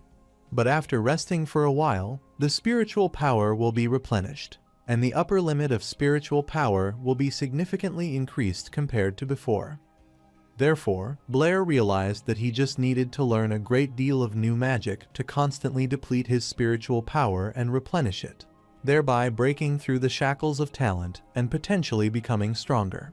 He became enthusiastic about learning some new magic that night and is pleased because there is finally hope of becoming a Saint Magister. Later, he returned to Miss Brittany's house and realized that he was so familiar with turning these pages. But now that he thinks about it, he feels like he has forgotten something important that day. He entered Miss Brittany's house, looked at her and Isabella's exhausted faces, and realized that he had forgotten to make dinner for Miss Brittany. He gets worried on seeing Miss Brittany, who is acting like a pet because she is so hungry and wants some food. Isabella furiously slammed the table and asked Blair where he had been and why he was only coming back now. She uttered that Miss Brittany and she haven't eaten all day and asked if he wanted to starve them to death. Blair clarified that he went to the Magic Association for something and thought Miss Brittany had already cooked, but he wondered why Isabella wasn't at her home at this hour. Isabella gets startled, wondering if Miss Brittany hadn't told him yet that she would be moving in there as well starting that day. Hearing this, the protagonist immediately drops the bowl of food and turns pale. Isabella wondered what was with that expression as he was living with such a cute upperclassman, yet he was not satisfied. Miss Brittany worriedly clarified that she didn't get a chance to tell him that Isabella was moving in, so it was easier for her to teach them math and magic together. The protagonist sighed worriedly, which annoyed Isabella, so she grabbed his collar and asked if he had any objections. Blair clarified that he never dares to have any objections and that he always welcomes his upperclassmen with open arms. Isabella wanted him to remember to put on the matching expression when he says something like that next time. The protagonist decided to forget about it because the method experiment was more important that night, so he wanted to start the experiment after dinner. After eating dinner, Isabella was so complete that she didn't want to move an inch. Blair becomes infuriated with her and wants her to wash the dishes after she finishes eating. Later, he accidentally enters the bathroom. Blair gets annoyed and reminds Isabella to clean the drain after washing dishes as it's all clogged with her hair. He becomes mortified by his mistake but tells her to remember to do it and return to her room. However, he is slapped on the face by the slipper. Later, in his room, he was reading the book, and he felt as though he was serving an ancestor, as it was too tiring an experience. But he refused to stop, as even if he had to stay up all night, he wanted to learn this new magic. He wanted to study this firebird spell, so he started practicing it. But suddenly Isabella came into the room, which made him wonder what was the matter. He looked back at her, and Isabella asked if she could talk to him for a few minutes. Blair told Isabella to come in, and Isabella got mortified, telling him that she shouldn't have hit him with her slipper earlier, so asked if his face was all right. Blair closed the book, knowing it was too late, so he was sure that Isabella wasn't there to check on his face. Isabella clarified that she couldn't sleep and wanted to chat, so she asked him about his plans for the future, which made him wonder what kind of plans she was referring to. Isabella becomes flustered and wants Blair to consider it, as she has only 1 year left, while Blair has 2, so they will be graduating from the academy soon. She wonders if he has any plans after graduation. Blair clarified that he hasn't thought about it, and supposed he might stay in St. Donis as a teaching assistant. Isabella grabbed his hand immediately, asking if he wanted to go to the Royal Capital, as she was planning to go to the Royal Capital Magic Academy after graduation.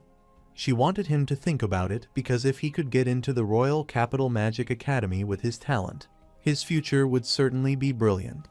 Her eyes sparkled as she told him not to worry because her father could help him get there. She is thrilled because that way they can study at the same school again, and she could eat Blair's cooking every day.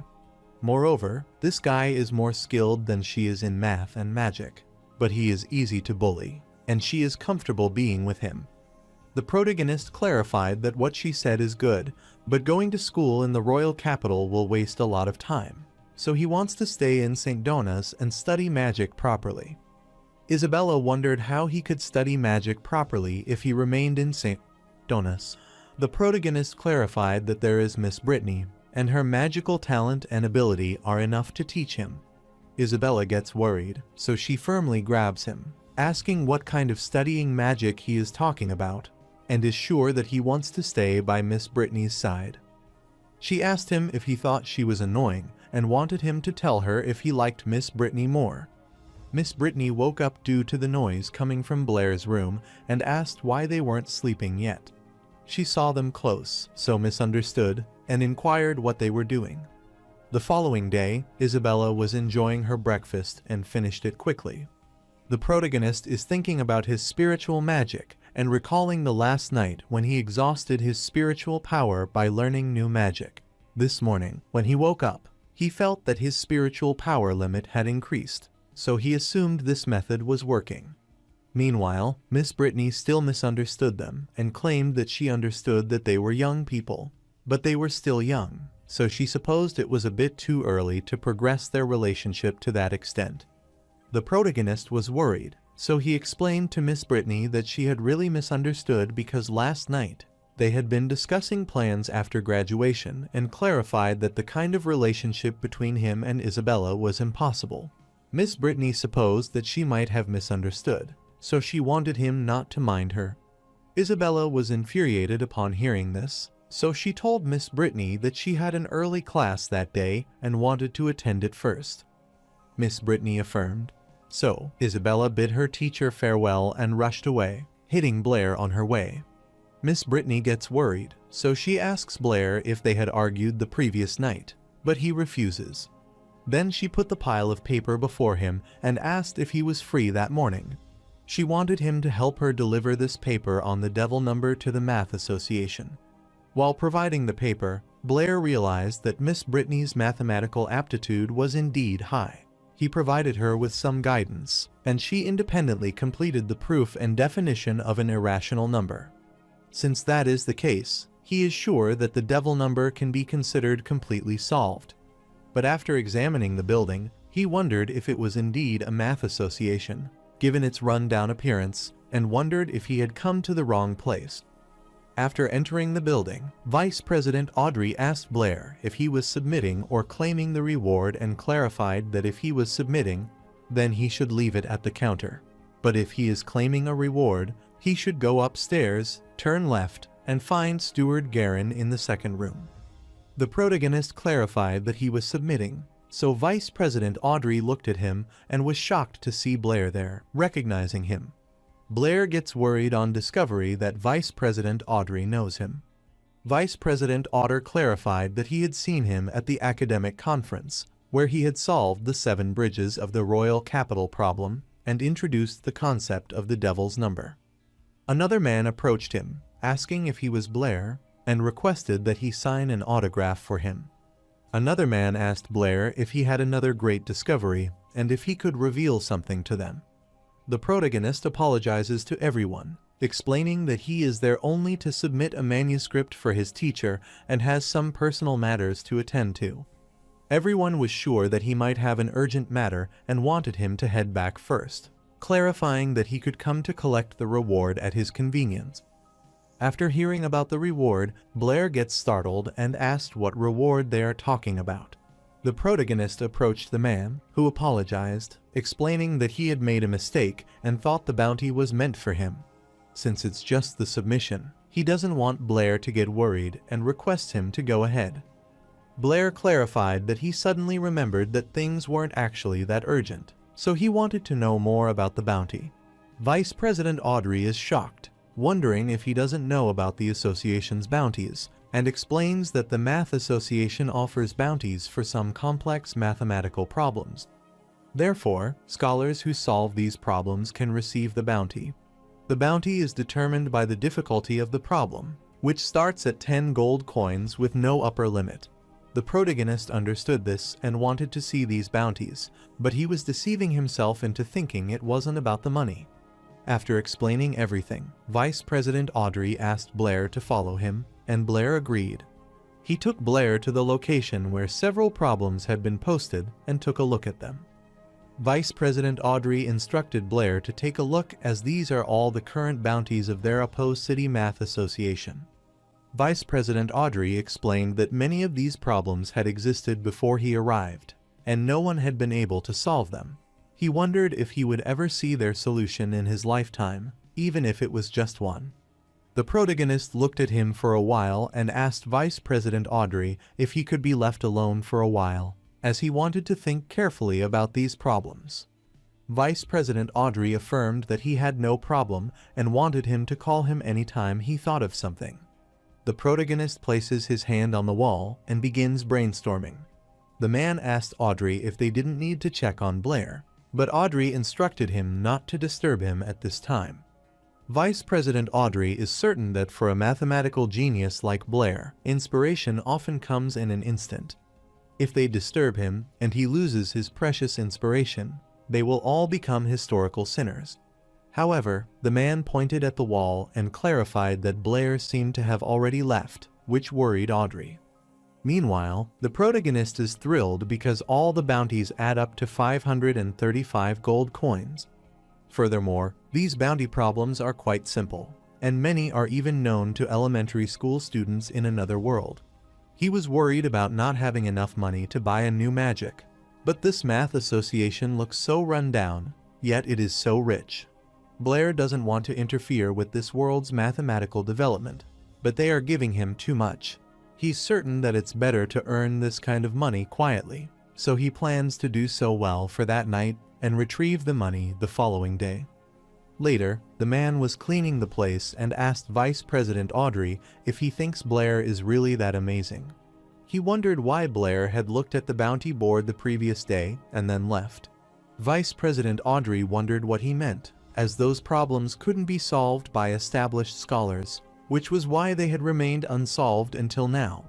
He is sure that even a genius like Lord Blair couldn't solve them that easily, but he is startled to see the pile of papers before him and wonders if that is the solution. The protagonist immediately demands the bounty since he is in a hurry. He requested Audrey to find someone to verify it as soon as possible and then settle his bounty. Vice President Audrey inquired which bounty problem this was, and the protagonist clarified it was for all of them, which shocked him. Blair confidently told him that these are the solutions to all the bounty problems of the Apo City Math Association. Later, they continued to check the answers, and the man informed Vice President Audrey that he had already verified them all, and they were undoubtedly correct. Audrey is stunned to know that he has solved them all, as he never thought he would witness such a miracle in his lifetime.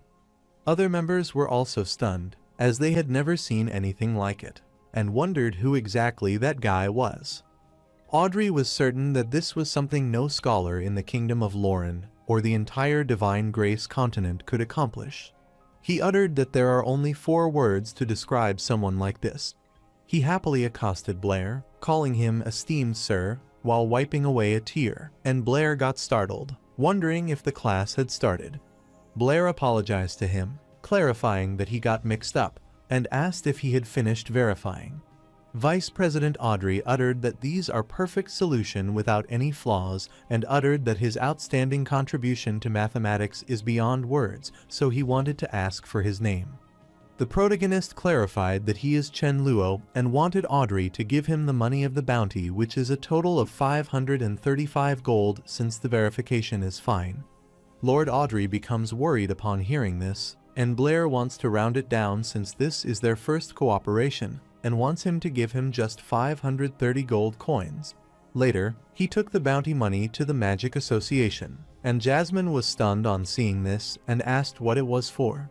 The protagonist looked at her shocked face, smirked, and clarified that he wanted to buy the new magic item. On the contrary, a man rushed toward the Apo City Lord Mansion in torrential rain on his horse. The soldier protecting the Lord's mansion tried to stop him, telling him that no trespassing is allowed in the City Lord's mansion. The messenger wanted him to get out of the way as it was the royal decree and urgent news for the City Lord. Shortly, he was permitted to enter the Lord's mansion, so he handed the royal decree to the Lord. Austin Calvis, the City Lord of Apo City, is stunned upon seeing the document and asks if this is true. The messenger affirmed, telling Austin Calvis that the royal capital had verified that Bayard had indeed infiltrated the Apo City, but the exact location and purpose were unknown. The lady becomes worried because Bayard is a high-level magician who defected, and he should have disappeared 3 years ago. So, she wonders why he has suddenly appeared in Apo City. Austin Calvis also doesn't know the reason, but with Bayard's magical cultivation, he is worried that if he intends to destroy the entire Apo City, then it would be a piece of cake. On the contrary, the protagonist is so exhausted that he loses his grip on the pen, and it falls down. He bowed down to pick it up and knew that the method of using new magic to improve spiritual power was fast enough. But the physical exertion was too great. Furthermore, it costs money because all the latest magic he just bought has already been learned. He realized that 500 gold coins were not enough at all, and it seemed like he had to think of some new ways to make money. Toby tried to make fun of Blair, asking why his body was getting weaker and weaker since he had started living with Miss Brittany, which annoyed Blair, so he wanted him to leave.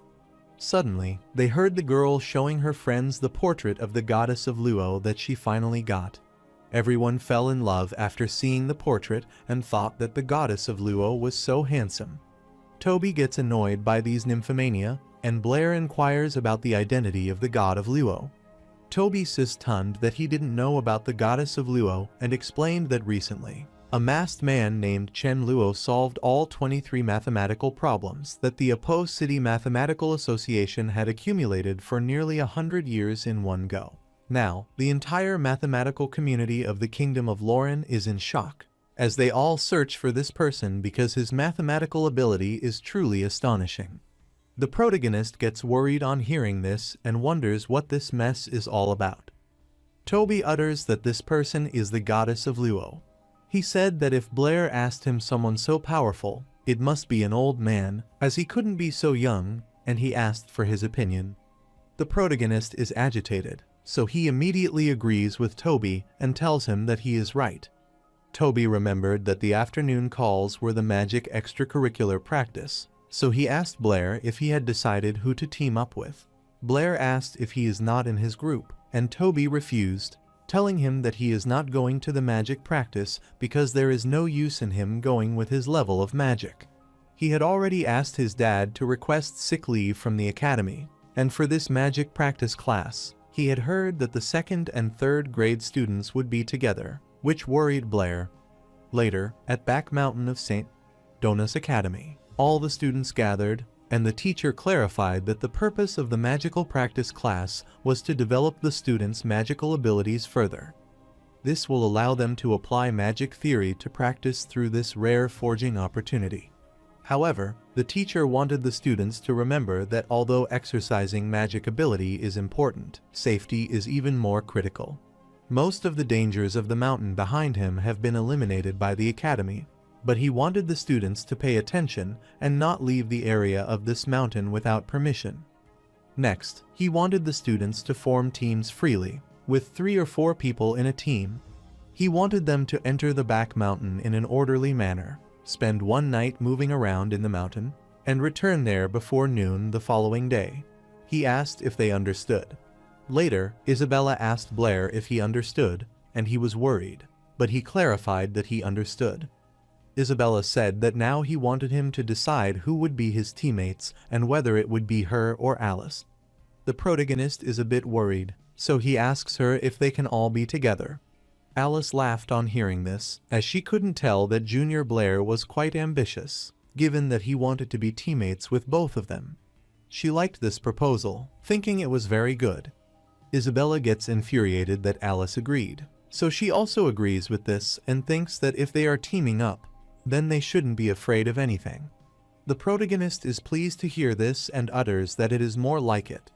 Abruptly, he started moaning, wondering why Isabella was pinching him and wondering why she kept doing it.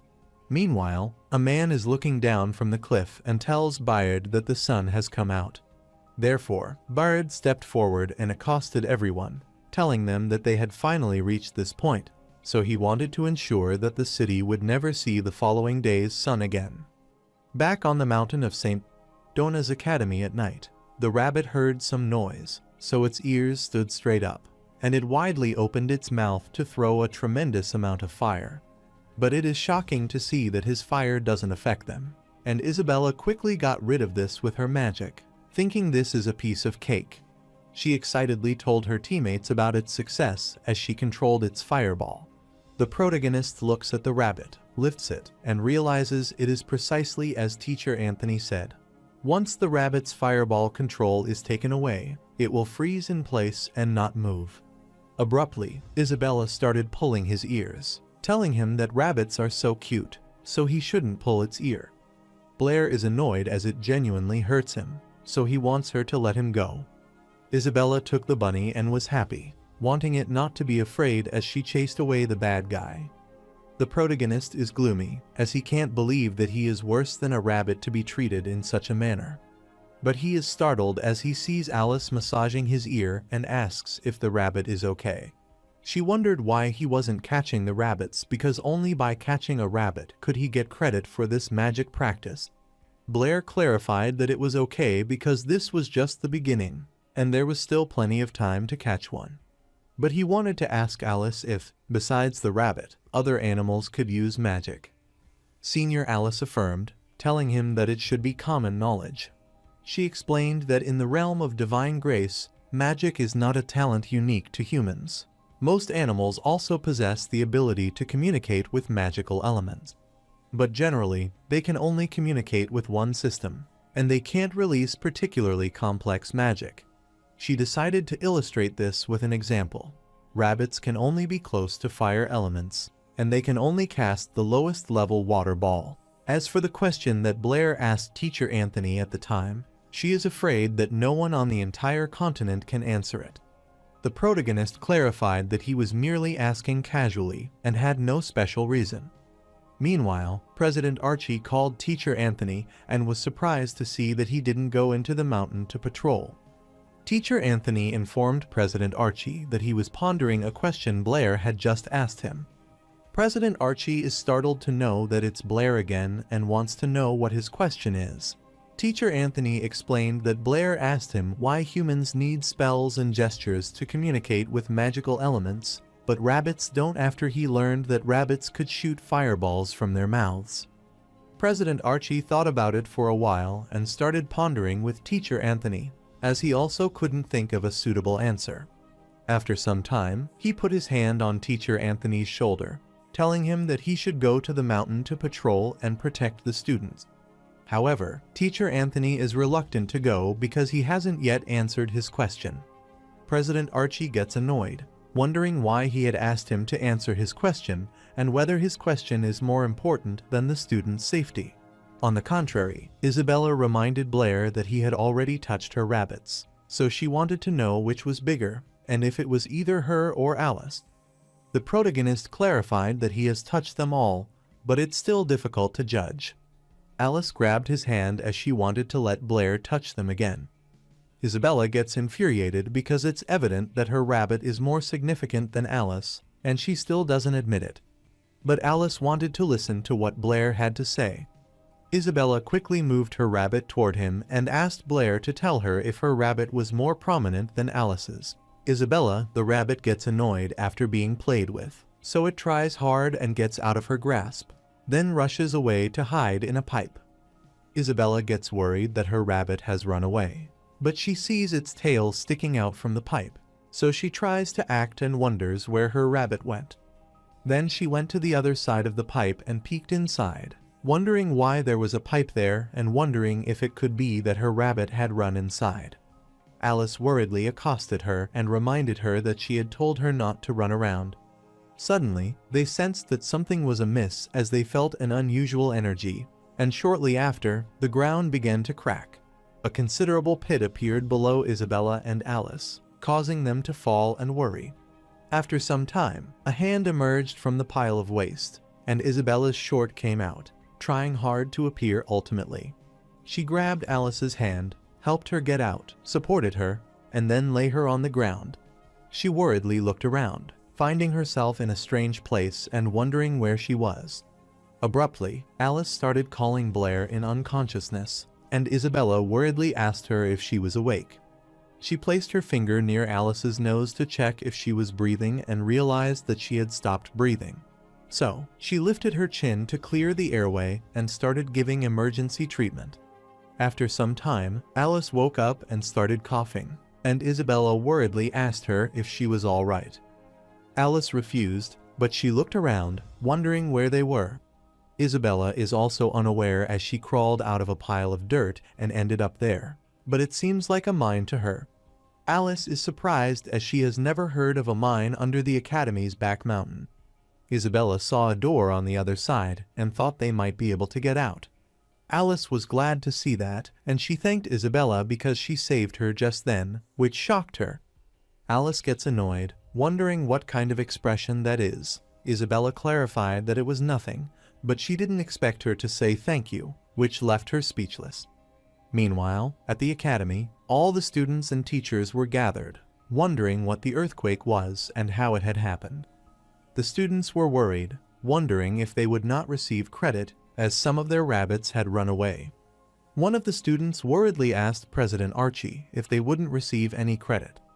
President Archie doesn't want to cause him to worry. This will be considered an accident, so he doesn't want them to worry. Teacher Anthony accosted President Archie, telling him that all the students should have been evacuated from the mountain. Archie was startled to hear this and wondered if there were still some students left. Anthony explained that the earthquake had occurred suddenly, and he and the other teacher had done their best, so there shouldn't be any students left on the mountain. He said that Teacher Cook is currently confirming the student list so that they will have the exact results soon. Suddenly, a horde of horses rushed there, and the soldier instructed everyone to make the way.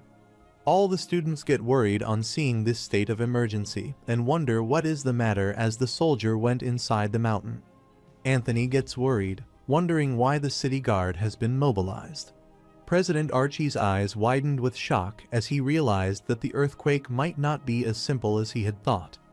On the contrary, Alice opened the door, entered the room, and found this place quite strange. She saw a huge pillar at the center of the room, which was enchanted by a spell, and wondered what this place was. She touched the pillar and was stunned to see such intricate patterns. After touching the pillar, she gets electrocuted and is immediately thrown away.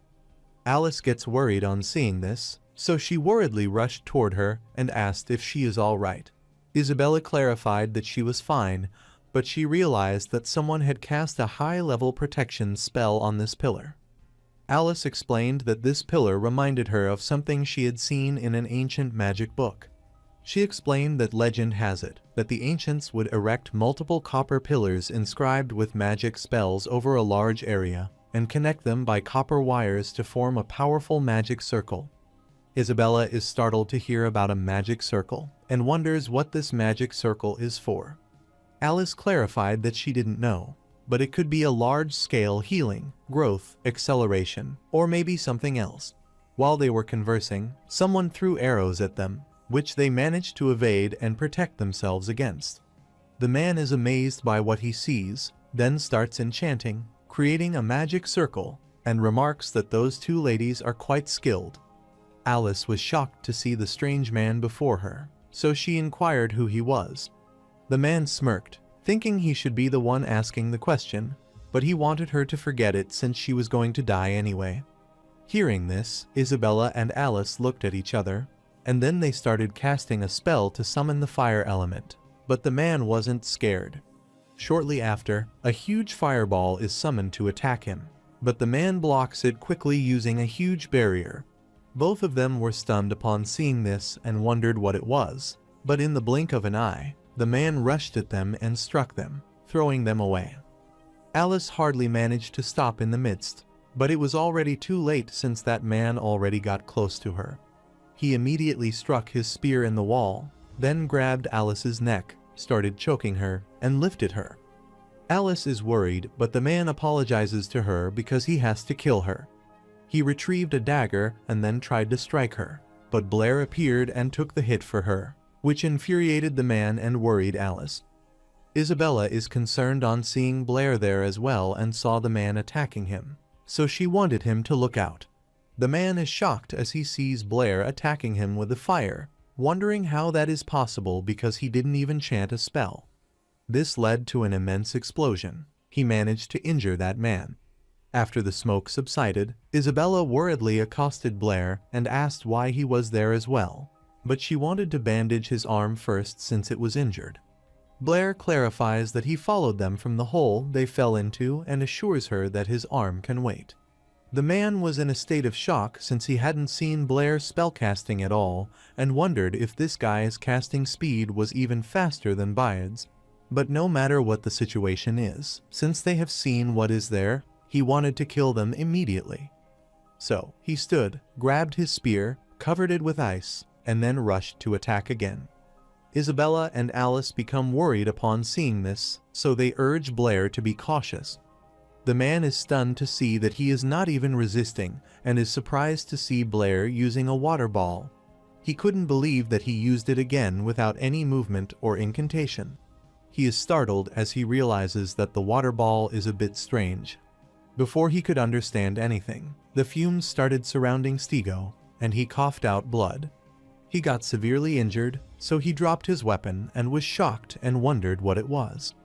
Meanwhile, outside the mine, Bayard was meditating on the rock when he suddenly sensed something, so he opened his eyes. His man saw him furious and asked what was wrong, and Bayard clarified that a rat had gotten in. On the contrary, the city soldiers were rushing inside the mountain when the captain stopped them. The captain explained that the entrance to the underground passage was just ahead, so he wanted everyone to dismount and prepare to enter. He explained that the leader of this group of thieves, Bayard, was once an elite high-level magician in the kingdom's army, who was extremely dangerous. Therefore, he wanted everyone to be cautious. Abruptly, a soldier worriedly told the captain to look ahead, as he had seen something. The captain looked ahead and saw Bayard standing before them.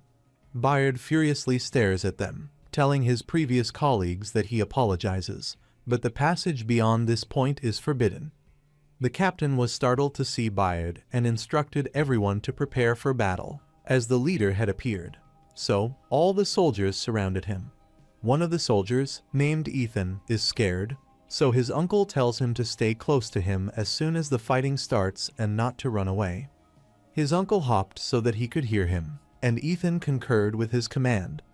While the captain tried to lift everyone's morale, he explained that no matter how powerful Bayard was, he was alone, so he wanted them to surround him and attack. But soon, they were all knocked out, and after some time, Ethan woke up as the rain poured down his face. He quickly sits and looks at his hands in astonishment, realizing he is still alive. Abruptly, his uncle started calling him, which worried him, so he began searching for his uncle and found him injured. He started crying, wondering how this could happen and what he should do. His uncle handed him an item and wanted him to take it and complete the mission. Ethan kept crying, telling his second uncle that he couldn't do it and was sure he had seen Bayard as he single-handedly took down all of them. Ethan worriedly uttered that he even killed the captain with a single flick of his wrist, and with his abilities, he could kill him with a snap of his fingers. He saw his uncle closing his eyes, so he worriedly grabbed him, wanting him not to close his eyes, as he would take him down the mountain so he could survive. However, his second uncle still wanted him to complete the mission and save the opposed city. After saying that, his uncle took his last breath, which made him grieved, and he worriedly kept calling his uncle. On the other side, Isabella is bandaging Blair's wound tightly. Blair moaned with pain and wanted her to be gentle as it hurt.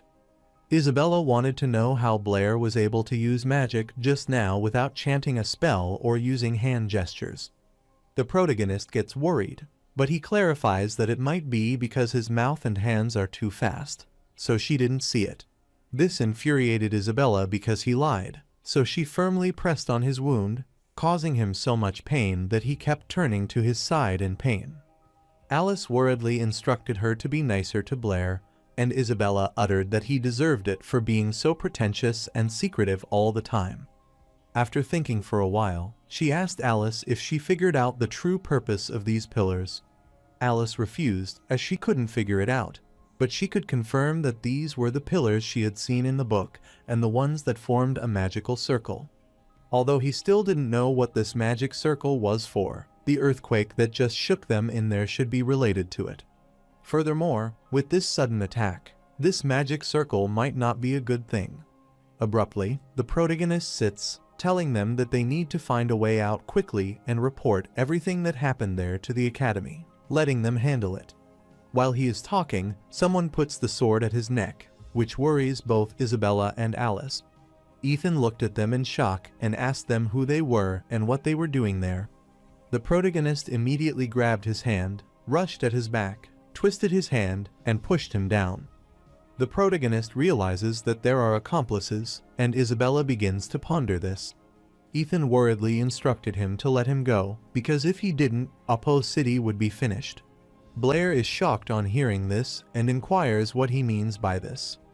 After Ethan explained everything, Isabella understood that those soldiers had come there to stop Bayard from activating the magic circle. But Bayard's ambush had wiped out his entire army, and now he was the only one left. Ethan explained that the royal capital had detected that Bayard had infiltrated Apo City a few days ago, but they couldn't locate his exact position. They also didn't know what his plan was until just now, when an earthquake with intense magical fluctuations occurred there. Ethan uttered that they didn't expect Bayard to be so strong because even when all of them were combined, they couldn't win.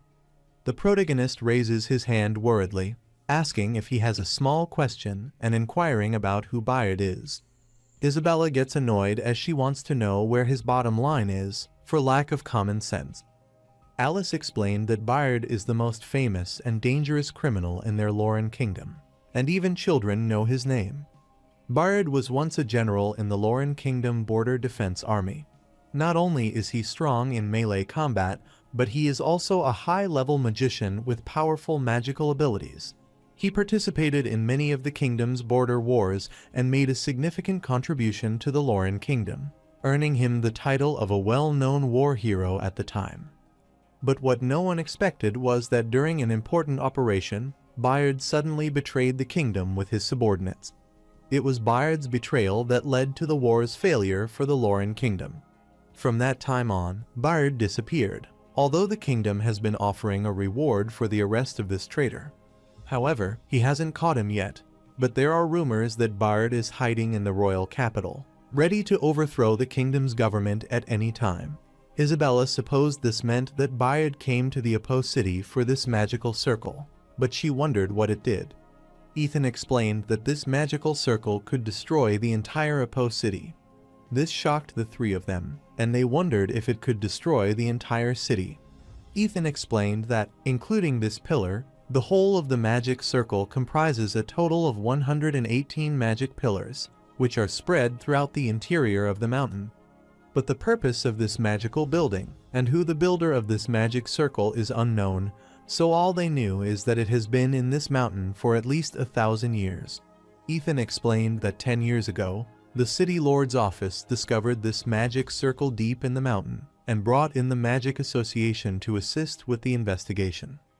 After the investigation, it was found that this magic circle was far beyond the current magic level, and its operating mechanism and activation principles could not be analyzed at all. The only thing that can be determined is that once the magic circle is activated, it will generate a massive amount of magical energy, enough to turn the entire Apo City into dust. Because they don't know how to dismantle it safely, this place has always been kept a top secret until the earthquake just now. So even though they don't know what method Bayard used, it is clear that this magic circle has been activated now. Ethan uttered that is why they were sent there to stop the magic circle and save Apo City. The protagonist wondered how Ethan could stop it when he knew little about this magic circle.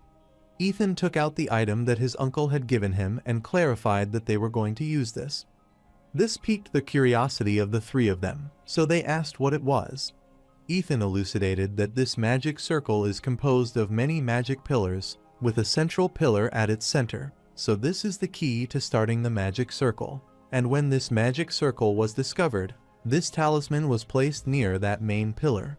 The Magic Association tested that the closer this talisman is to that main pillar, the more the activity of the entire magic circle will decrease significantly.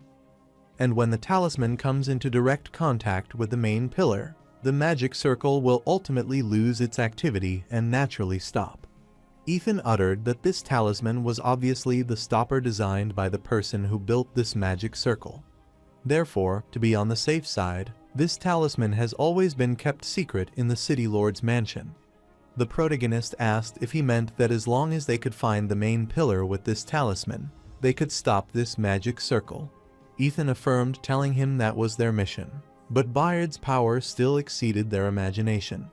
Blair supposed that Bayard was already prepared, as Ethan's entire army had been wiped out. He instructed Ethan to go down the mountain and call for more reinforcement. Otherwise, he couldn't complete the mission alone. However, Ethan knew there was no time, as he was sure that Blair had seen the light on this pillar. He is afraid that, in at most an hour, this magic circle will be completely activated. And at that time, it wouldn't matter how many people come. Now, the only way to save Apo City is for him to take this talisman and find the main pillar. Since they were civilians and just students, Ethan wanted them to quickly leave there along the original path and get as far away as possible.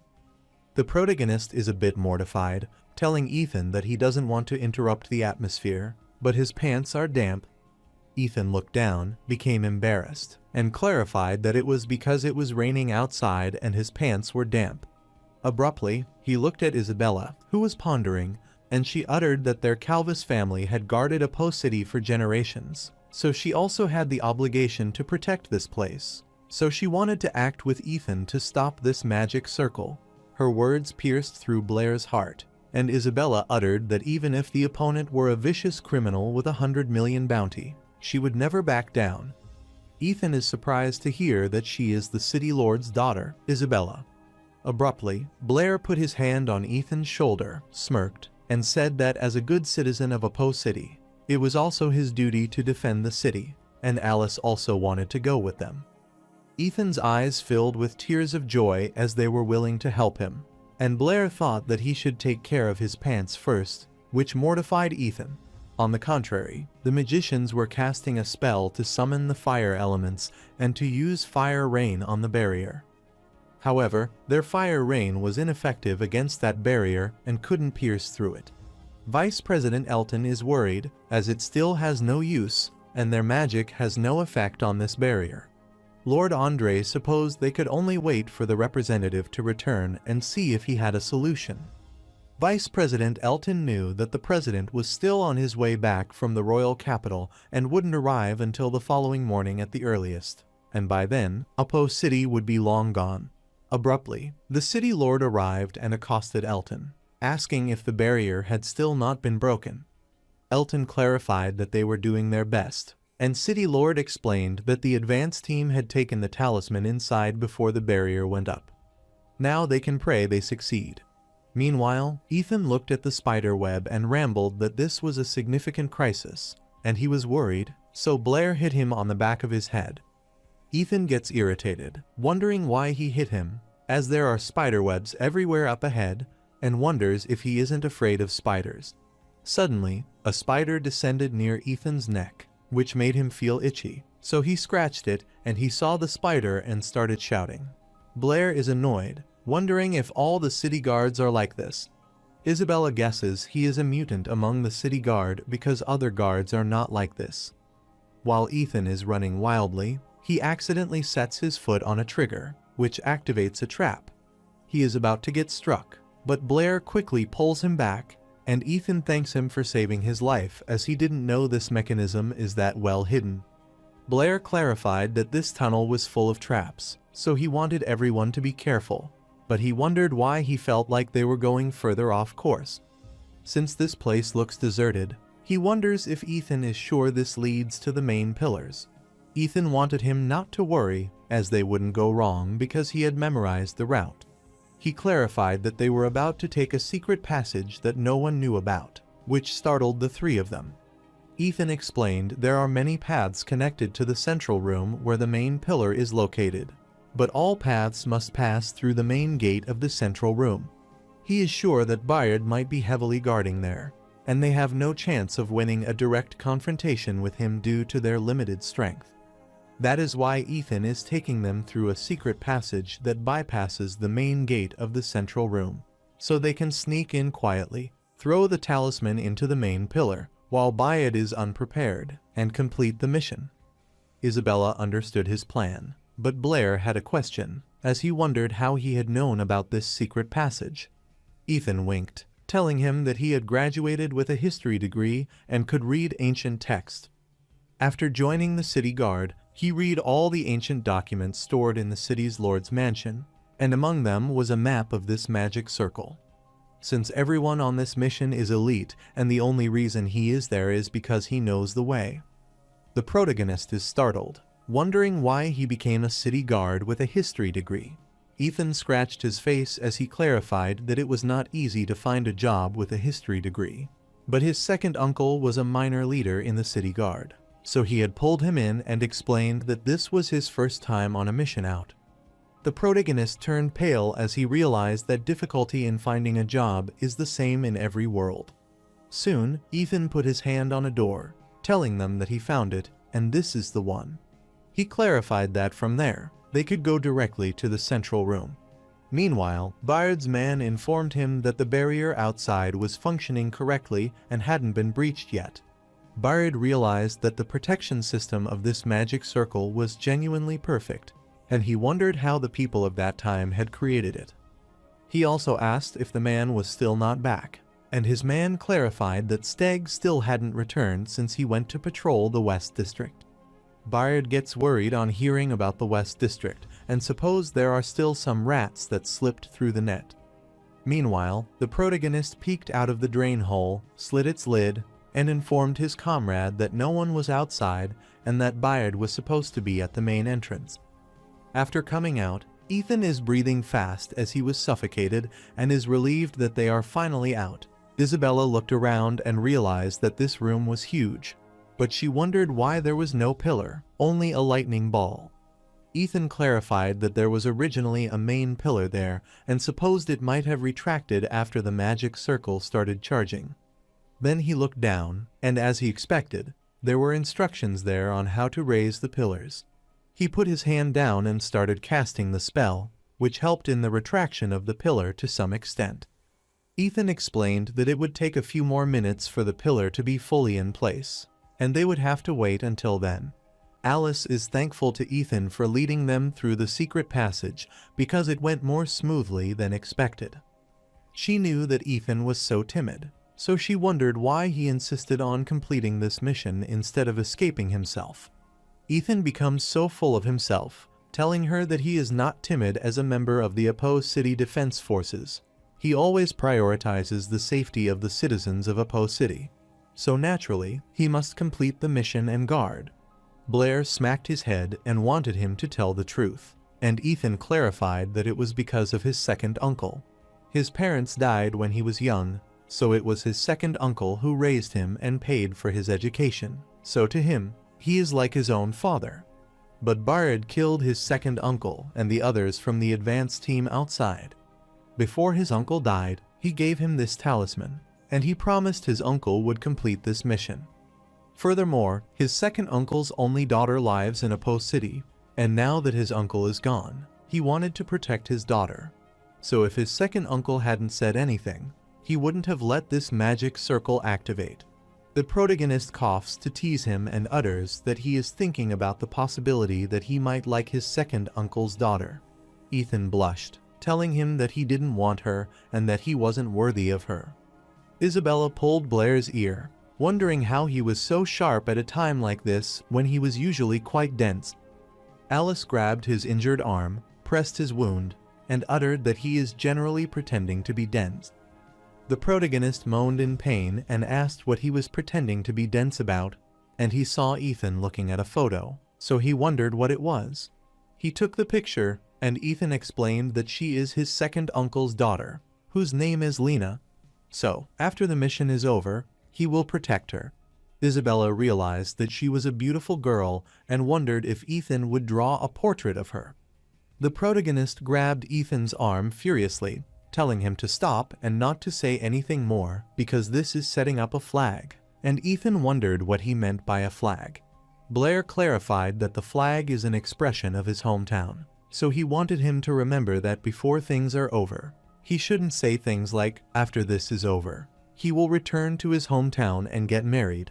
He also didn't want him to say that after this is over, he would go back and confess, and absolutely didn't want him to show anyone photos or portraits, so he asked if he understood. Ethan is confused by what Blair said and wonders what he meant by going back to his hometown and getting married.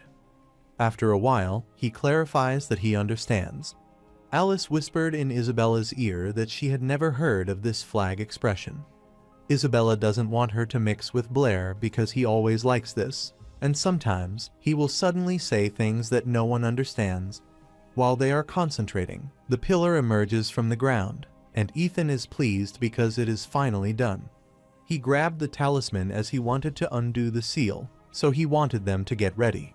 The protagonist is confused upon hearing about the seal, and Ethan utters that this was done to prevent Bayard from detecting it before they reach the main pillar.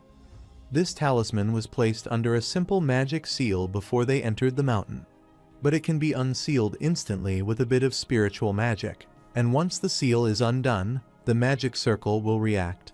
So, Bayard will detect the talisman, and they need to act fast. Soon, he unsealed the talisman and placed it on the pillar, telling them that as soon as they released it, they would immediately retreat. While Ethan is trying to put the seal, his eyes widen in shock as a tremendous fire magic attacks him and injures him.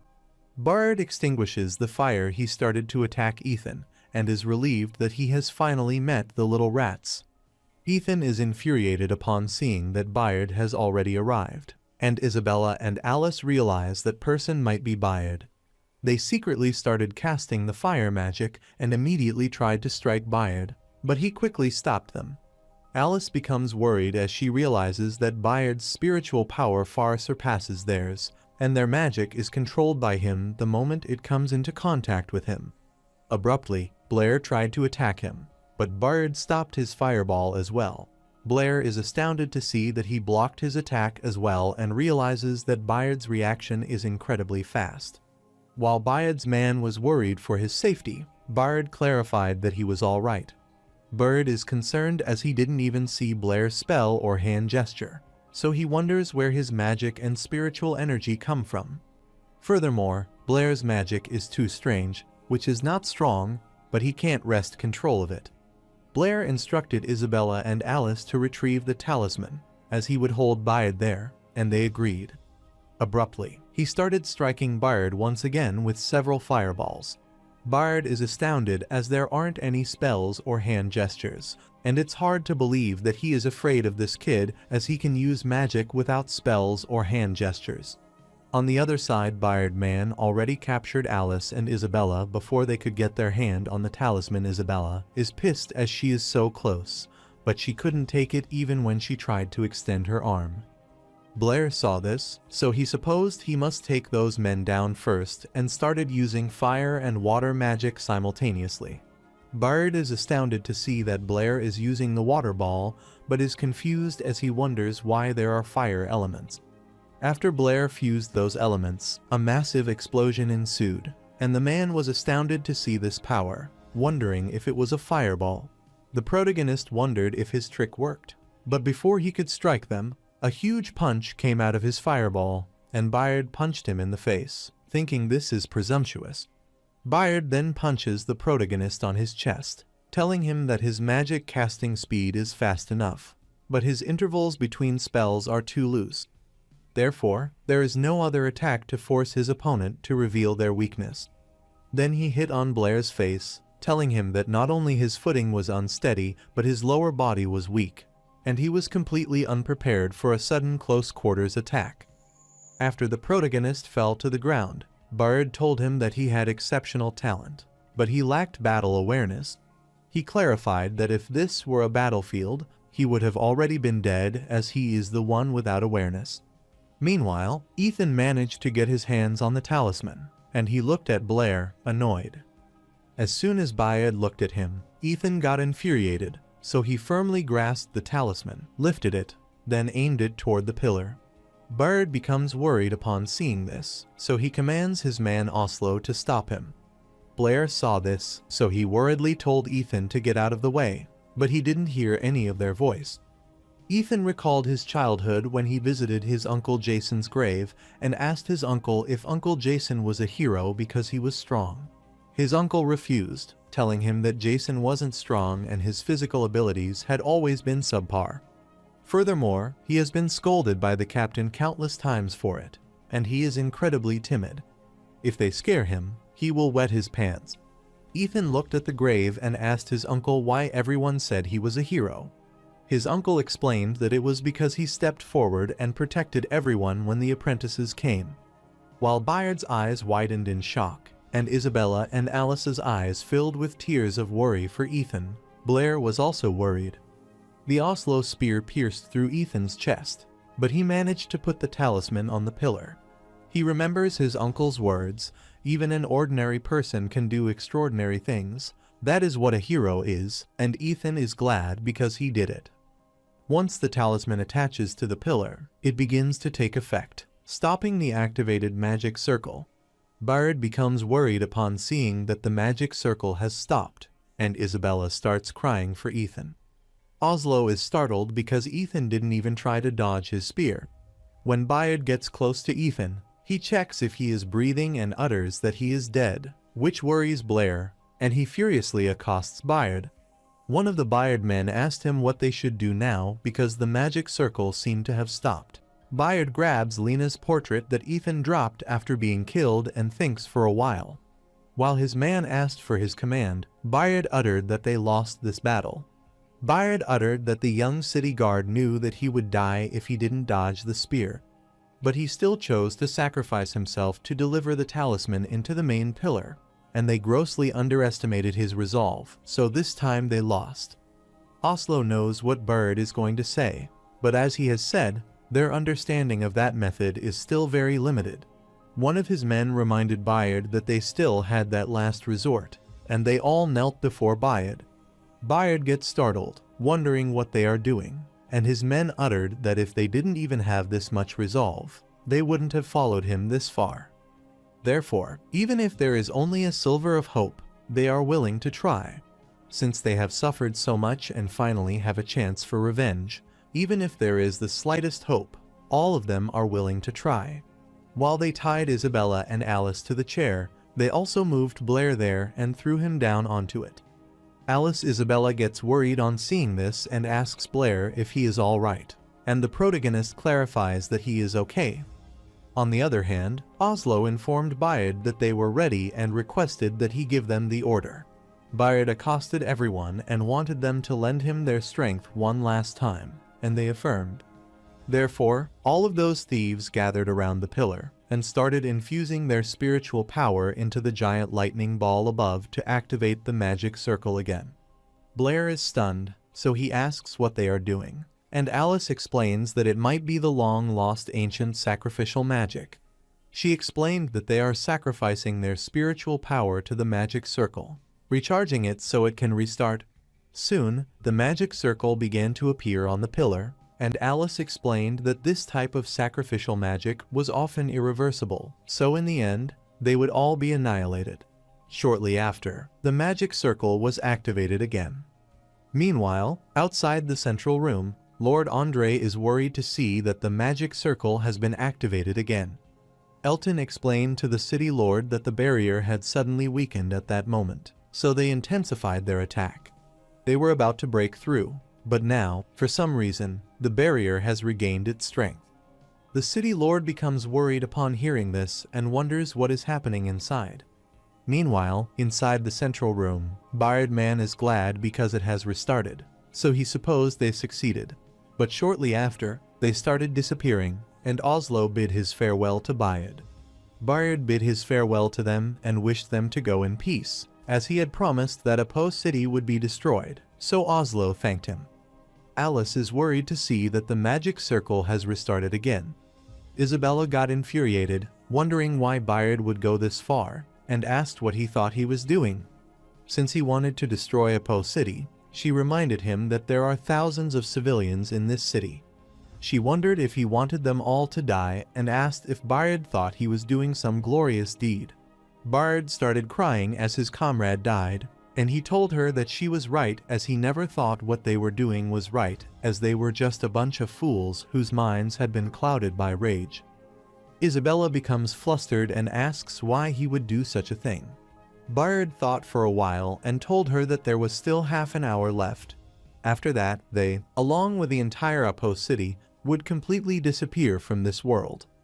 Therefore, before that, he wanted to tell her his story, which was a long one, so he didn't know where to begin. It was during the war that Oslo informed him they were out of arrows and had only half a day's worth of food left. Bayard realized that their only option was to break through, as they couldn't die there and had to bring the enemy's intelligence back. Oslo is worried and asks his captain what they would do if what they said is true, that the kingdom has already branded them as traitors. He also found it strange that they had been fighting the enemy there for 10 days and hadn't even seen a shadow of reinforcement. Oslo uttered that in the past few days, everyone in their squad has been talking about why the reinforcements haven't arrived. Therefore, he is afraid that the old nobleman at the top thinks their prestige is too high and that they want to use this opportunity. Bayard became infuriated upon hearing this, so he asked Oslo to shut up and inquired if he knew what he was saying. Bayard reminded him that this was the enemy's propaganda, and he wanted him to understand it. However, Oslo is reluctant to admit this, but Captain Bayard didn't even hear him. Bayard reminded him that they fought all the way for the stability of the kingdom, and he believed that their nation will not betray them. He can understand if any one of them want to surrender to the other side, but he wanted those who believe in him and are willing to break through with him to stay there, as he wouldn't hold this against them. Abruptly, one of the warriors shouted that he believed in the captain, so he wanted to break through, and Oslo also clarified that he believed in him. All the warrior believed in their captain and requested him to lead them to break through. Bayard is thankful to all of them and doesn't want them to worry because the kingdom wouldn't abandon them. After some time, he instructed everyone to stay close and break through, and they affirmed. 3 days later, outside the Apo city, the soldier guarding the entrance saw them approaching the gate. Bayard is relieved as they are finally back, and he faints at his place, feeling relaxed enough to return to his city. The soldier guarding the entrance realized that they were their people and wanted his comrade to go check it out. After that, they were kept in prison, and Bayard continued to tell the man that he was the captain of the kingdom's 9th squad, requesting that he be let out as he had important information to report. The man is amazed that Bayard still thinks of himself as part of the kingdom army, so he wants him to give him a break and reminds him that he is now a traitor, hoping he understands. The man clarified that his wife and children had been dealt with according to kingdom law, so as for Bayard, he can go down and join them the following day, so he told him this is what happens to traitors. Bayard couldn't believe that they would punish Lisa and Greg and wondered how this could have happened. He grabbed the man and told him that he hadn't betrayed the kingdom, and he wanted him to take him back to his wife and child, as he was not a traitor. The man looked at him and then told him that he knew he hadn't betrayed the kingdom, but that didn't matter. He uttered that someone up there wants him dead, so he has to die, and his whole family has to die with him, bearing the shame. Since he has already said what he needs to be said, he hopes to see him the following day at the execution grounds. Bayard couldn't believe this, so he wanted that man to come back as he didn't betray the kingdom and started crying. After some time, the guard is shocked as he sees something, and he is killed abruptly. Shortly, Stigo opened the door to the prison and told him that they were there to rescue him. They just escaped from the prison next door and explained that these mean people framed them for treason, but they were startled to see Bayard's disoriented condition. Moments later, they heard guards saying that those traitors had come there, so they wanted to scour the place. Stigo gets worried on realizing that the guards are catching up quickly. He grabbed Bayard and assured his brother that they would undoubtedly get the captain out safely. Oslo instructed him to take the captain with him, as they would hold the guard off there. The following day, the man explained Bayard was once a war hero and the pride of their Lauren kingdom. However, he betrayed the trust of all their people by colluding with the enemy nation and selling their kingdom's intelligence, causing the needless sacrifice of their loyal soldiers. The man explained that just the previous day, the traitor Bayard and his gang tried to infiltrate Apo city to cause trouble and destruction. Fortunately, they were discovered and captured in time by their brave and intelligent city guard soldiers. However, last night, the imprisoned Bayard and his gang still refused to give up killing their guard and escape. Although their city guard officer reacted swiftly and recaptured 3 of them, the traitor leader Bayard still escaped. So, he decided to follow the kingdom's laws and sentence these 3 heinous criminals to death and execute them immediately. As they were executing them, Stigo was annoyed that those foolish commoners were still cheering, despite not knowing anything. Oslo accosted Stigo, telling him that the city gate should be open now, so he wanted to get out of the city quickly as it was not safe there. Abruptly, Bayard commanded them to leave, which surprised both Stigo and Oslo as they realized that the captain had recovered. Bayard commanded them to go ahead as he wanted to be alone for a while. After some time, he arrives at Lisa and Greg's grave in the rain and expresses his apologies to them. The man worriedly asked Captain Bayard what they should do now. Bayard instructed them not to call him captain anymore as he was no longer their captain, which made them gloomy. Bayard uttered that this country betrayed them and it their enemy now, and all the pain they have suffered must be repaid in equal measure. Therefore, he asked his comrades if they were willing to believe in him again. After they saw Bayard pass, they began to wake up, and Alice was stunned as she realized it was an illusion. Bayard refused, telling her that what she saw were fragments of his memories, as he had used synchronization magic on her to share some of his memories with her. Alice is surprised to learn that Bayard actually knows synchronization magic, as this is the legendary ancient magic. Suddenly, they heard Blair moaning, so they looked at him, but he was still asleep. They wondered what was wrong with him and wanted him to wake up. After some time, Blair woke up and shouted that it shouldn't happen like that. Isabella is relieved to see that the protagonist is finally awake and clarifies that he scared her to death just a moment ago. Bayard saw Blair crying and realized that he seemed to be the most immersed in his memories, so he asked if he had entered other people's memories before, but Blair didn't reply. Bayard decided to let it go, as he didn't intend to pry into his privacy, now that it was all over. While the protagonist was untying Isabella and Alice, Bayard explained that before joining the kingdom's army, he had been a city guard in a post city for a while. It was during that time that he learned of this magic circle's existence, so after deciding to take revenge on the kingdom, he brought them there. They managed to discover an extensive collection of ancient texts in a hidden room within the tunnels and devoted a significant amount of time to studying them. It was through those texts that they learned about ancient magic, how to control the magic circle, and even its history. Bayard explained that a great war once broke out among the ancient people, and the people of Apo City were on the verge of defeat. So, they built this considerable self-destruction magic circle, turning their homeland into a trap prepared to perish together with the enemy. The ancient text doesn't record their ultimate fate. Whether they won or were annihilated, it remains unknown. But the only certainty is that this magic circle has never been activated since its construction. Bayard uttered that once activated, this magic circle would generate a considerable amount of magical energy in an instant, thus swiftly vaporizing all living beings within Apo City to ash. Furthermore, this will cause no pain, and in an instant, everyone will be liberated. Alice wanted him to wait, as even though she understood the pain he had experienced, she didn't want him to take revenge using the innocent people of Apo City. Bayard looked at her as she said that she understood and supposed she might be joking, because sometimes he didn't even understand himself. Momentarily, Blair clarified that it was useless because, to Bayard, the target of revenge was not only the kingdom and the nobles, but also those foolish commoners who cheered when his comrades were executed. To put it bluntly to Bayard, no one is innocent. Bayard realized that Blair was truly immersed in his memories, and he began pouring his spiritual power into that magical circle. Then he put his hand inside it, due to which it released tremendous energy. Meanwhile, outside the central room, Elton is afraid that the magical circle has already been activated. While Miss Brittany was working in her room, she noticed tremendous energy outside and settled in. She saw the window of her room breaking, so she thought it might be an earthquake. But after a while, she realized that it was an amazing yet highly violent phenomenon.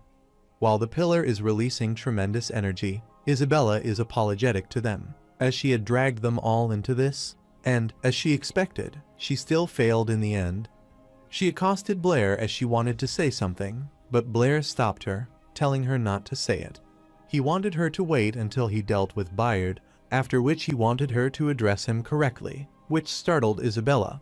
Bayard wanted Stigo, Oslo, and Hull to watch as their rage would eventually shake the kingdom as he was about to activate the magic circle.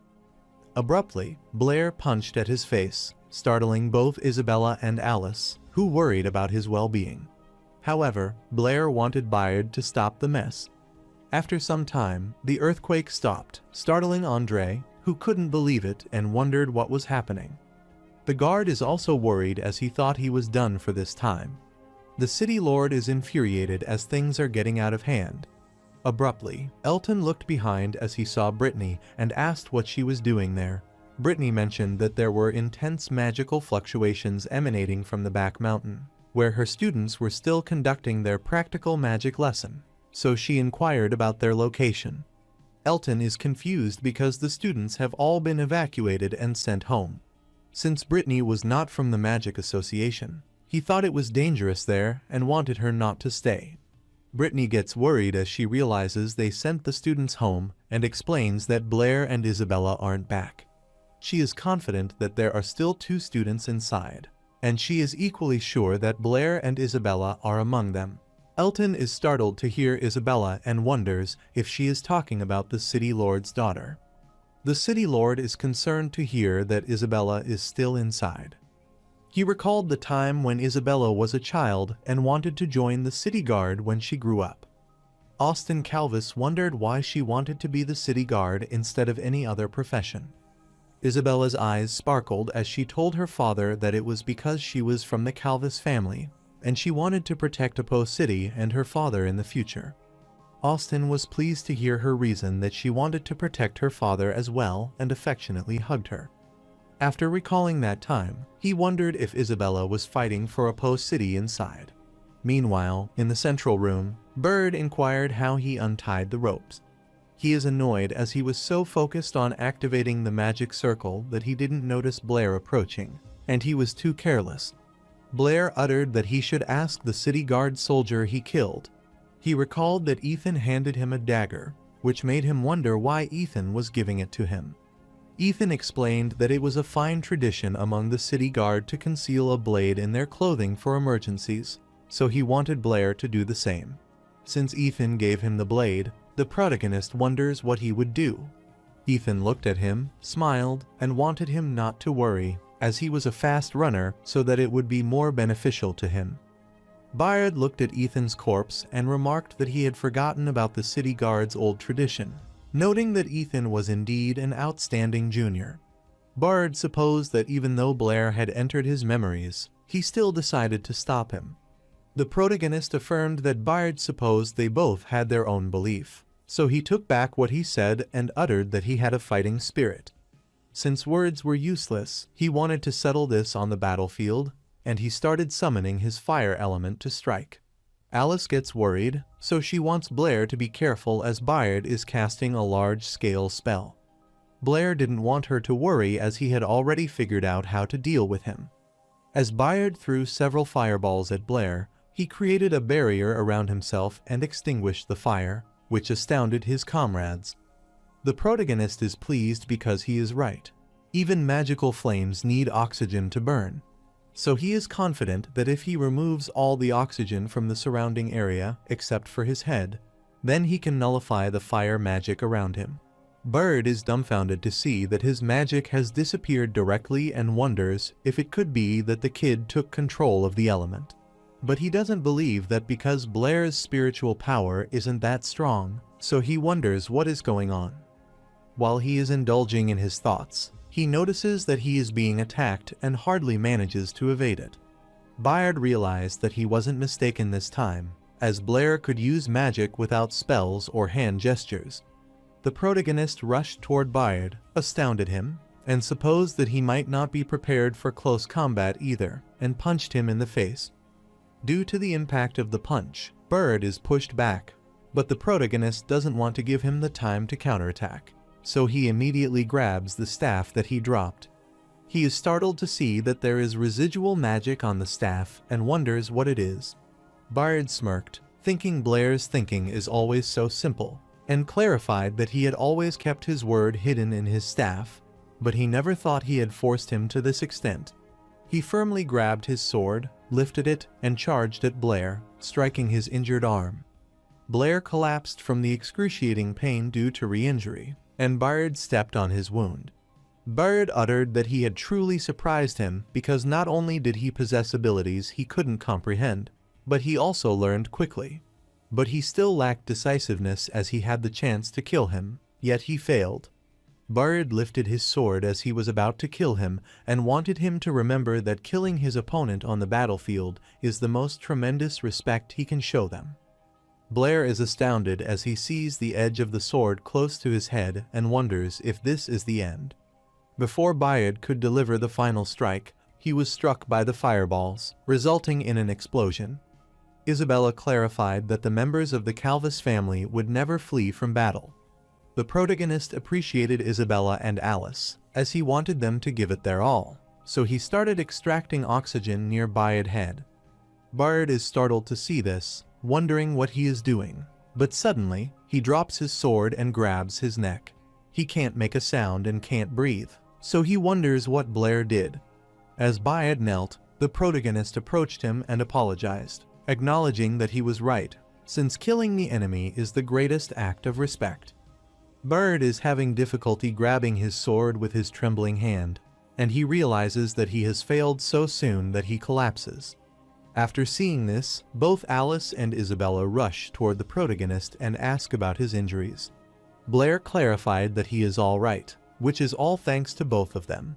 They saw that the magical circle was shrinking, and Alice supposed that if this magic circle did not receive an activation command within a specific time after charging, it would automatically shut down.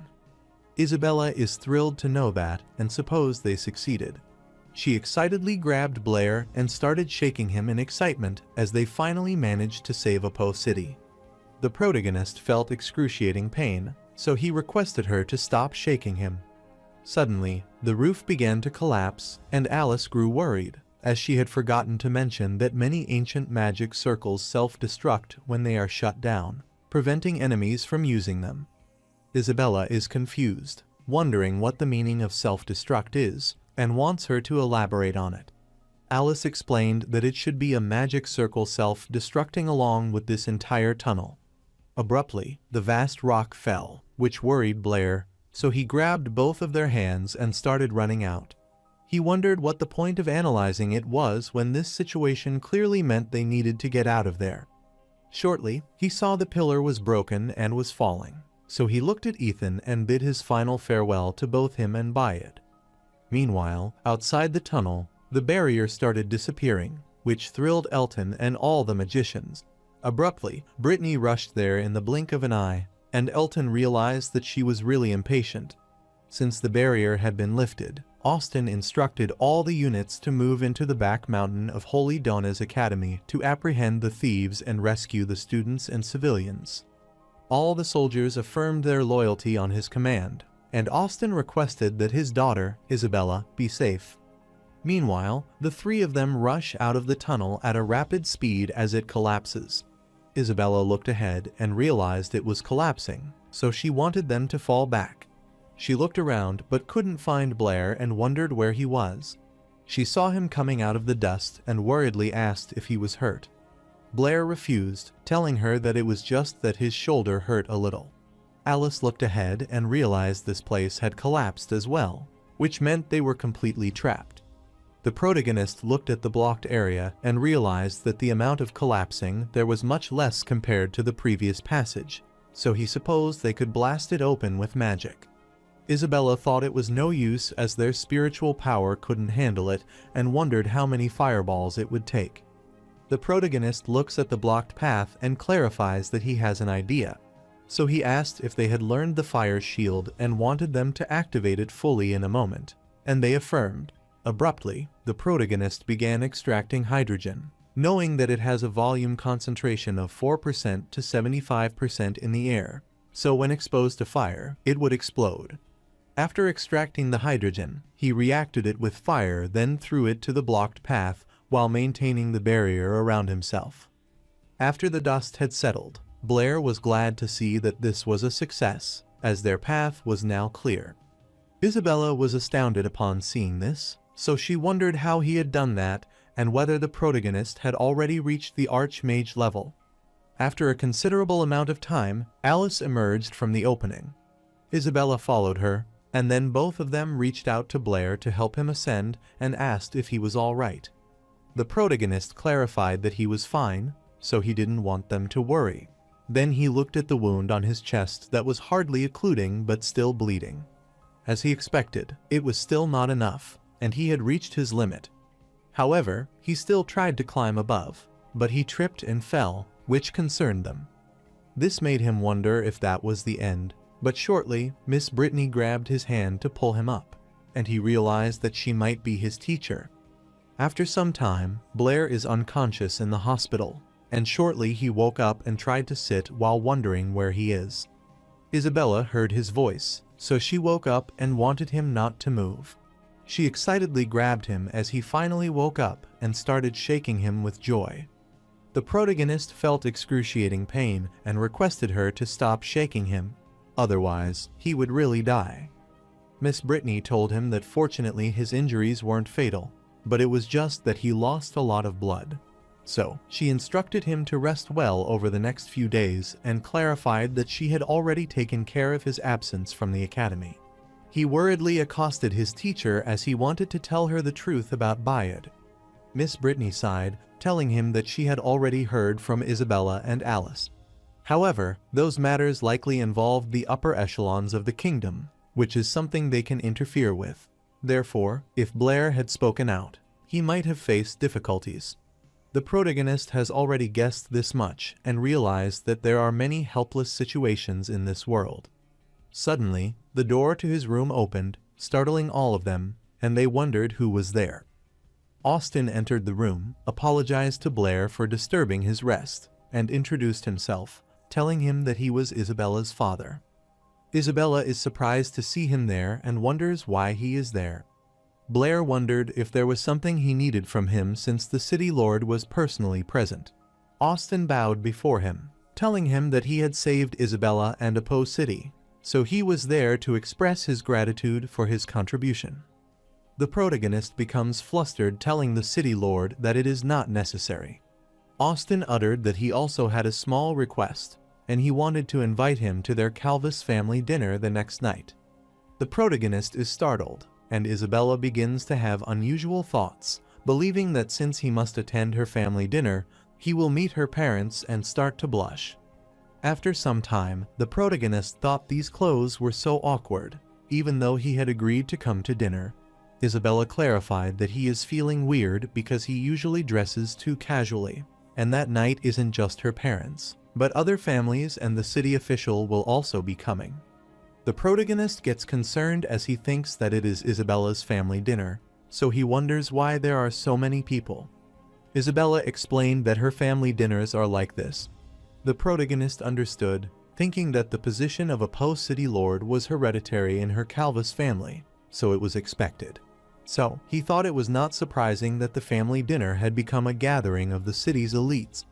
The protagonist thinks Isabella is the city lord's only daughter, so that the next city lord will be her. So, if he marries Isabella, then he will be able to do whatever he wants in Apo City. His imagination ran wild as he thought that, in that case, their child would be the next city lord of Apo City. But except to inherit the position of city lord, he must have the surname Calvis. Although Blair is not stubborn, and he can accept the child taking the mother's surname, it would be better if it were Chen. However, he believed that the problem would be solved if they had two children, one with the surname Calvis and one with the surname Chen. Then it would be perfect. While he was daydreaming, Isabella pulled his ear, and he wondered why she was pinching his ear again. Isabella is infuriated as she is sure that he must be thinking of something bad again and wants him to tell her what he is just thinking. The protagonist doesn't want her to be silly as he was thinking about the two of them. He blushed as he almost spilled the truth and clarified that he had a friend who had asked him to help him think of names for his children. Isabella understood that but clarified that she didn't think anything of it. So she wondered if he had any thoughts on the children's names. She clarified that he is aware that she is helping his friend come up with names for their children. Blair clarified that he hadn't thought of a name yet, but they want one child to inherit the father's surname and the other child to take the mother's surname, but they haven't decided yet.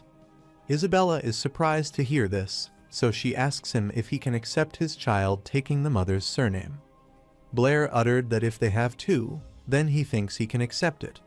Isabella understood, so she thought that was good and wanted him to keep thinking of his friend's children's names.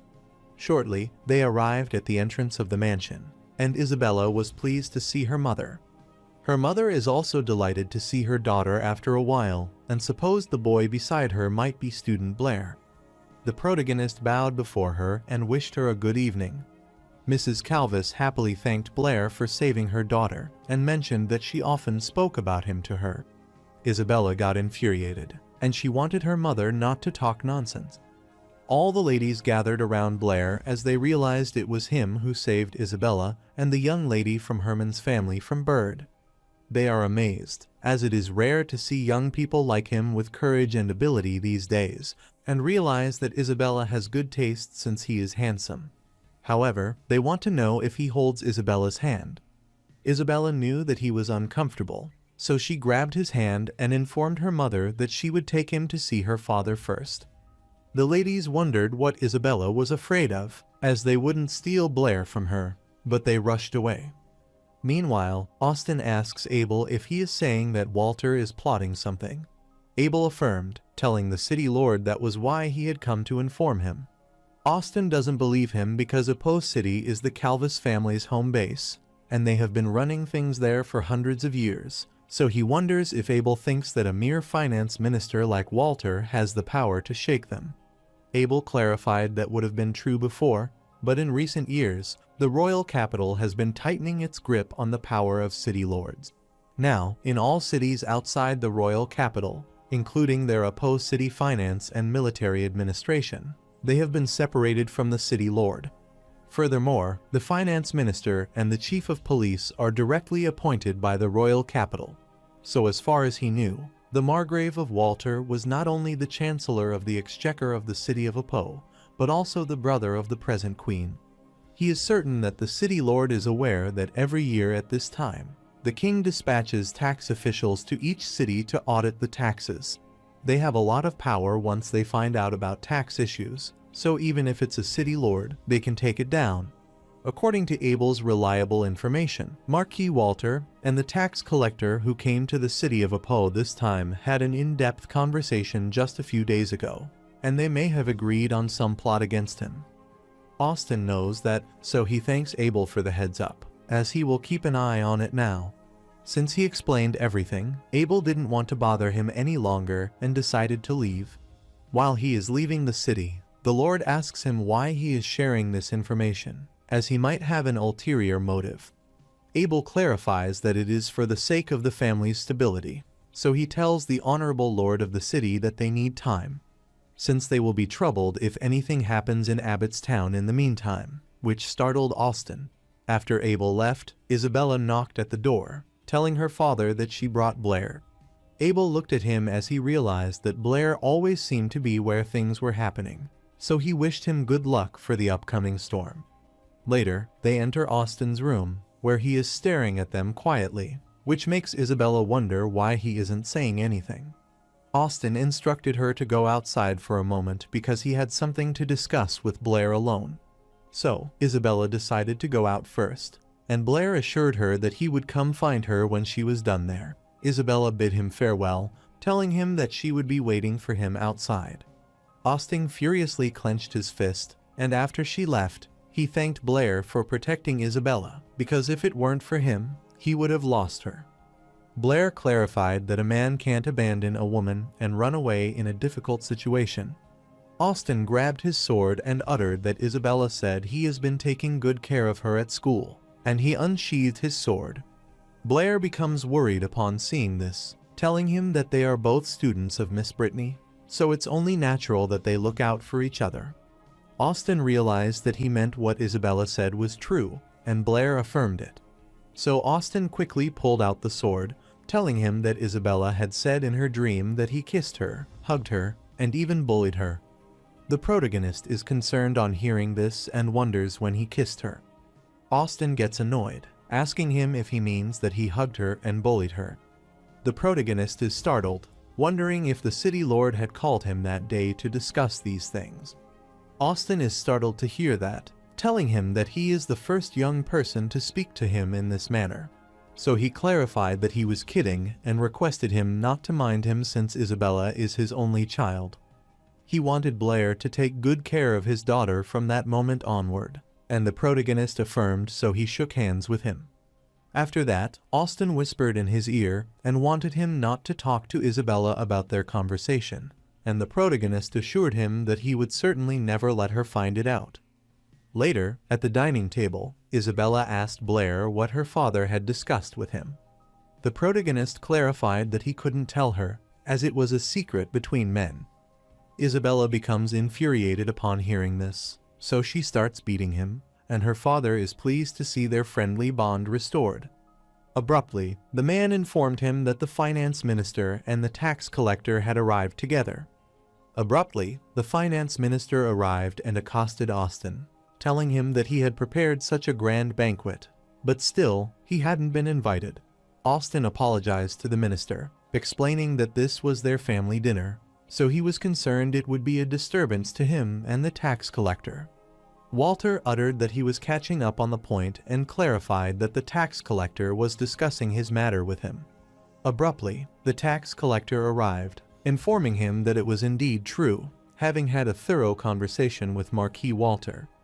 Therefore, he now suspects Austin of violating kingdom law regarding tax matters and has requested that he submit to their investigation.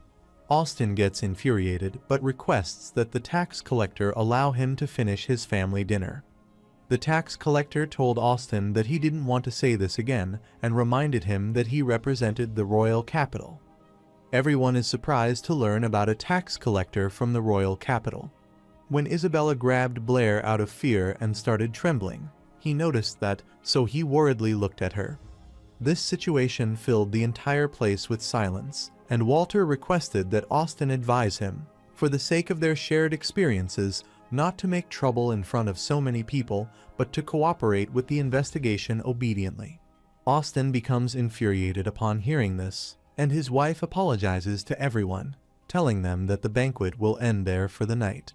She clarifies that Austin has some urgent matters to attend to, so she hopes they will gather again next time. The protagonist worriedly looked at Isabella and wanted to leave this place with her first. Abruptly, he is startled to see that Calvin and Barty are also there, so he wonders why they are there as well. After some time, Isabella took him away, and Blair asked if she was all right. He is aware that he is a direct tax collector from the royal capital, so the city lord is in danger this time, and he might be directly dismissed, investigated, and thrown into jail. Abruptly, they heard some guests conversing that Walter is relying on being the Queen's younger brother, so he is doing whatever he wants in a Po city, arbitrarily increasing taxes. The guests knew that the city lord had fallen out with him many times over this issue, yet this time he was slandering the city lord. The lady is annoyed as it turns out to frame the victim because the entire Apo city knows Walter has never listened to the city lord regarding tax matters, as it is evident that the tax collector was bribed to frame the city lord. The black-haired lady stated that she never thought the Calvis family, which had been operating in Apo city for so many years, would decline in this manner. Isabella gets worried, so she grasps Blair's hand. He looked at her and was startled to see her crying, so he asked her what was wrong. She hugged him and asked what she should do, as her father had been framed. Blair wanted her not to worry because he would never let anything happen to her father. After some time, he rushed out and called Chairman Calvin and Barty. Calvin is surprised to see Blair there and inquires what he is doing there. Blair is out of breath due to haste, and after catching his breath, he clarified that the city lord is the father of his friend. Calvin almost forgot that Isabella was his friend, and Barty was amazed to learn that he was Blair, who had saved a post city, so he was honored to meet him. The protagonist asked them why they were there and who they were following. Calvin explained that the tax collector is a vice chairman from the headquarters of their mathematical association, and the branches in various regions must cooperate with them to complete the tax audit. As for Chairman Barty, the safety of the tax collector has always been the responsibility of the Magic Association in various regions, so he naturally has to come. The protagonist thought that if there is a problem with taxes, then they should be looking to the finance minister, so they wondered why they were investigating the city lord. Calvin explained that even though the finance minister is in charge of finance, he is also a subordinate of the city lord. Therefore, all tax-related decrees in a post city are issued by the city lord, Austin, so naturally, they need to investigate him. Blair asked him if he even believed these words himself. Calvin worriedly scratched his face, telling him that he was just a scholar, not a tax collector, so it was not convenient for them to interfere with the kingdom's political affairs. The protagonist could understand his difficulties, and he recalled that recently, a person named Chen Luo solved all the problems of the Mathematical Association. That person even certified a new magic in the Magic Association, so he asked if Calvin still remembered. Calvin affirmed, telling him that he remembered Chen Luo was now a globally recognized god of mathematics, so he asked Blair if he had also heard of his deed. Barty was startled to hear that, as he was sure the new magic Chen Luo had certified for their association shouldn't be on the shelves yet, so he wondered how Blair knew about it. The protagonist clarified that he is Chen Luo, which shocked both Calvin and Barty. Calvin worried that Blair might be joking, as that couldn't be true. Blair clarified that he had solved a total of 23 problems, so the reward should be 535 gold coins. But he figured since it was their first collaboration, he rounded down the amount and only took 530 gold coins. He further explained that mixed magic is simply a fusion of water ball and fireball, so he clarified that he could demonstrate it there if they needed proof. Calvin gets worried, telling him that he was so presumptuous just now to question his identity. Barty is astounded to know that Blair is Chen Luo, so he finally realizes how he can defeat Bayard and thinks that it might not be a coincidence. Calvin requests that Blair command him even if it costs his life. Blair clarified that his life wouldn't be necessary, as it was just that this tax collector and finance minister displeased him, so he doesn't wish to see them in a post city anymore. Calvin requested that he rest assured because these two would completely disappear that night. Barty enthusiastically uttered that even though the Magic Association is responsible for their protection, they can make mistakes like that night as well. The protagonist is worried to see them because these two are usually well-mannered, so he wonders why they have suddenly become so rough. At the same time, both Calvin and Barty are pleased to see Chen Luo, the god of Lauren and the god of mathematics, so they believe him. Therefore, for their lord, Chen Luo, they wanted Walter and Sizer to die that day. While they were indulging in their thoughts, Blair put his hand on their shoulder, telling them that the point is Walter is the root of the tax problem, and asked if they understand. Calvin and Barty understood what he meant, so they wanted to kill his whole family. The protagonist becomes worried upon hearing this, so he clarifies that he doesn't want his life, but he doesn't want him to be an eyesore in a post city anymore. Since their lord Chen Luo wanted to do this, they both understood their task. Before leaving, he requested that they not disclose his identity to anyone else, as he didn't want any unnecessary complications. After some time, Barty and Calvin arrived at the location where Walter and tax collector Sizer were. Calvin accosted Vice Chairman Sizer and requested that he come with him, as he had something important to discuss. Sizer instructed Austin to stay there as he had some matter to attend to. After Sizer left with Calvin, he informed him that Walter was no longer suitable to be the finance minister of a post city. Vice Chairman Sizer gets annoyed, telling him this isn't something he can decide. Abruptly, Barty came in asking if the rumors about him were true, which worried Sizer. Barty put his hand on Sizer's shoulder, telling him that there were rumors he was involved with Walter, and asked if he was tired of it. Sizer gets pissed asking Barty if he is crazy as he is just doing his job impartially. Barty looked at him, telling him that he was afraid, as this wasn't something he could decide, and clarified that someone higher up wanted Walter out of Apo City. He explained that if Sizer is unwilling, then he can no longer guarantee his safety. Calvin didn't wish for Sizer to forget that he is, first and foremost, the vice chairman of their mathematical association, and then the kingdom tax official.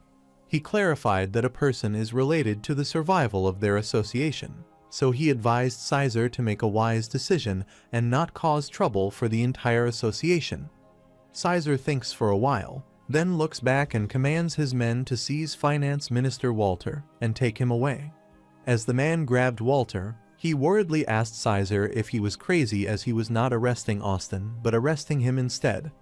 Sizer furiously instructed him to shut up, and then he told Austin that they had obtained evidence of Walter embezzling the kingdom's tax revenue. He apologized to him for the trouble and wanted to take their leave to proceed. Austin was stunned to hear this and saw them leaving quietly. At the same time, Blair is worried that Isabella will pinch his ear again because it hurts badly. When Austin saw his wife laughing, he wondered what was wrong, and his wife grabbed the wine glass and asked him if he still didn't understand. They toast the drink to celebrate this delightful event, and his wife remarks that Blair is a good kid. Meanwhile, Isabella is waiting on a bench for Blair and wonders where he is. After some time, the protagonist arrived there and gently patted Isabella's head to comfort her.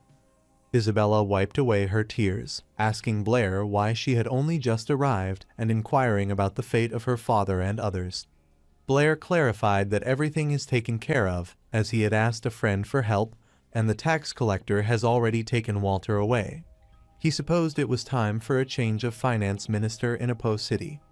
Isabella is confused on hearing this, wondering why he would do that as the tax collector is on Walter's side.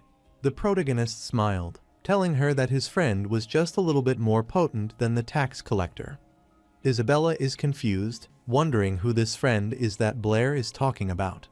Blair wanted her to stay quiet as she asked so many questions. Suddenly, Isabella kissed him and then rushed away, telling him to come because the banquet wasn't over yet, and Blair blushed.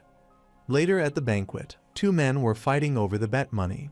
One of them wanted his comrade to hand him the gold coin because the city lord, Austin, had won. His comrade is pissed as he didn't wanted to hand him the money and is sure that he knew it all along. As a result of their fight, the coin spills away. While Blair was chasing, Isabella wanted her to slow down, and suddenly she placed her foot on the coin and accidentally slipped. Blair worriedly rushed to help her, but he accidentally tore her sleeve away. He gets mortified to see this, so he immediately apologizes to her, and Isabella starts crying on the spot, which worries her parents. She wanted to punch him, thinking he had done it on purpose, and clarified that she hated him. The protagonist started crying as well, telling her that he didn't mean to, and that he was trying to help her up. But he didn't know this would happen. Isabella is so pissed that she started summoning the fire element to create the fireball and strike him. The protagonist becomes worried, so he looks behind him at his parents to get some help. So Isabella stopped, but she was infuriated at him, and Blair clarified that he certainly didn't see anything and kept explaining, but she didn't believe him. Isabella's mother started laughing on seeing their sweet quarrel and thought that youth is genuinely remarkable. Austin accosted Blair, telling him that they hadn't finished their conversation, and requested him to come with him. Anna said that Blair helped Isabella's father this time and thought her daughter was quite charming.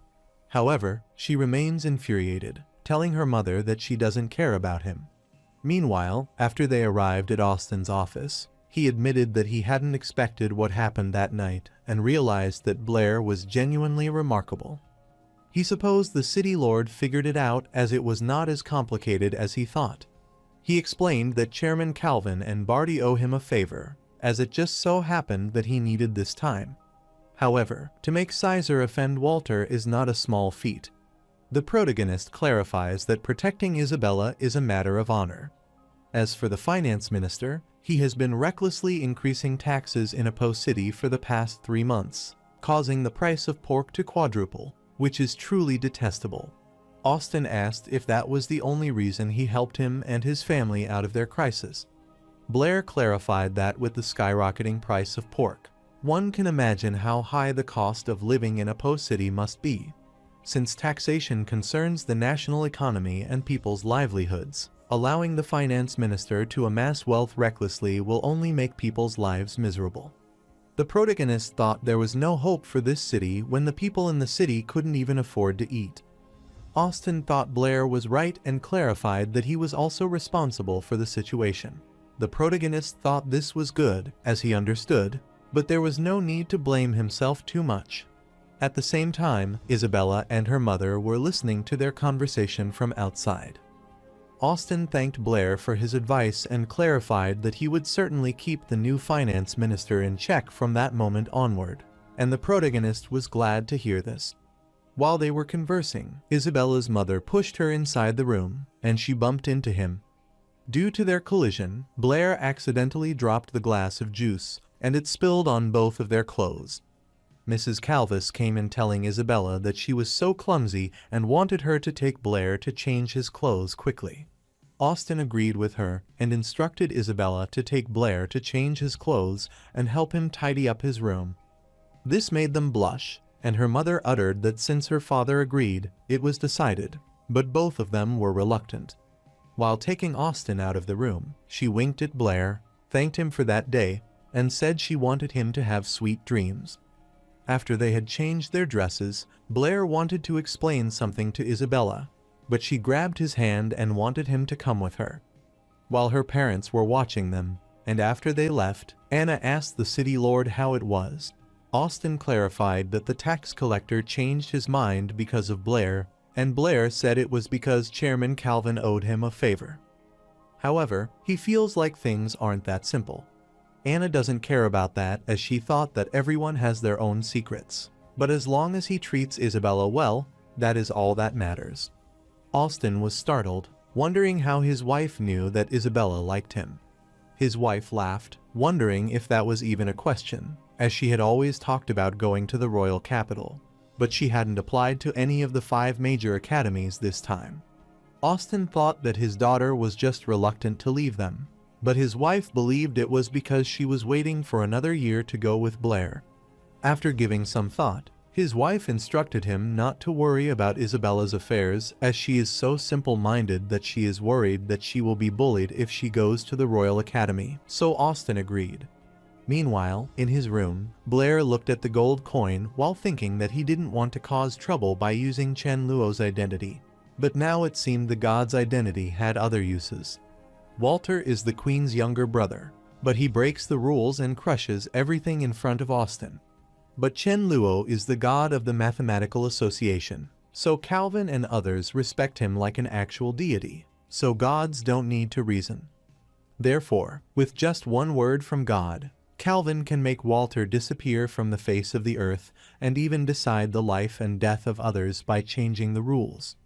The protagonist thinks about Isabella, so he is willing to change the rules to protect himself and those who are most important to him. He supposed that to survive well in this world, he must hold a lofty position and possess the strength to overcome everything. While he was pondering, someone knocked at his room window, so he opened it and saw Isabella there. She quickly came inside, which made Blair wonder why she didn't come from the door. Isabella thought he is a dumbass, as they will be seen if they use the door. The protagonist is confused, as it's not like they were doing anything shady, so jumping out of the window is more likely to be misunderstood. Isabella didn't pay attention to him, so she immediately sat on the bed, asking how it was and if Blair was so excited to see such a big bed for the first time that he couldn't sleep. The protagonist affirmed, but he thought that it could be even more exciting if she took it off. Isabella gets infuriated, thinking he is a pervert, and clarifies that she came there because she has something to ask him. She wanted to know what her father had said to him that day. The protagonist realized that she was curious, so he wanted to tease her and asked if she wanted to know. Isabella affirmed that she wanted him to tell her quickly, and Blair clarified that she was still young. As the city lord, if he was worried about her, he asked him to take care of her more. Isabella is confused to learn this, wondering why she is small, but she becomes infuriated and thinks Blair is worthless. The protagonist gets worried and wants her to listen to his explanation. But she is enraged, so she started stomping on his face, telling him that she is not listening as there is no point in talking to a person like him. She decided to leave and wanted to forget it, knowing she shouldn't have come and that she was asking for trouble. While she is going, Blair stops her and wants her to listen to him because he has something to say. Blair knew why she had come to find him, so she didn't want her to worry as he had taken care of everything, so her father would be fine. Isabella blushed, but she looked back, telling him that it was not what she had meant as she had come there to say something. Blair doesn't want her to say it, as he understands and clarified that, as he told her earlier, it wasn't like that, which makes her cry. Isabella decided to calm down, so she sighed and clarified that she had come to thank him, adding that she trusted him. After saying that, she left the room, and Blair was surprised to learn that she trusted him. Meanwhile, Austin had been listening from behind the wall without them knowing. The following day, the city lord and his wife were seeing him off, and Anna asked him if he had slept well the night before and if the breakfast was to his liking. Blair assured her that he slept very well and that breakfast was delicious, so he wanted to thank her for her hospitality and take his leave. Anna wiped away a fake tear as Blair was leaving so early in the morning, not even staying for lunch with Isabella, so she wondered if her hospitality was lacking. The protagonist gets flustered upon hearing this, but wants to ensure her that she has misunderstood it, as that is not the case. Austin thinks for a while, then stops Anna as Blair doesn't want to stay. She lets him leave and asks him if he saw anyone last night. The protagonist gets worried, so he laughs while asking the city lord what he is talking about, as he doesn't understand. He clarified that he didn't see anyone, so he wanted to take his leave and bid his farewell to them, and then he ran away. Anna thought that Blair was so adorable, but Austin doubted it. Later, he was in his office when someone knocked on the door, and he allowed them to come in. Chairman Calvin came inside, along with Caesar, and accosted the city lord, as they had something to say. The tax collector, Caesar, wanted to apologize for the previous day's incident, as they hadn't thoroughly investigated, so he was truly sorry for the trouble it had caused. Austin laughed, telling him that was no trouble at all as he was the city lord of Apo City, so he was also responsible for tax matters. Later, when they came out of the city lord's office, Calvin remarked that he had been so aggressive the previous day, but on this day, he was like a completely different person, so he wondered what Blair had done. Meanwhile, Abel is surprised to know that Caesar is helping Austin and realizes that Blair is something. After reading the letter, he burned it and laughed cunningly because this was becoming increasingly interesting. After some time at the royal capital, a lady told her son that it was the headquarters of the Mathematical Association, which was home to the kingdom's finest mathematicians. The kid arrogantly told his mother that he was certainly going to get into the Magic Academy, one of the 5 great academies in the royal capital. So, he thought there was nothing great about the Mathematical Association because magicians were more powerful. Calvin is pissed on hearing this, so he remarked these are such big words for such a young person as he wanted to defeat math with magic. He told the kid that to defeat mathematics is to defeat the foundation of all research, whether it's alchemy, divination, or scientific research, and none can be separated from math. So, he furiously asked the kid if he thought he could defeat math with magic, which infuriated the kid. The lady told Calvin that he was just a child and requested him not to take his words to heart. But the kid didn't give up asking Calvin why he couldn't defeat math with magic, as there would always be powerful magicians who could do it. Calvin laughed, telling the child that he was right, as there will always be someone more powerful, but mathematics cannot be defeated, as it will only continue to advance and surpass itself. Then he patted the child's head and went inside the Mathematics Association building, while the child annoyingly made fun of him. Meanwhile, the guards at the entrance welcomed the vice chairman, Calvin, at his arrival at the Royal Capital Mathematical Association. While heading inside, the scholar informed Chairman Calvin that the devil numbers he had brought a few days ago had caused a great panic in the association, and the scholars were on the verge of collapse. Another scholar uttered that it was not the devil number but an irrational number and requested Calvin not to listen to his alarmist talk with the comfort of three great scholars. He clarified that everyone has accepted this reality, but the numerical sect is still struggling to adapt.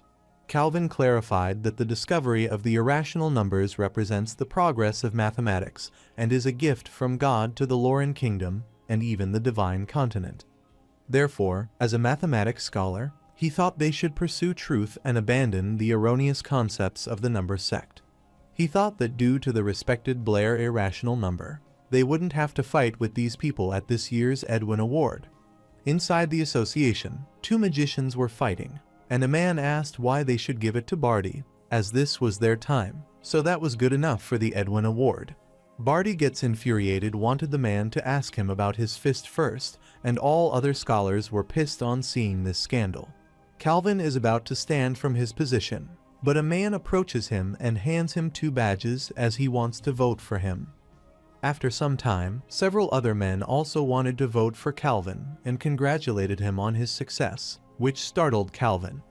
The other scholar supposed there was no more suspense this year, and his comrade affirmed it. Therefore, on behalf of the Mathematical Society of the Kingdom of Lauren, the scholar declares that this year's Edwin Award winners are the division of Brittany and Blair of Apo City.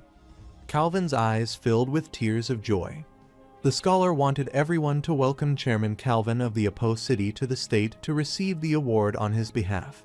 Everyone paved the way for Chairman Calvin, so he crossed them to receive the reward. The scholar looked at him, smiled, and congratulated him, and Calvin's eyes filled with tears of joy as he finally managed to get the Edwin Award from the Luo god, Grace. So, he received the reward and lifted it high to show everyone the grace and honor Apo City had acquired.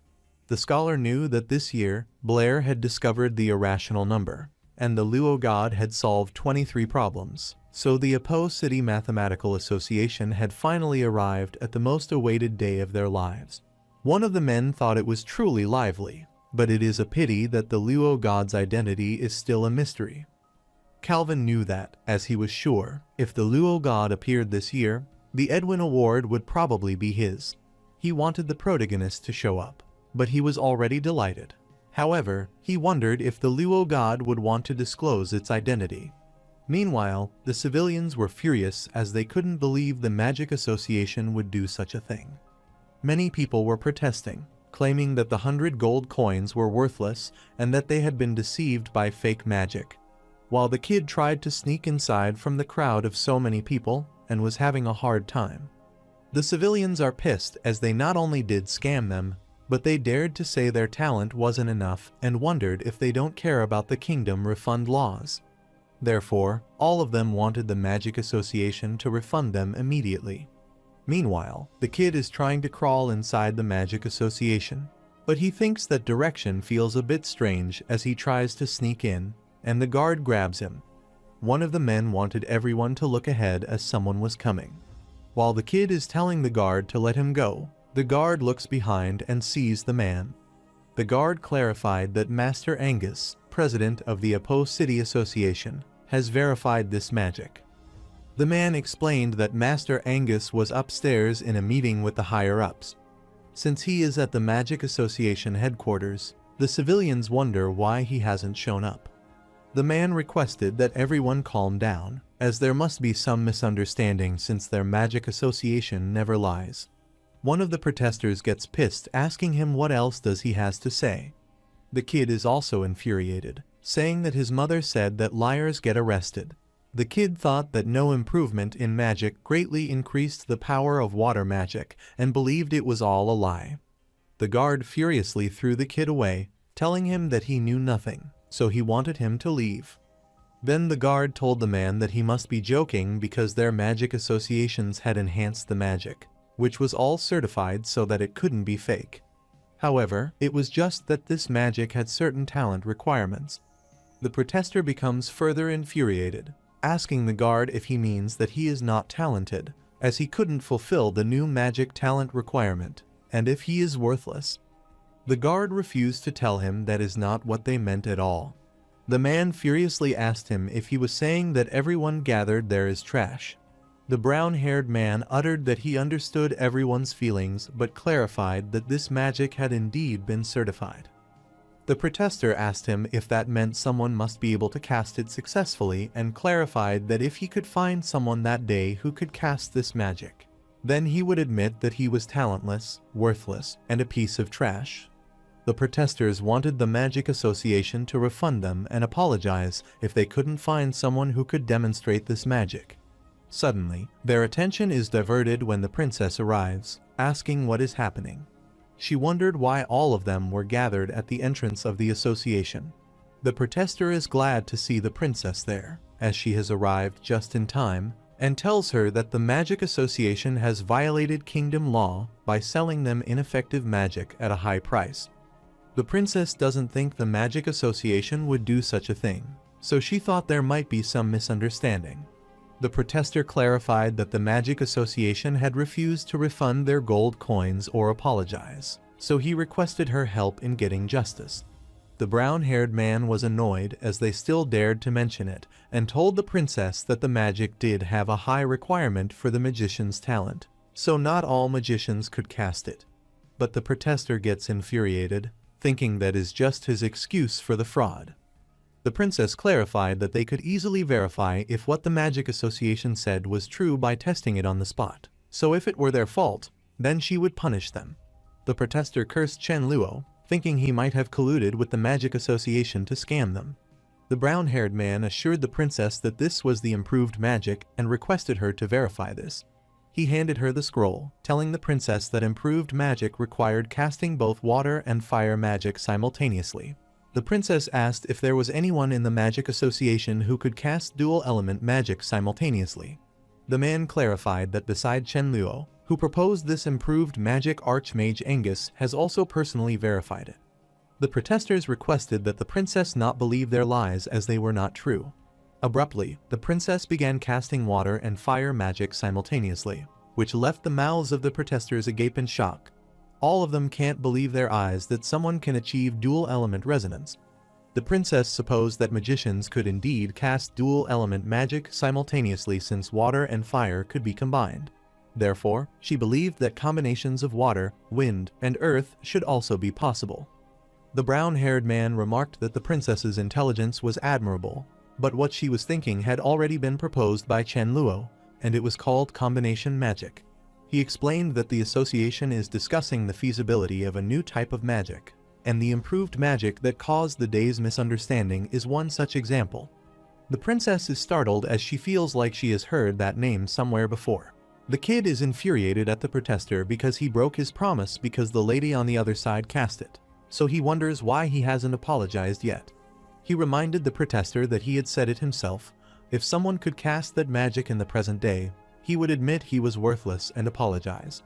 The protester became infuriated upon hearing this and thought the kid might be looking for a beating, which scared the kid. But before he could slap the kid, the princess lifted him with her magic.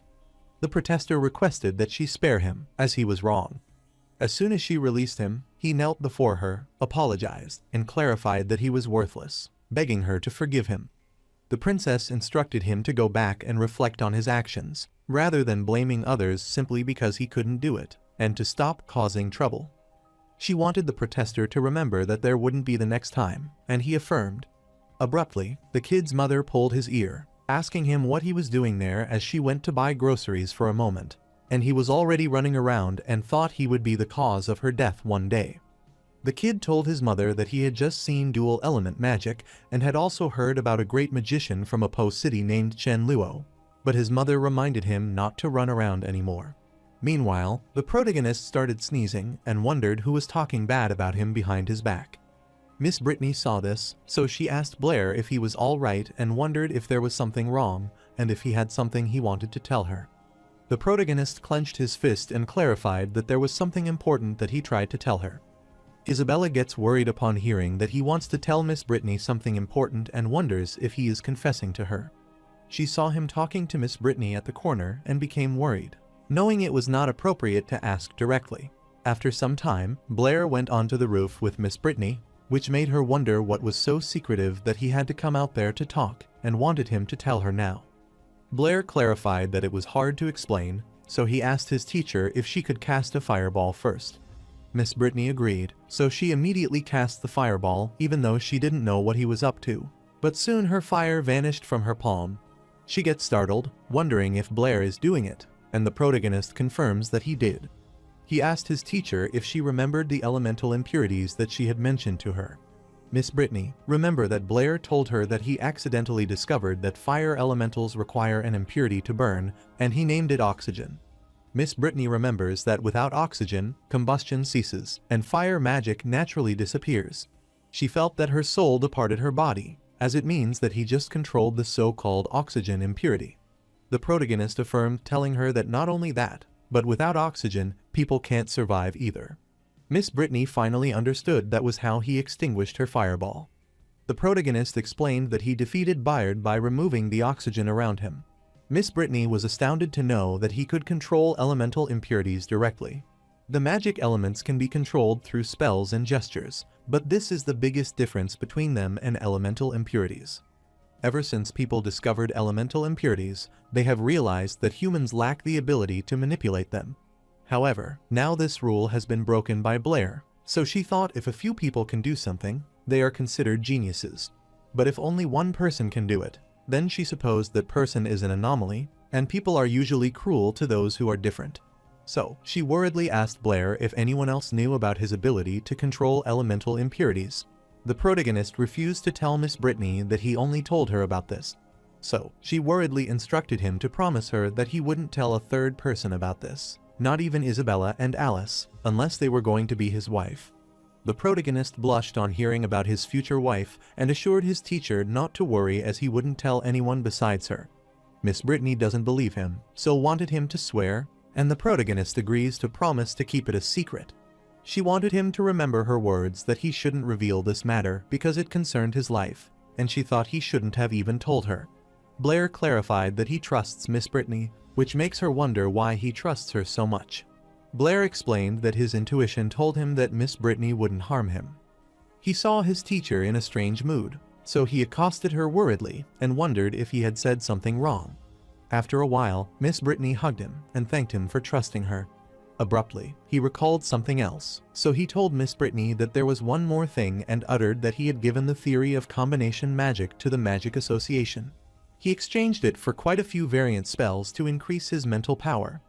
Miss Brittany gets worried on hearing about the Magic Association and thought he should have discussed this with her first. Since Blair's current power is too weak, she is concerned that contacting them too soon will bring him unnecessary trouble. The protagonist excitedly told her not to worry as he used the name of Chen Luo at the Magic Association, so they don't know his real identity. Miss Brittany thought that was good, but as soon as she realized his fake name, she asked him what he said. She worriedly pushed him back, asking if he was that Chen Luo who solved 23 problems in one go. The protagonist affirmed, telling her it's him, and explained the variant spells at the Magic Association are too expensive, so he doesn't have any other way to make money. Miss Brittany was shocked because he claimed that, due to his financial struggles, he had solved all the problems that had accumulated in the Lauren Kingdom's mathematical world for many years. Since he solved 23 problems and 11 new theorems, that mysterious scholar is called the God of Lauren, and she couldn't believe that he was her student. She saw Miss Brittany's pale face and worriedly asked what was wrong, realizing that her eyes had suddenly become sharp. Miss Brittany started crying, telling him that whether it was magic or mathematics, she was no longer qualified to be his teacher. Although Brittany's mathematical teacher is one of the great scholars in the Lauren Kingdom's mathematical world, she probably can't teach him anything about mathematics either. Her eyes sparkled as she could certainly help him in magic because, besides being a great scholar, she was also an Archmage, so she wanted to ask her to accept Blair as her student. The protagonist agreed with her and blushed as he wondered if he studies with Miss Brittany, the teacher, then he would become her junior. Furthermore, that teacher is an Archmage, and the president of the Lauren Kingdom Magic Association is at the same level. This makes him wonder why Miss Brittany came to St. Donna's Academy when she is an Archmage student. Miss Brittany didn't want him to worry because she would slowly tell him about her matters later. After that, he came down, and Isabella grabbed his hand and then pulled him away. The protagonist is surprised by this sudden attack, so he wants her to wait. After taking him away, Isabella asked him what he and Miss Brittany had been talking about just now. The protagonist thinks for a while and then recalls that he made a promise to Miss Brittany that he would tell a third person, even Isabella and Alice, about this, unless they were going to be his wives. The protagonist made a weird face and clarified that they hadn't discussed anything. Isabella becomes infuriated as he continues to deceive her.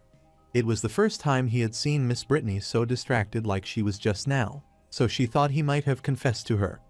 The protagonist worriedly covered her mouth, instructing her to stay quiet.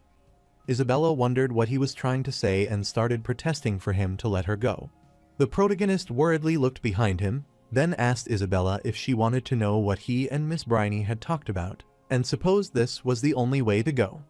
Isabella annoyingly pouted, wanting him to tell her and wanting to see him explain. The protagonist says that Miss Brittany asked him if he liked Isabella or Alice. Isabella becomes flustered upon hearing this and thinks it's a strange thing to say. She worriedly asked the protagonist who he likes, but then corrected her question and asked what he said. The protagonist clarified that he told Miss Brittany that he was ready to dedicate everything to magic. Isabella got irritated upon hearing this and asked if that was the case. She started pinching his cheeks, sure that he was spouting nonsense again, and wondered if he could be serious. Blair started crying and wanted her to go easy on him as he was kidding. Isabella immediately summoned the fireball, wanting to give him one last chance so that he could tell her properly. The protagonist got worried and tried to calm her down, assuring her that he would tell her the truth, so he wanted to talk it out. Blair clarified that he has made it clear to Miss Brittany that Alice is just a senior to him and Isabella is his favorite friend. The protagonist couldn't see any way out of this, so he wanted to praise her a bit as he thought that was the right thing to do. Isabella thinks for a while, since Alice is a senior and she is her friend. Then the only one Blair could like is the one she expected. She gets infuriated and decides to leave because, as she expected, he still likes Miss Brittany. The protagonist receives it with worry, wondering why she is still angry after he praised her, and decides to forget it as he at least managed to fool her this time. Later at school, a student pointed him out and wanted his comrade to see who it was. One of the students said that during the last practical lesson, he saved Isabella and Senior Alice from a high-level magician. The protagonist is worried as he is not a monkey in a zoo, so he wonders what is so fascinating about watching him. After some time, Alice entered the room and realized that Blair was quite popular. The gossiping ends, and Blair wonders why it is so quiet and if they have finally left. He decided to see what was happening, so he stood and accidentally bumped into Alice. Alice becomes flustered so quickly and rushes back and wonders if he is this enthusiastic with everyone, which mortifies him, so he starts apologizing. She said that he had bumped into her hard enough to hurt her, and he was saying it wasn't on purpose. The protagonist kept apologizing, telling her that he had accidentally bumped into her and that it was unintentional. Alice started mocking him, telling him that she was kidding, but she still had a question for him. She showed him the problem, telling him there are 2 math problems that she can't solve, so she needs his help again. The protagonist grabbed the book, telling her that it is not a problem for him, and started looking for the solution. The student outside was startled to see how close Senior Alice and Blair were just now. Another student saw that, and as he expected, Senior Killer Blair thought his luck with women was too good. Some students behind were amazed to learn that the school goddesses were surrounding him. That was too harsh for them. Abruptly, Isabella arrived, asking them what they were doing there. Alice asked her if she was looking for Blair, and Isabella wondered if they were asking for the obvious, so she wondered if she was looking for him as well. Alice asked him if she would like Junior Blair, as she found him pretty amusing. Isabella got annoyed, asking her what nonsense she was talking about as she didn't like Blair and wondered who would like him. Abruptly, Alice uttered that she liked him, which infuriated Isabella, as she had just confessed that she had asked since when she had liked him. Alice affirmed, telling her that she was right, Junior Blair, and wondered what was wrong. Since Isabella doesn't like Blair, Alice becomes sure that she wouldn't compete with her. Isabella uttered that even if she doesn't compete with her, she still doesn't stand a chance because Blair already has someone he likes. Alice doesn't care about that as she could compete with her somewhat. Isabella clarified that it is useless because she can't compete with her and she doesn't want her to waste her energy. Alice smirked, telling Isabella that even if she wanted to compete with her for Junior Blair, these kinds of tricks would be useless against her, as she wouldn't give up to these petty tricks. Isabella rushed away, telling her that she didn't want to compete with her because if she liked Blair, then she should go ahead. That had nothing to do with her. Isabella couldn't believe that Alice said she wouldn't give up, even though she didn't have a chance. She wondered where Alice got the confidence to think she could win. The protagonist is infuriated, so he gets worried, but he doesn't think he provoked her that day. After a while, Isabella wanted to ask Blair if he would choose between her and Senior Alice, but she told him that he had to choose one of them. The protagonist gets worried, wondering why she always asks such boring questions. Isabella wanted him to answer quickly, without trying to dodge the question. The protagonist is annoyed, wondering why he has to choose between the two of them again. Isabella gets infuriated and wants him to choose, wondering why he has so many questions. The protagonist clarified that he had chosen magic, but Isabella didn't give up telling him that he could only select her or Alice. Magic was not an option. The protagonist smirked and asked if he could add another option. Isabella got annoyed, wondering whom he wanted to add, and asked if she should add Miss Brittany as well. The protagonist smiled, telling her that it was not very appropriate and that it was also disrespectful to Miss Brittany. Isabella wanted him to hurry up and tell her, so Blair asked if he could choose both, but she refused, telling him that he couldn't do that. The protagonist, Grin, asked her if he had chosen her, and then she would lend him some gold coins. Isabella reaches the brink of her anger, prompting her to desire his seriousness. The protagonist is sure that she might be asking him if he had to choose between her and Senior Alice as a wife. Then who would he choose, and asked if he is right. Isabella told him to interpret it in whatever way he wanted, and Blair clarified that he chose her. Isabella blushed, but she wanted to know why he chose her instead of Alice. Blair wondered if he needed a reason and knew that Alice was more mature, gentle, and gorgeous, and he was sure there wasn't anything Alice wanted better than Isabella. All his words pierced Isabella's head, which pissed her, and she smacked him at his face. The protagonist becomes worried, wondering what is going on, and if he has said or done something wrong. Later, while he is pondering, Toby enters the class and is glad to see him there. Toby waved at him and said he had heard that Blair had saved Isabella and Alice from Bayard. The protagonist affirmed that it had happened somehow. Toby wondered what he meant by kind of, as Bayard is a high-level magician, so he wondered how Blair had done it. The protagonist thinks for a while and decides to explain it to him, which makes Toby attentive, but he clarifies that he doesn't remember. Toby gets startled upon hearing this, so he requests him to try to remember how he defeated Bayard. Since Bird is a high-level magician who can kill with a snap of his finger, Toby is sure that Blair can't possibly forget such an incredible moment. The protagonist agreed and asked him to let him think about it, uttering that he remembered Bayard had used a fireball to try and kill them. Then, suddenly, he felt that if he could absorb all his magic and energy, it would help. Therefore, he focused all his strength and willpower to suck it in, then Bayard magic disappeared, and he passed out. Toby's eyes were filled with admiration as he realized that his friend was terrific, but he wanted to know the name of this absorption magic and wanted him to teach it to him as well, so he could learn it. The protagonist states that, unfortunately, he can't use it after waking up, so he can't teach Toby. However, he gives his spell a name, which is called a Great Oxygen Absorption Technique. Suddenly, he realized that he had already told him the stops, so he thought that if Toby practiced hard, maybe one day he could also use this mysterious magic.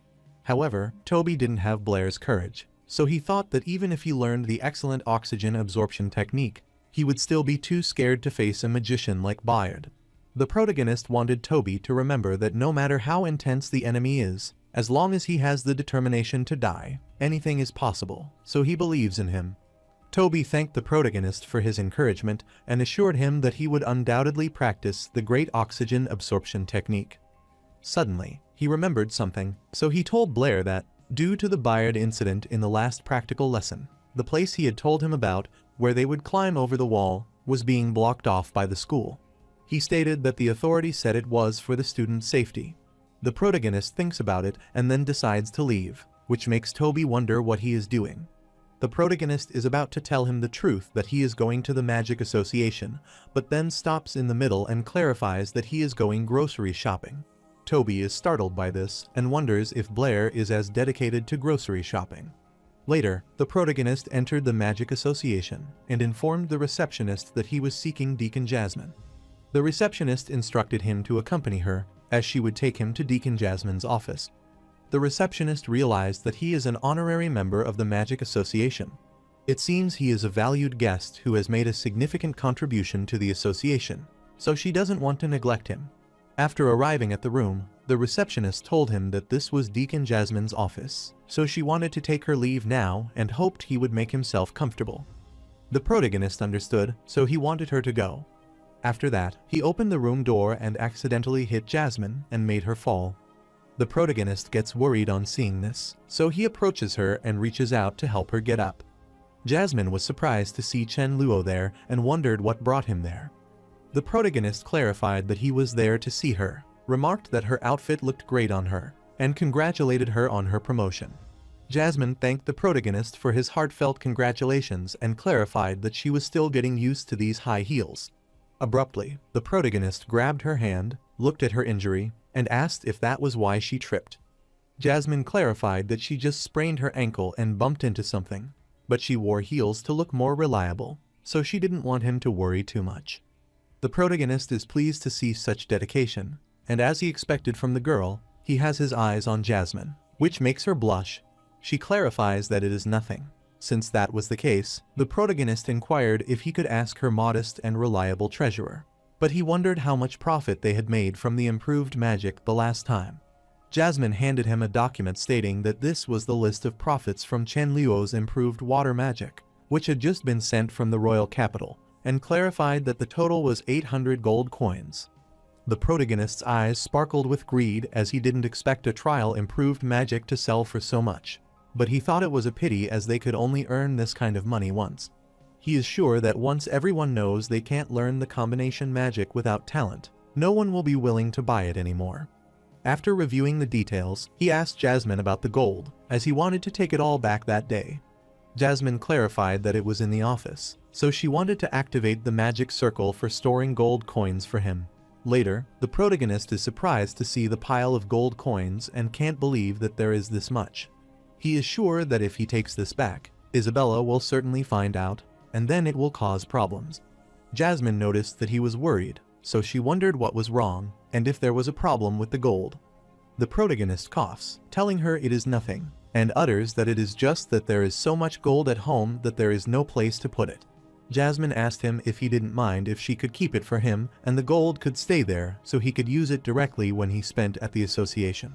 The protagonist agrees to do that since he is going to spend it at the Magic Association anyway, so he wants Jasmine to hold on to it for him, and she agrees to do that. After that, the protagonist decided to take his leave since he had finished his business. Jasmine decided to see him off downstairs, but the protagonist told her that she didn't need to do it as they would see each other again soon since he still had his most precious treasure there. He is thrilled to think that his beloved magic and gold are still at the Magic Association, so he is sure that he will come back when it is fattened up. Jasmine misunderstood his words, blushed, and wondered what treasure he was talking about. At night, Blair is pouting in his bed because he is sure that the combination of magic can't get him more gold coins. He annoyingly hugged his blanket, as he had already taken the bounty for the 23 problems, so he wondered what other ways there were to make money. This was so worrying that he couldn't even sleep and wanted to think of another way to make money. After some time, he fell asleep, and in his dream, he met the receptionist, telling her that he had killed Bayard, so he asked her to give him the bounty. The receptionist told him that the bounty was quite large, so she wondered if he was certain he wanted to accept it all. The protagonist excitedly told her to give it all to him, as there is no amount of gold he can't handle. Abruptly, gold coins started falling from the sky, startling him, and he wondered if they were falling from the sky. While he is sleeping on the pile of gold, it starts to get wet, and he realizes it is very cold, so he wants to find Isabella to help him. He picked one of the gold coins, looked at it, and realized it was so cold. Abruptly, he opened his eyes, saw Isabella before himself, and worriedly called out for his gold coins, which startled Isabella. The protagonist becomes gloomy as he has such a huge mountain of gold in his dream and asks Isabella what she is doing there. Isabella clarified that if she woke him up, then there would certainly be a guest waiting for him outside. Blair, on the other hand, was mumbling about gold, so she supposed he must be having another bad dream. The protagonist abruptly gets out of bed, worried that a guest might be visiting this early in the morning. Isabella was flustered on seeing him in shorts and inquired why he wasn't dressed properly. The protagonist instructed her to go out as he needed to get dressed. Isabella refused to tell him to get dressed quickly, as she would supervise him there since someone was waiting outside. She covered her eyes but peeked at Blair, and she had never noticed before that he had such a good figure and muscle. After some time, the protagonist asks her what she is still doing standing there, as they should leave quickly. After he came outside, Chairman Calvin was startled to see him there and stood to greet him. Later, they sat facing each other, and Calvin clarified that he was there to congratulate Blair and Miss Brittany, who were the winners of this year's Edwin Award. He explained that he has been participating in the Edwin Award selection for many years, but this is the first time he has seen the judges so unanimous, and they didn't even have to argue. Audrey agreed, thinking Blair's achievement was truly remarkable, and even the president praised him profusely. While the protagonist isn't that happy because an award without a prize is less meaningful than coaxing Isabella, he thought he should have brought her along. That is because whenever Isabella is happy, she will contribute her allowance to improve their meals. Calvin clarified that he has looked at the 2 bounty problems that Miss Brittany recently solved, and the problem-solving approaches used feel very familiar. Miss Brittany clarified that Vice President Calvin's intuition was spot on and explained that she was also inspired by Blair's solution to the 7 bridges of the royal capital. Calvin agreed, as he knew that Miss Brittany's mathematical talent was genuinely astonishing. They all knew the solution to the royal capital, but he could not apply that approach to new problems as flexibly as she did. Miss Brittany refused to tell him that it was not the case, as she was still exploring and had been busy researching it recently. Calvin wondered if it could be the topology that she had proposed a while ago. Miss Brittany affirmed, telling him that the idea of topology was actually first proposed by Blair, and he is the founder of this branch of mathematics. Calvin believes in Blair's ability and Miss Brittany's passion for mathematics. With the collaboration of those two, he is sure that topology will undoubtedly become a systematic new discipline. The protagonist knew that topology is an essential branch of modern mathematics, so there was no way he and Miss Brittany could perfect it completely. Abruptly, Audrey suggested that if Chen Luo could also join the research on topology, it would be wonderful since he was the Luo god who solved 23 problems in one go, which startled Blair, so he coughed out the tea. Calvin wanted Audrey not to worry, as they already had the protection of the god of mathematics. So, what he saw was what he got, and everything in front of them was the best arrangement. Isabella is trying to calm Blair down and asks him if he is all right. She agreed with Calvin, thinking that no matter how capable the Luo god is, they don't know where he is, but Blair and Miss Brittany are reliable. Blair puts the cup down, thanks Vice President Calvin and Audrey for their hard work that day, and is sure they might be swamped, so he doesn't want to take up any more of their time. Calvin refused, telling him that they were the ones who were disturbing him, so he decided to take his leave. Later, they were having breakfast, and Isabella asked him what he put in this dish as she couldn't tolerate its spices. Blair clarified that he had added a spicy plant seasoning and showed it to Isabella. Isabella was startled to see that this was the ornamental 5-colored flower horn, so she wondered how he knew it was spicy. Miss Brittany instructed the protagonist to inform her in the future if she didn't have enough money, and she thought it was a good thing this was an edible plant, but it could be dangerous. Blair clarified that is not what she thinks as he knew it beforehand, so he wanted her to eat up and put the meat on her bowl. Isabella becomes jealous upon seeing this, so she wants him to do the same for her and pick some up quickly. Blair instructed her to drink more water if she can't handle spicy food and doesn't want to force herself. Isabella became annoyed as she had bought it with her own money, so she wanted him to mind his own business. Miss Brittany instructed Isabella to be good because Blair was right and wanted her to see how red her face was from the spice. Isabella becomes gloomy because even Miss Brittany is defending him, but she thinks that the spicy one tastes better. Miss Brittany winked, telling Blair that Isabella had brought this rabbit especially to celebrate their winning the Edwin Award and wanted him to let her eat it. Blair is confused as he didn't say that she couldn't eat it. Abruptly, Isabella told Miss Brittany that she wanted ice as well, but Blair clarified that she couldn't have ice. Isabella gets infuriated, wondering why he is telling her not to have it when he could drink it, and he wonders if she doesn't care about her body.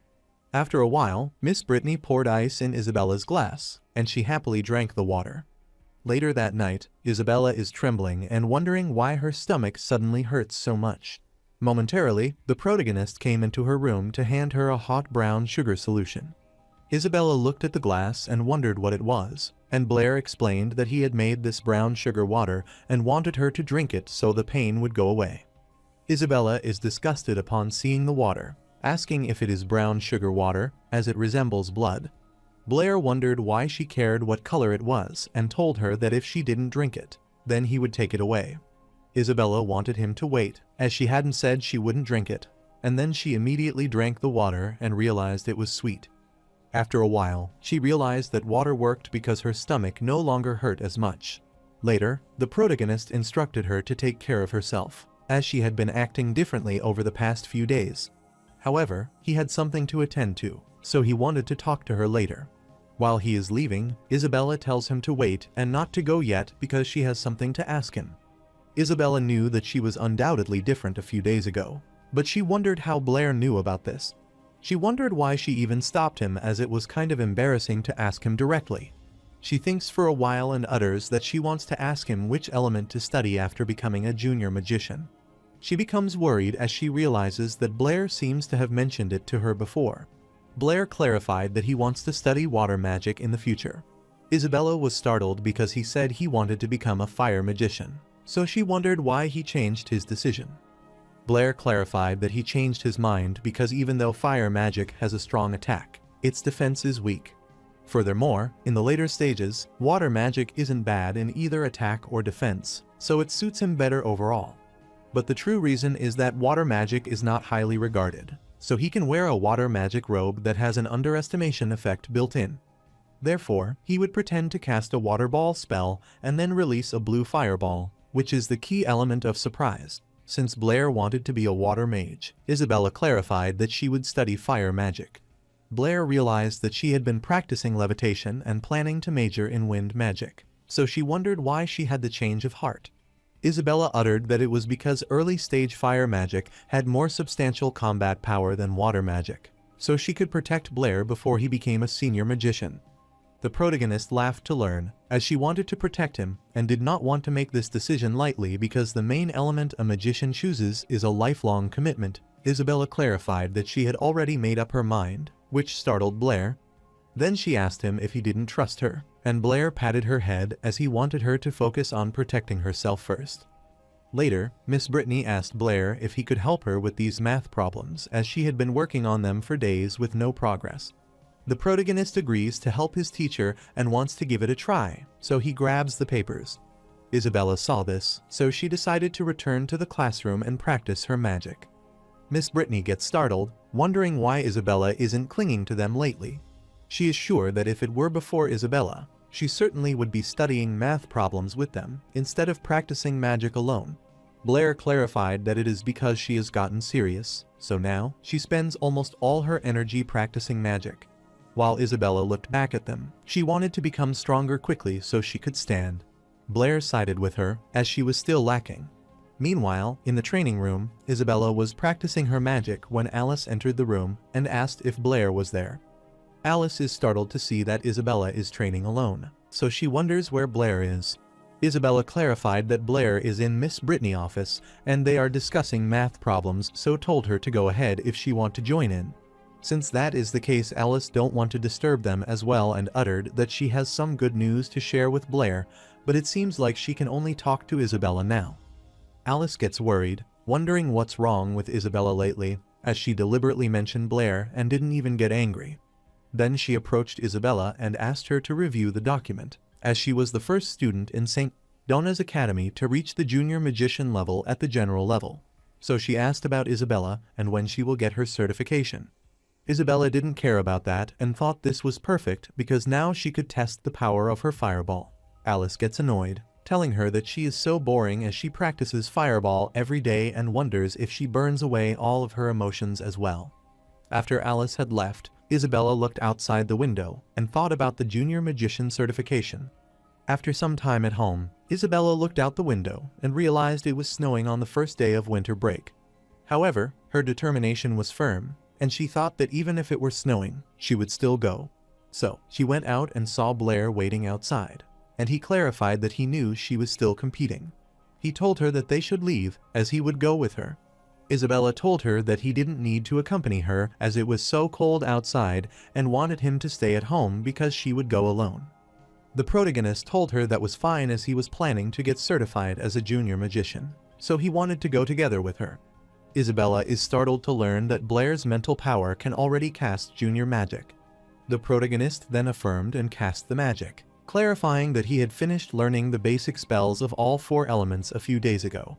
The protagonist thought that the junior magician certification wasn't beneficial, but it at least provided identification so he could get a water-type magic robe.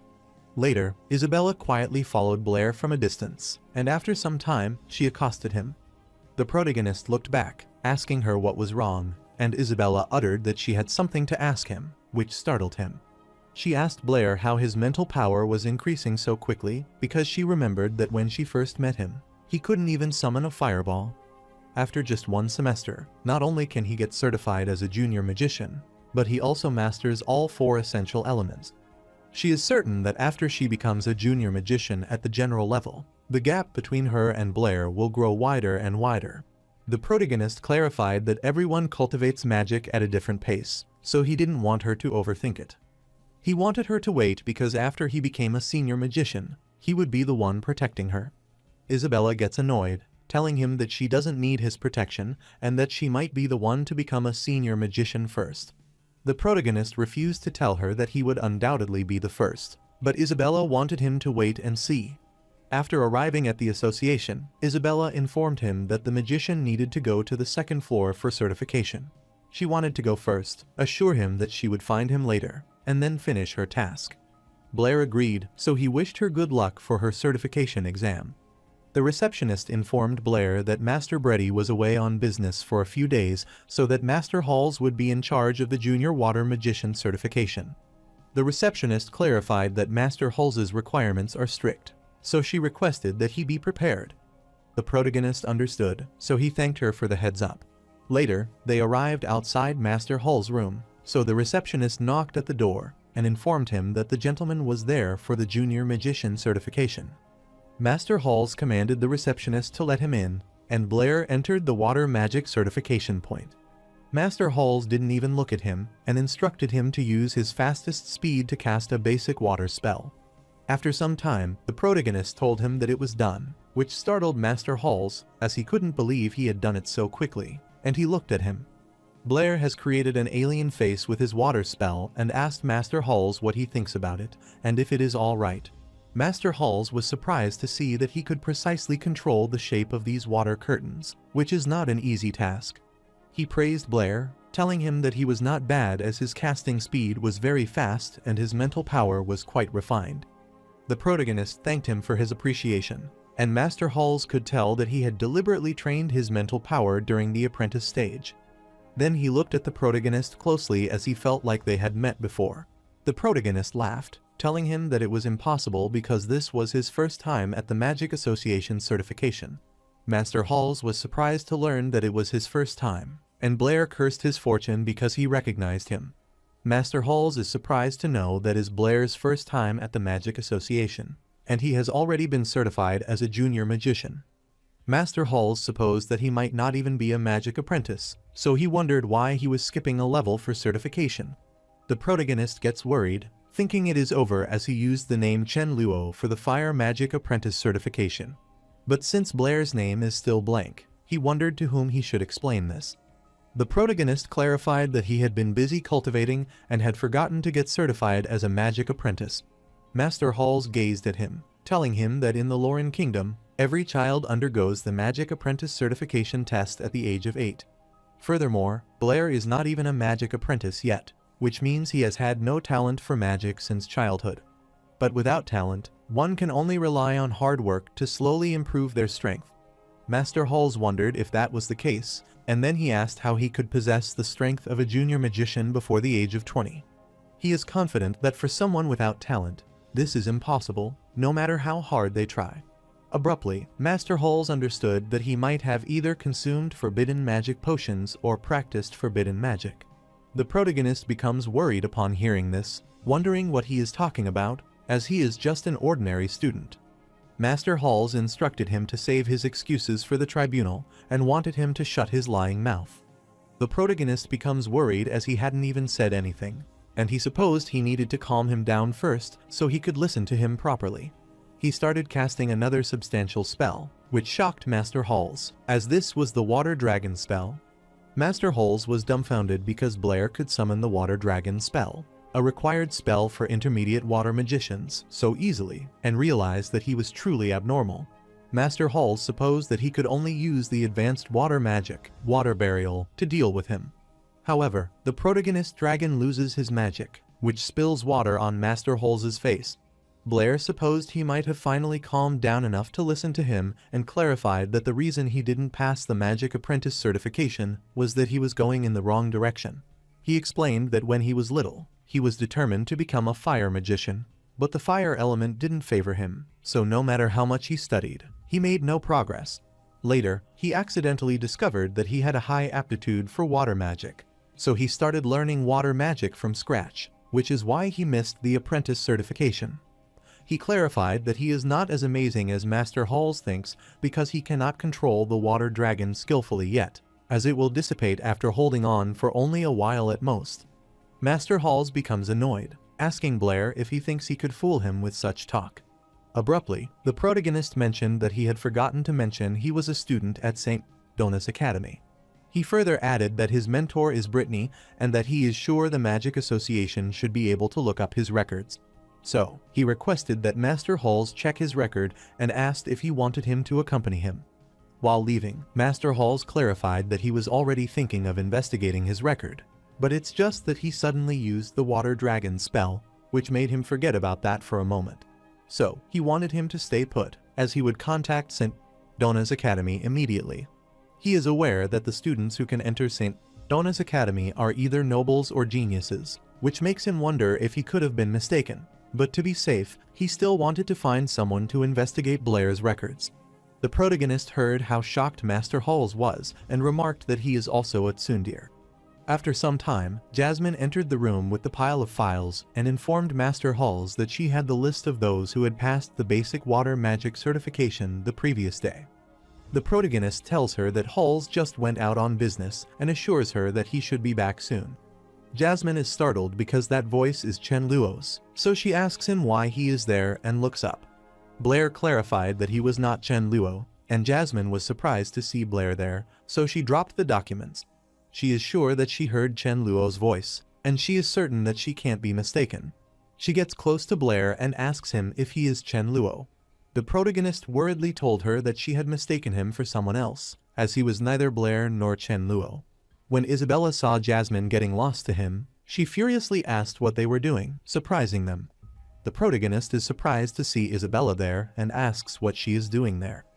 Isabella furiously asked Blair what he meant by her presence there and inquired if she could not be there. Jasmine clarified that she would let him off the hook for that day, but she wanted him to promise her that the next time they met, he would tell her the truth. The protagonist is trying to say something, but Isabella asks why the two of them are hugging, which surprises them as that isn't the case. Isabella became furious, so she summoned her fireball to attack him while asking him how he dared to hide from her and flirt with the deaconess of the Magic Association. The protagonist worriedly instructed Jasmine to let him go because if this continued, Isabella would burn him alive for being a pervert and wanted her to say something. Jasmine greeted Isabella, telling her that Blair wasn't flirting with her but was following orders to monitor him, and she apologized for the misunderstanding she had caused. Isabella calms down after hearing this, but inquires why she is monitoring Blair. Jasmine clarified that she was following orders, so she didn't know anything else and suggested that Blair ask her directly. She gathered all the documents, telling her that she still had to deliver some documents, so she wanted to leave first. While Jasmine is leaving, Isabella instructs her to wait as she thinks she knows her and is sure that they have met at the academy. After she left, Isabella asked the protagonist what was going on as he was there for the junior magician certification. Therefore, she wondered why someone was still monitoring him and uttered that this deaconess looked familiar. Blair clarified that it was a long story and started explaining it. Isabella laughed after hearing that Master Halls thought he was secretly using potions and practicing forbidden magic, and couldn't believe that he thought of something hilarious. Blair confirmed that Master Halls asked Deaconess to watch him in case he ran away and asked her to get it. After some time, Master Halls entered the room, and the protagonist asked him how his investigation was going. Master Halls respectfully approaches the protagonist and sincerely apologizes, explaining that he misunderstood earlier and assures him that there is no problem with his identity. He apologized to Blair for his rudeness and informed him that their president also wanted to speak with him. Shortly, he introduced Blair to his president, Angus, and Angus greeted Blair, telling him that he was truly gifted, as he had even scared Halls and caused a misunderstanding. It turns out that Blair isn't only a talented magician, but also a famous mathematician. The protagonist is flattered by President Angus's praise and tells him that he is, in fact, an ordinary person. President Angus is surprised to see Isabella there and asks her what she is doing there. Isabella wondered if President Angus had already forgotten that she was also a student at St. Donna's Academy and wondered if he was trying to persuade her to join the Magic Association. She uttered that his memory was terrible and wondered how he could forget about her entirely after turning around. President Angus smiled, telling her that he wouldn't dare, so he requested that she not joke with him and asked why she was there. He wondered if Isabella and Blair were really in that kind of relationship. The protagonist asks Isabella in astonishment if she is already a member of the Magic Association. Isabella proudly affirmed, telling him that President Angus said her magic talent was exceptional. The protagonist assures her that she will undoubtedly become a grand sorcerer in the future, so he asks her how she feels about that and if she is feeling the pressure now. President Angus realized that those two really know each other, which makes sense because there is no way that someone who is friends with Isabella could be ordinary. He wanted to invite Blair to join their magic association as well, so he asked for his opinion. The protagonist thanked him for the invitation and clarified that he was willing, and then inquired if his junior magician certification had been approved.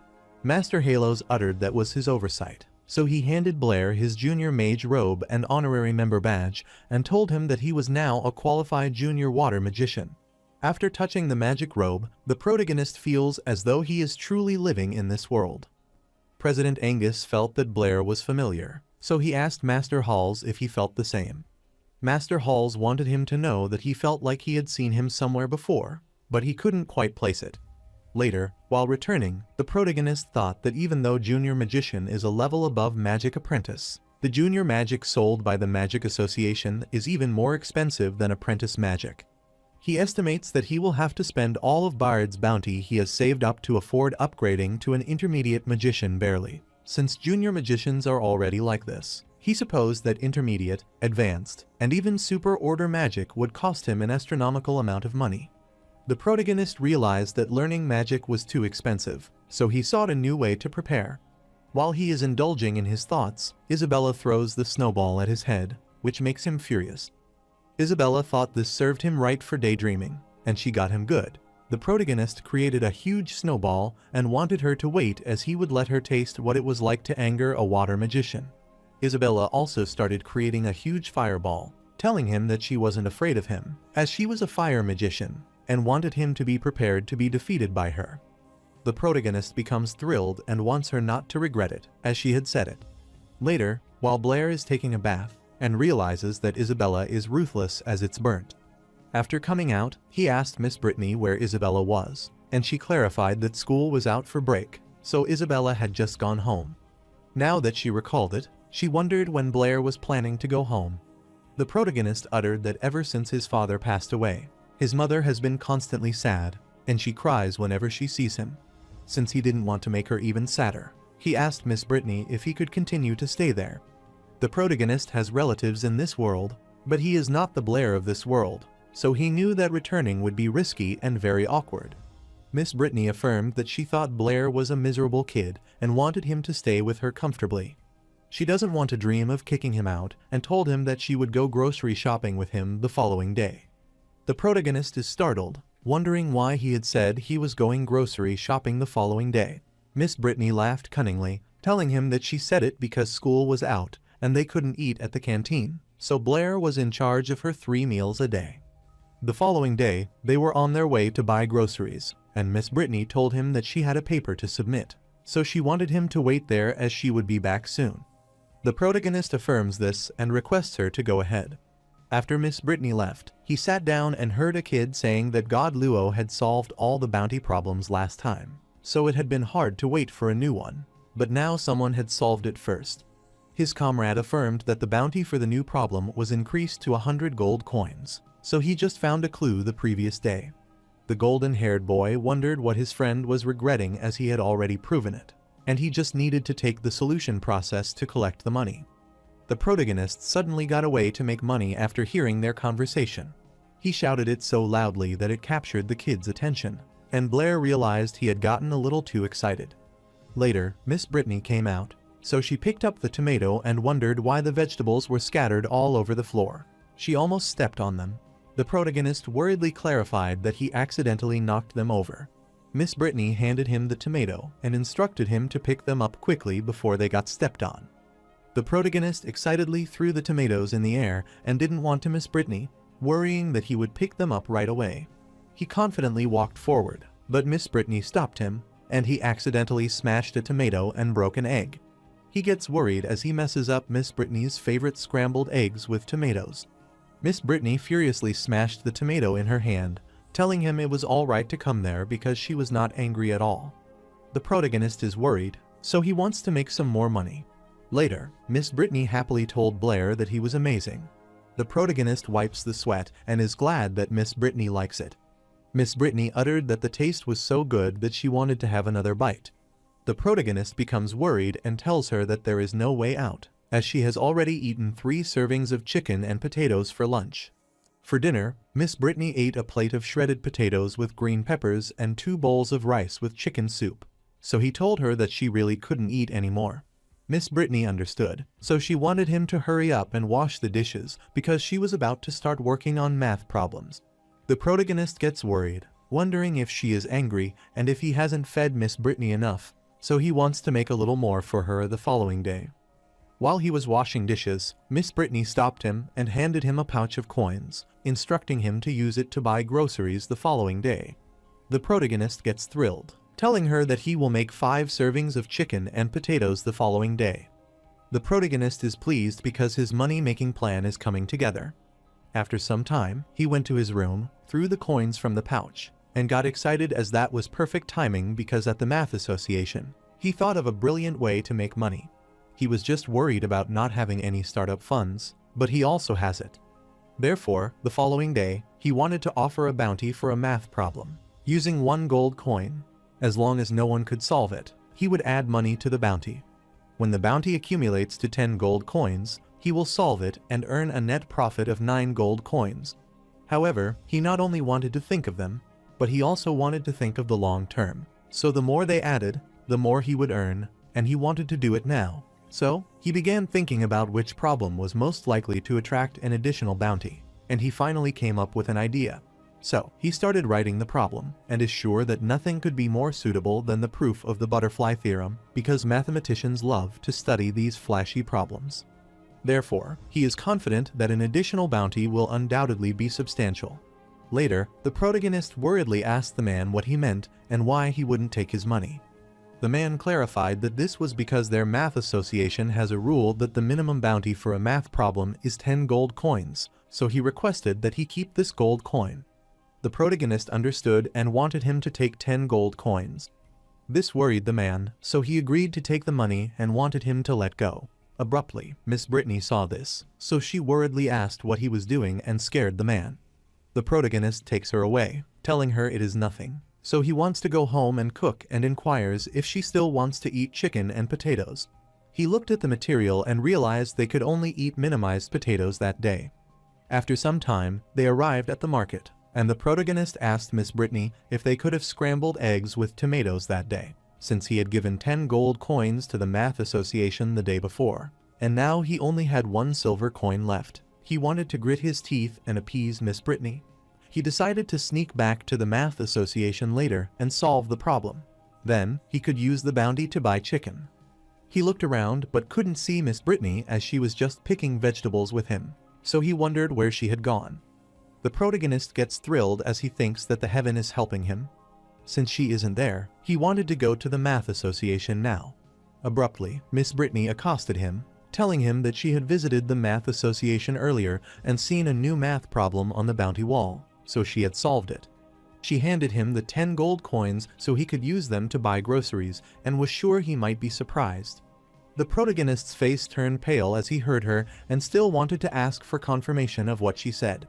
The protagonist worriedly asked her if she had solved the problems. Miss Brittany affirmed, but she wondered why Blair didn't seem happy when she won the bounty. The protagonist grabbed his money with teary eyes and told her that it was nothing as he was crying with joy. He never thought he had been betrayed by someone so close and his plan would go to waste. Miss Brittany felt that is good, so she wanted to buy some chicken as she hadn't had chicken and potatoes in ages. While looking at the pouch, the protagonist supposed he had to keep Miss Brittany away to continue making money. The following day, the protagonist leaves 2 hours early. He is sure that by the time he is done and back home, Miss Brittany will just be waking up, so she will have no reason to follow him out. After he gets out of the home, he is pleased because his plan is excellent, and it is already half successful. The orthocenter proof problem that Blair came up with is much harder than the butterfly theorem. So, after drawing the auxiliary lines, there are not only several triangles and circles nested within each other, but also countless dotted and solid lines intersecting. Therefore, he is sure that Miss Brittany wouldn't be able to solve this. After arriving at the Mathematics Association, he handed the man his 50 gold coins. Since this was the last of his savings scraped together from every pocket, he wanted to gamble big this time. The man asked him if he was sure that he wanted to offer 50 gold coins for this math problem. The protagonist affirmed that he wanted the man to take it quickly as he was in a hurry to buy groceries. After handing the man the money, he rushed away, which made him wonder if the man had stolen the gold coins and was now suspicious of him. 3 days later, the protagonist is glad because his hard work pays off, and the bounty for the orthocenter problem has increased to 200 gold coins. So this is the time for him to reel in the big fish, and he was sneaking out to solve the problem. However, Miss Brittany saw him sneaking out, so she accosted him and asked where he was going so early. The protagonist worriedly clarified that he was going grocery shopping and had to leave early to get the freshest vegetables, so he couldn't talk to her now, as they would all be sold out by then. After he left, Miss Brittany found it strange, wondering why Blair was being so secretive about grocery shopping, and he wasn't even carrying a basket. Meanwhile, the protagonist is heading toward the Mathematics Association to get his 200 gold coins. After he arrived at the association, he was startled to see that the notice of his problem was already removed and shouted in pain. The man saw him and congratulated him on the fact that the orthocenter problem he had posted the previous day had been solved. He wonders if he is there to ask for the proof, and the protagonist furiously asks him who solved it. The man utters that Abel solved it. Blair couldn't believe that the Howard family was pressured by the irrational number he proposed, but now Abel has turned the tables on him and taken all of his savings. He was surprised because, on the continent of divine grace, without a foundation in modern mathematics, Abel had solved such a complex orthodox proof using only ancient geometry. Thus, he thought he was a true genius. While he is leaving, the man wants to stop him, telling him it's pouring outside, so he wonders where he is going as he should come in and take shelter. The protagonist admits that he was gambling, but he never thought he had lost. Since all of his savings are gone now, he can't even afford groceries, and he can't even face Miss Brittany when he gets home. Abruptly, Alice accosted him, covered him with the umbrella, and asked if he forgot to bring his umbrella. She is on her way to the Math Association to submit an article for Aunt Kishia, so she wanted him to come with her to take shelter from the rain. The protagonist affirmed that even though God closed the door on him, at least he left a window open, so there is always a way. After taking shelter, Alice asked him why he was so hesitant that day and if there was something he wanted to tell her. The protagonist decided to be blunt, hoping that Alice would never get angry when she heard this. He told her that even if she disagreed, they would still be friends. Alice instructed him to go ahead as she wouldn't get mad. Alice wondered if it sounded like Blair was finally getting the hang of it and thought she was the one with the most charisma. The protagonist grabbed her hand, asking her if she would do it, and Alice uttered that she was willing. The protagonist thought that was great as he knew she was the most generous and was willing to lend him 20 gold coins. Alice is startled to hear that and asks if he wants to borrow money from her. The protagonist affirms, telling her that if she finds it difficult, then she could lend him 6 gold coins. Alice gets infuriated on hearing this, so she jolted away his hand and handed him the gold coins, then left. The protagonist looked at the gold coins and knew it was true that talking about money still hurt feelings, as she had already been miserable after borrowing 6 gold coins from Alice. Abruptly, he heard someone asking if he was Blair. Calvin affirmed, telling Lord Thun that he is the Honorable Blair, this year's Edwin Award winner, the discoverer of irrational numbers.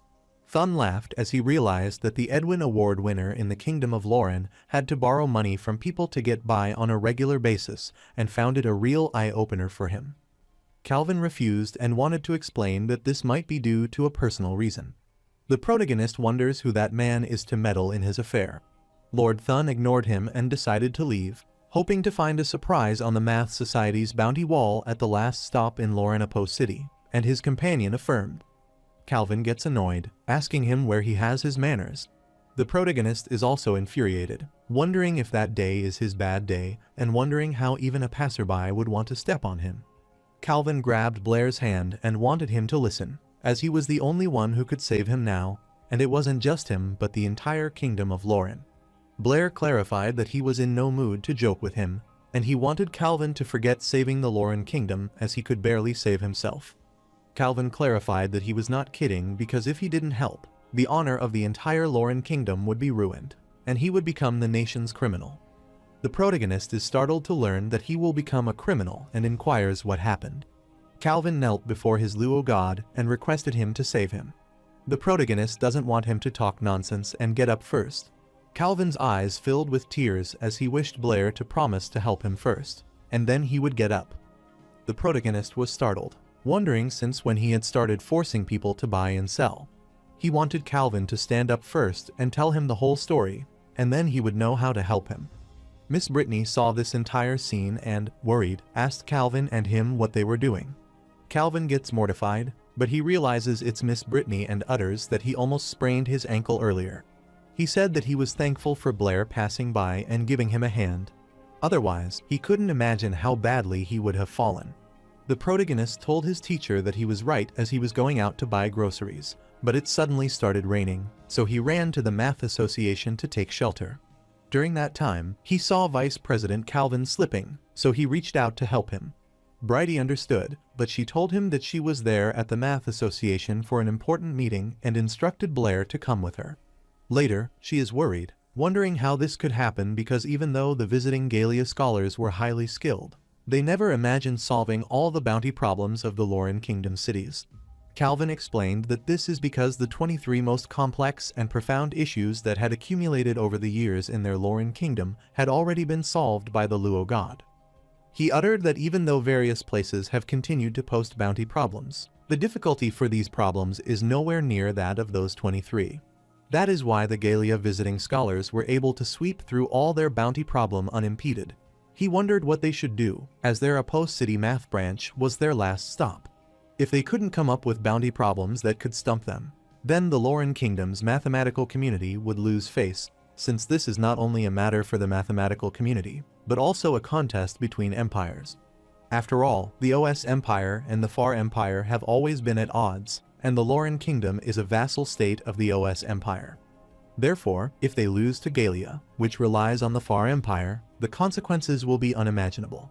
Calvin looked at the protagonist and inquired if anyone had any good ideas. The protagonist stared at Abel, who was also present, and was certain that his 50 gold coins must be with him. Abruptly, Miss Brittany asked Blair if he had any way of forgetting it and wanted him to pretend that she hadn't said anything. The protagonist looked at her and asked what she wanted to say. Brittany told him that it was nothing and uttered that she said they should hurry home and cook as she was starving, and after that, everyone left the meeting room.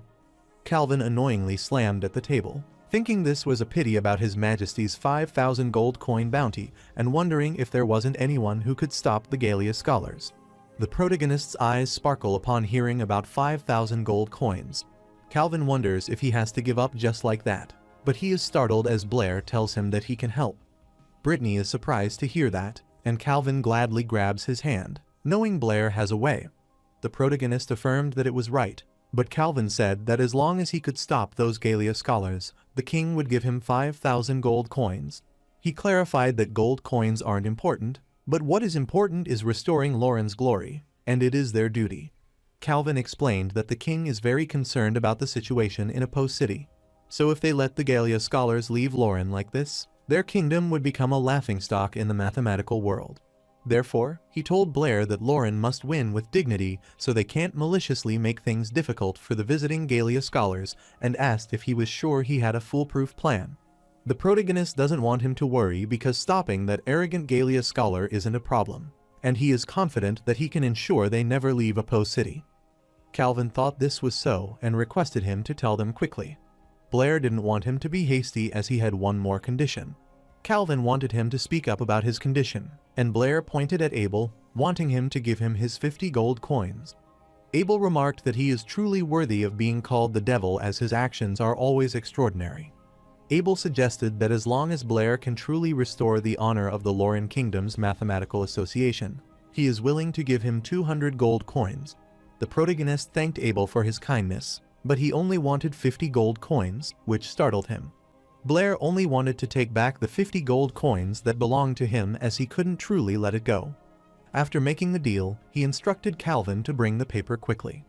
After that, he started writing the question, which startled Calvin, and asked if he was serious. He uttered that these 3 compass and straight-edge construction problems are too simple. Brittany took away the paper as she wanted to see it herself and read the question, which is to trisect any angle. While given the area of a circle, a person has to construct a square with the same area. Then she read the next problem. Given the volume of a cube, construct another cube such that the volume of the new cube is twice the volume of the given cube. Everyone thought these 3 were the simplest compass and straight-edge construction problems. They thought that such simple problems wouldn't be difficult for the Galia scholars. Brittany told Blair that they were right because these 3 problems weren't complex enough, so she wanted him to consider changing them to more complex ones. The protagonist confidently told her that scholars wouldn't be so quick to dismiss these 3 problems, so he requested her to pick up their pens and try them first. Angle trisection, squaring the circle, and doubling the cube are the 3 classical problems of ancient Greece. These 3 problems may seem simple, but when they attempt to solve them, they will discover their horror. Since they were proposed, mathematicians of every era have sought a perfect solution to these 3 problems. But it wasn't until more than 2,000 years later that mathematicians proved that these problems, which seem incredibly simple, cannot be solved with only a straight edge and compass. Later at night, Brittany is trying to solve this problem and wonders how this could be as it should be right, but wonders why it isn't working. The protagonist told her that it was already very late, and he wanted to go back and rest.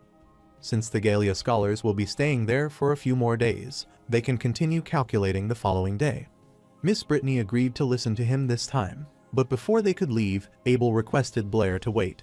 Abel uttered that these 3 questions seemed simple, but wondered if they are unsolvable. The protagonist looked at him, smiled, and asked what he had said, wanting him to think again, then left. After he left, Abel furiously scrambled the paper and wondered who Blair was. On their way, Miss Brittany asked Blair if these 3 questions were unsolvable. The protagonist affirmed that those 3 questions couldn't have been solved by ruler diagramming alone. Whether Eberhard or Gaudius scholars want to answer them, it's still 2,000 years away. Later at home, Miss Brittany is so full and remarked that Blair's cooking is as good as ever. While taking away the dishes, the protagonist supposed this meant he was being used as the exclusive chef. Abruptly, someone knocked at the door, which startled him. Miss Brittany thought it might be Vice President Calvin as he couldn't wait, so she decided to open the door for him. After Calvin came inside, Blair wanted him to take his time and have another drink to warm him up. Before he even drank the hot water, Calvin requested Blair to tell him honestly what those 3 questions were. The protagonist knows what Calvin is worried about, but he asks if he can trust him, so he tells him that those 3 questions are unsolved. Calvin thought that was good, so he supposed it was true, and he was relieved. He thanked Blair, telling him that he was indeed a well-deserved great benefactor to their kingdom of Lauren. He uttered that when this matter is over, he will personally go to the king's capital to ask for credit for him. Blair uttered that he wouldn't dare as long as the king kept his word. He didn't care about the rest, so he wanted Calvin to do as he saw fit. Calvin wanted him to rest assured because the King of Lauren would never go back on his words. Since it was getting late, Calvin decided to attend the meeting with the scholars, if Gallia so wished, and then take his leave. The protagonist affirmed this and requested that he go ahead, as he might be busy. While on his way, a man named Kaio accosted him, asking how things were going, and if they would be using those questions, as he was worried that a Gallia scholar might be able to answer them. Calvin instructed him not to panic, as there is no such thing as a what if with those 3 questions, and asked if he had forgotten how Blair got his demonic name. Therefore, he wanted to let those cocky guys feel how dearly their devil Blair is. Later, he arrived at the association and asked Gallia where they were going. Lord Thun uttered that they had disturbed his association for far too long. Since they had answered all the bonus questions from the Math Association in Apo City, there was no point for them in staying any longer, so they were leaving for home that day. Calvin was annoyed but clarified that it was not an intrusion, as they had all come this way and solved many problems for Lauren. Therefore, the math community of Lauren couldn't be thankful enough to them. Lord Thun welcomed Calvin, telling him that they would be earning a bounty for the return trip. Calvin thought this was a coincidence because just now, another Apo City scholar offered a few bounty questions with a huge reward. So, he asked the Gallia scholars if they didn't mind earning some extra money for the return trip. Lord Thun clarified that would certainly be best, and Calvin handed him the problem, requesting that he solve it. Lord Thun is startled to read the problem and asks Calvin if he is serious, as these 3 questions are simple. He couldn't believe that they needed a reward for such a simple ruler graphing problems. Calvin affirmed that the pen and papers were ready, so he requested him to help them solve these questions. Lord Thun agreed, but before departing, Thun had a small wish, so he hoped Calvin's association can fulfill it. He is certain that with these kinds of problems, it seems like the scholars of Apo City have given up. But that doesn't matter. Besides Calvin, there is no one else worth staying for. Calvin agreed and inquired about Lord Thun's wish. Thun uttered that Luo, an unbeatable god of mathematics, never used existing theorems to solve the problems in his hands. Instead, he proposed a new theorem, proved it first, and then used it to solve the problem, which is a remarkably ingenious method. In one of the bounty problems Chen Luo solved, he proposed and proved 3 completely different theorems. These 3 theorems are universally applicable under any conditions. While he was pondering, Calvin kept calling him, but he didn't respond. After getting back to his senses, Thun clarified that he wanted to meet Lord Chen Luo and hoped Calvin could introduce them. Calvin sighed, as he was afraid that he would have to disappoint him. He requested that Thun not misunderstand, as it is not that he does not want to introduce him, but Lord Chen Luo keeps a low profile and never reveals his true identity. Therefore, even they only know that it is from Lauren, but who he is and where he is, no one knows about, and Thun found it truly regrettable. Later, Gallia's scholar asked his men how it was and if they had solved it, but his companions wanted him to wait a moment as they had an idea that they would solve it soon. Thun excitedly told them to hurry up as they couldn't delay their departure. After some time, Calvin asked Thun if he was leaving that day. They confidently clarified that they would leave after these 3 math problems were solved, and then he handed Calvin the hotel keys and requested him to help them check out. Calvin affirmed, so he took the key and instructed his companion to extend their stay for another month. After some time, Lord Thun becomes worried, wondering what is happening with these 3 problems. He furiously slammed the table and asked where Lord Calvin was. Lord Audrey informed Thun that Vice President Calvin had something to attend to and left, so he asked him to give this bag before he left. Lord Thun inquired who he was, and Audrey realized that he had forgotten to introduce himself, so he told him his name. He clarified that he is also president of the Apo City Math Branch, so he assured him that he could tell him anything. Therefore, Thun requested that President Audrey assist him in obtaining a copy. President Audrey asked what would he like a copy of, and Thun got annoyed as he told him it was nothing. Then he left. Audrey saw him heading to his comrade and told him it was getting late, so he should get some rest. Inside the room, Thun furiously slammed the document on the table and exclaimed that it was not like he was asking them to divide an angle into 10,000 parts. He wondered how hard it could be to trisect an angle and remarked that they were all so disappointing. His subordinates get worried, telling him that they need a little more time. Thun furiously said to them that was enough and instructed them to give him the pen, as he would calculate it. After trying for a while, Thun gets infuriated, wondering why it isn't working. His subordinate tried to explain that these 3 problems weren't simple, so they wanted Thun to try to think outside the box and use a different method. They don't want to give up because if they give up, all their efforts will be wasted. After 3 months, Audrey asked the hero, Devil Blair, 3 difficult questions. Calvin saw him lost in thought and asked what he was so focused on. Audrey wanted him to look as the Galia scholars had been in Apo City for 3 months, and the newspaper was talking about it. As far as he knows, they haven't made any progress on those 3 problems, so Audrey is glad because this time, the honor of their Lauren Kingdom Math Association has finally been preserved. Calvin sighed, unable to believe that was what Audrey was thinking about, and wondered how it had become like this.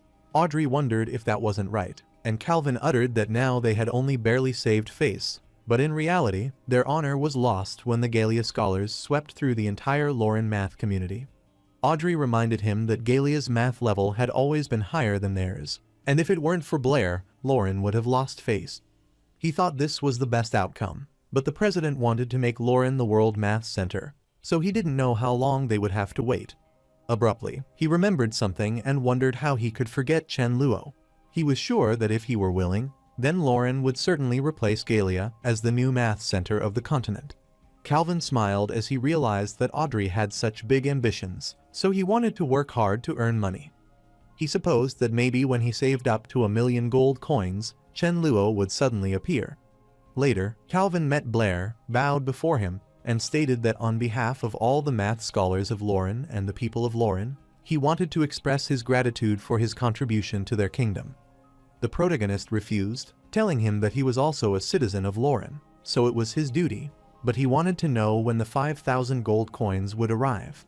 Calvin doesn't want him to worry because the king's reward has already been sent, so once the Galia scholars leave Apo City, it will be awarded to him immediately. The protagonist becomes worried, wondering if the Galia scholars will become stubborn and refuse to leave until they solve these problems, staying there for 10 or 8 years. He is sure that after that time, the 5,000 gold coins will be meaningless to him, so he supposed he needed to find a way to get them to leave sooner. Calvin noted that in this confrontation with the Galia scholars, they still lost. However, if they could also sweep through all of Galia's math associations or shake the foundation of their school's thought, as long as they achieved one of these, they could turn defeat into victory. The protagonist sighed, wondering why he hadn't said so earlier, as this was not a problem. Although he doesn't have the time to sweep through the Galia Math Association, shaking the foundations of their school is his specialty. Calvin excitedly asked Blair if he was serious and wondered if he had heard that right. The protagonist affirmed, telling Calvin that shaking the foundations of the Galia School of Thought is no problem. But there is another problem. Calvin wanted him to tell him quickly, and Blair clarified that they needed money. Calvin is dumbfounded upon hearing this, but thinks it is good because Blair saved Apo City and restored Lauren's honor, so he represents the Lauren Math Association. So, he asked Blair what he thought about rewarding him with another 2,000 gold coins, and Blair made the deal with him. Later at night, Calvin found it terrifying because the problem proposed by Lord Chen Luo was no longer just a simple math problem. It also involved philosophy, science, and even the essence of time and space. He's certain that once it's made public, not just Galia but the entire continent's mathematical community will suffer an unprecedented impact, and he recalls the Blair deal. After some time, Audrey enters the room with the letter and tells him it is terrifying. Audrey slammed the letter on the table, telling Calvin this was a letter from the royal capital, and that the Kingdom of Galia was publicizing in all the newspapers that their visiting scholars had swept through Lauren mathematics. Therefore, no one is taking the obstacles they encountered in Apo City seriously now. Calvin read the letter, which stated that it was a Galia victory and a Lauren defeat. Audrey was worried that they still lost, and wondered if they had presented these 3 problems when the Galia visiting group first entered Lauren. Then the newspapers would have been reporting Lauren's victory and Galia's defeat. Calvin asked him who said that they lost, which startled Audrey, wondering what he was saying. Calvin stared at him, telling him that the competition isn't over yet, so they can't give up like this. Since Galia made the first move, he didn't want them to blame him for being rude and wanted them to wait until they went to hell. After some time, Galia's scholar is still trying to solve the problem and finds it annoying because it remains incorrect. His comrade told him that he was wasting his time calculating, so he wanted him to go back, wash up, and sleep. The scholar becomes infuriated, asking him what he knows, as he is just a little bit away, and Vincent reminds him that is what he said the previous day. He becomes annoyed, wondering why he can't solve such a simple problem, and he is growing increasingly frustrated. His comrades saw him going crazy, so he wanted Vincent to take him out for a walk. Otherwise, no one could concentrate on solving the problem. Vincent grabbed him to drag him out, but Ron still wanted to try solving it and wanted him to let him go. On his way, Ron requested that Vincent stop as there was a new problem on the bounty wall. Vincent decided to see the problem, so he stopped, and Ron read it, which says that if there is a tortoise that is ahead of Achilles by a certain distance, then how much does Achilles need to catch up to the tortoise? He is startled, wondering how such a simple problem can be on the bounty wall. Ron thought that as long as the problem provided the tortoise's speed, Achilles' speed, and the distance between them, his 8-year-old nephew could solve it in minutes. He wondered who posted such a fundamental problem, and Vincent saw the signature below, which said it was from Blair of Apo City. This meant the problem was not simple, so he wanted to look carefully. Ron doesn't believe that and wonders what kind of tricks there can be with such a simple problem. After tilting the page up, Vincent said there was a trick, and that Blair had said no matter how fast Achilles was, he couldn't catch it. Ron started laughing, thinking this was ridiculous as he wanted to forget about the Wind Grand Sorcerer Achilles of their Galia kingdom. Even his 8-year-old nephew could catch up to a tortoise. Vincent slapped him on the face, thinking he was stupid, as he said his 8-year-old nephew knew that, and asked if he thought the devil Blair didn't know. Ron agreed with what Vincent said, but it didn't make sense to him. Abruptly, Calvin arrived there with a tortoise in his hand and asked his friends of Galia if they had encountered any problems. Ron told Calvin that he really couldn't understand the answer to Blair's bounty problem and requested him to explain it to them. Calvin finally understands what the matter is and utters that as far as he knows, the idea that time and space can be infinitely divided was proposed by the Galia school. So, he asked his friends of Galia if they had ever considered whether this concept was correct. Ron wondered what he was trying to say and clarified that the proposition that time and space can be infinitely divided is not only the school's view, but this is also the consensus of the mathematical world, the scientific world, and even the entire Divine Grace continent. Vincent worriedly asked Calvin what this concept had to do with Blair's catch-up problem and requested that he not beat around the bush but say it directly. Calvin releases the tortoise, telling his friends of Galia that they are mistaken, as this is not a catch-up problem. He explained that when he chased the tortoise was also moving forward. Every time he reached the tortoise's starting position, the tortoise had crawled a little further. This repeats, and the distance between them decreases steadily. Therefore, his process of chasing the tortoise can also be dived into countless small parts under this premise that he can never catch up to the tortoise and asked if he is right. Ron is going crazy as he argues with him that time and space can indeed be infinitely divided, but in that case, the tortoise really can't be caught. So, he wondered how it was impossible to catch up to the tortoise. Vincent was also dumbfounded, so he uttered that it was clearly Blair talking nonsense, because tortoise can certainly be caught up to. But in that case, the truth that their Galia school believed in became a fallacy. Ron tore the paper, telling Calvin that he didn't believe it, as this must be wrong. He wanted to tell the leader, Thun, as he would certainly know what was wrong. However, Vincent wanted him to calm down, so he started chasing him. After they left, Calvin sighed, sure that this time it was not just the Galia people going crazy, but he was going crazy as well. Later, Thun saw the problem and realized that Blair was a devil and wondered if time and space can be infinitely divided. Then, he wondered how he could explain the process of chasing the heaven. Conversely, if time and space cannot be divided, he wondered if that means there exists a smallest unit of time and space in this world. But this makes no sense to Thun. Calvin looked at the tortoise and wondered how they could use mathematics to explain how Achilles catches up to the tortoise. Abruptly, Audrey entered the room and couldn't believe that Vice President Calvin still had time to play with the tortoise there and asked if he knew that the Galia people had all run away.